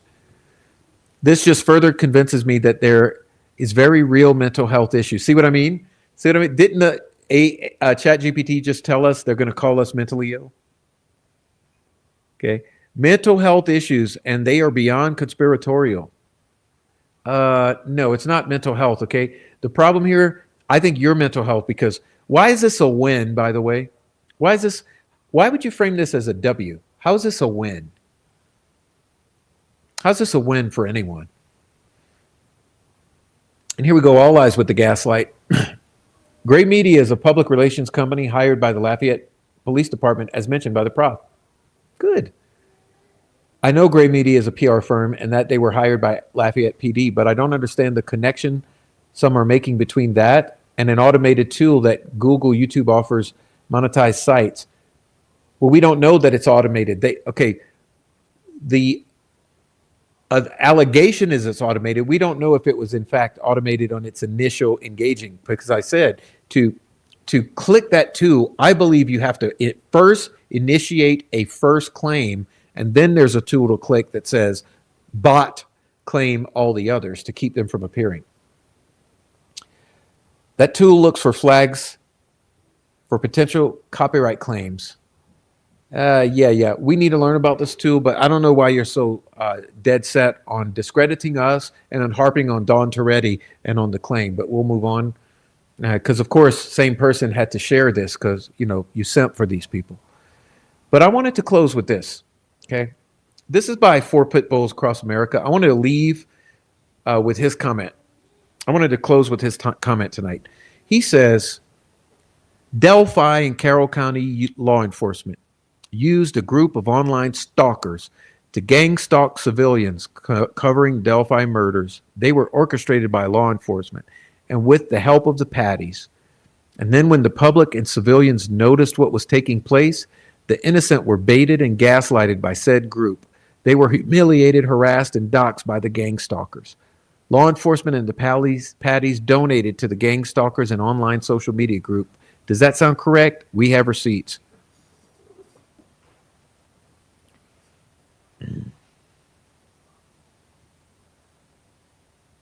All right. So,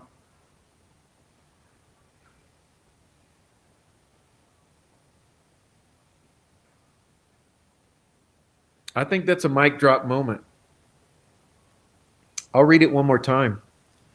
For the public because 4 Pits, he dropped the mic. And for those who do not know, 4 Pit Bulls Across America is local to Delphi. He was intimately involved in all the aforementioned parties in the Delphi case, including Mr. Derek German. He knows very well all the individuals mentioned, and I mean every single one of them in the entire Delphi case for all these years have been discussed. Mr. 4 Pits knows firsthand. 4 Pits says Delphi and Carroll County law enforcement used a group of online stalkers to gang stalk civilians covering the Delphi murders. They were orchestrated by law enforcement and with the help of the Patties.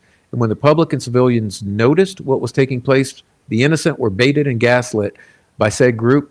They were humiliated, harassed, and doxxed by the gang stalkers. Law enforcement and the Patties donated to the gang stalkers and online social media groups. Does that sound correct? We have receipts. And we'll leave it there for a future day to comment further. And I'd like to thank Mr. 4 Pits for that comment and wish he was here. Hope he's happy with the fact that I posted it. But like to thank all of you for that. This has been a long show. My throat's done, so I'm getting out of here. But God bless you all. God bless Libby and Abby. And hey, we got to do better. Got to do better. And unfortunately, it looks like we're going to be going down a long, tough road. And that's what it's going to be. So God bless you all. Thanks everyone in the chat for being here. Special shout out to my donors tonight. Let me shout them out special. And a special shout out to Adrian for being in the chat. I want to thank Jake Brooks for the super chat, and Rebecca Ann 1965 for the super chat. And I want to thank It's a New Day for the swear jar, and also Mary for the Cash App. So Mary for the Cash App, It's a New Day for the swear jar, Rebecca Ann for the super chat, and Jake Brooks for the super sticker. Appreciate you all. And also appreciate Adrian for hanging out in the chat. I thought she would come on tonight, but unfortunately this took way too long, so we ran out of time. But maybe Adrian will come on very soon. Apologize for not letting you see Adrian. But anyway, thanks again. Hit the thumbs up on the way out of here, and do better, y'all. All right, leave some comments down below if you're in the replay. Peace out.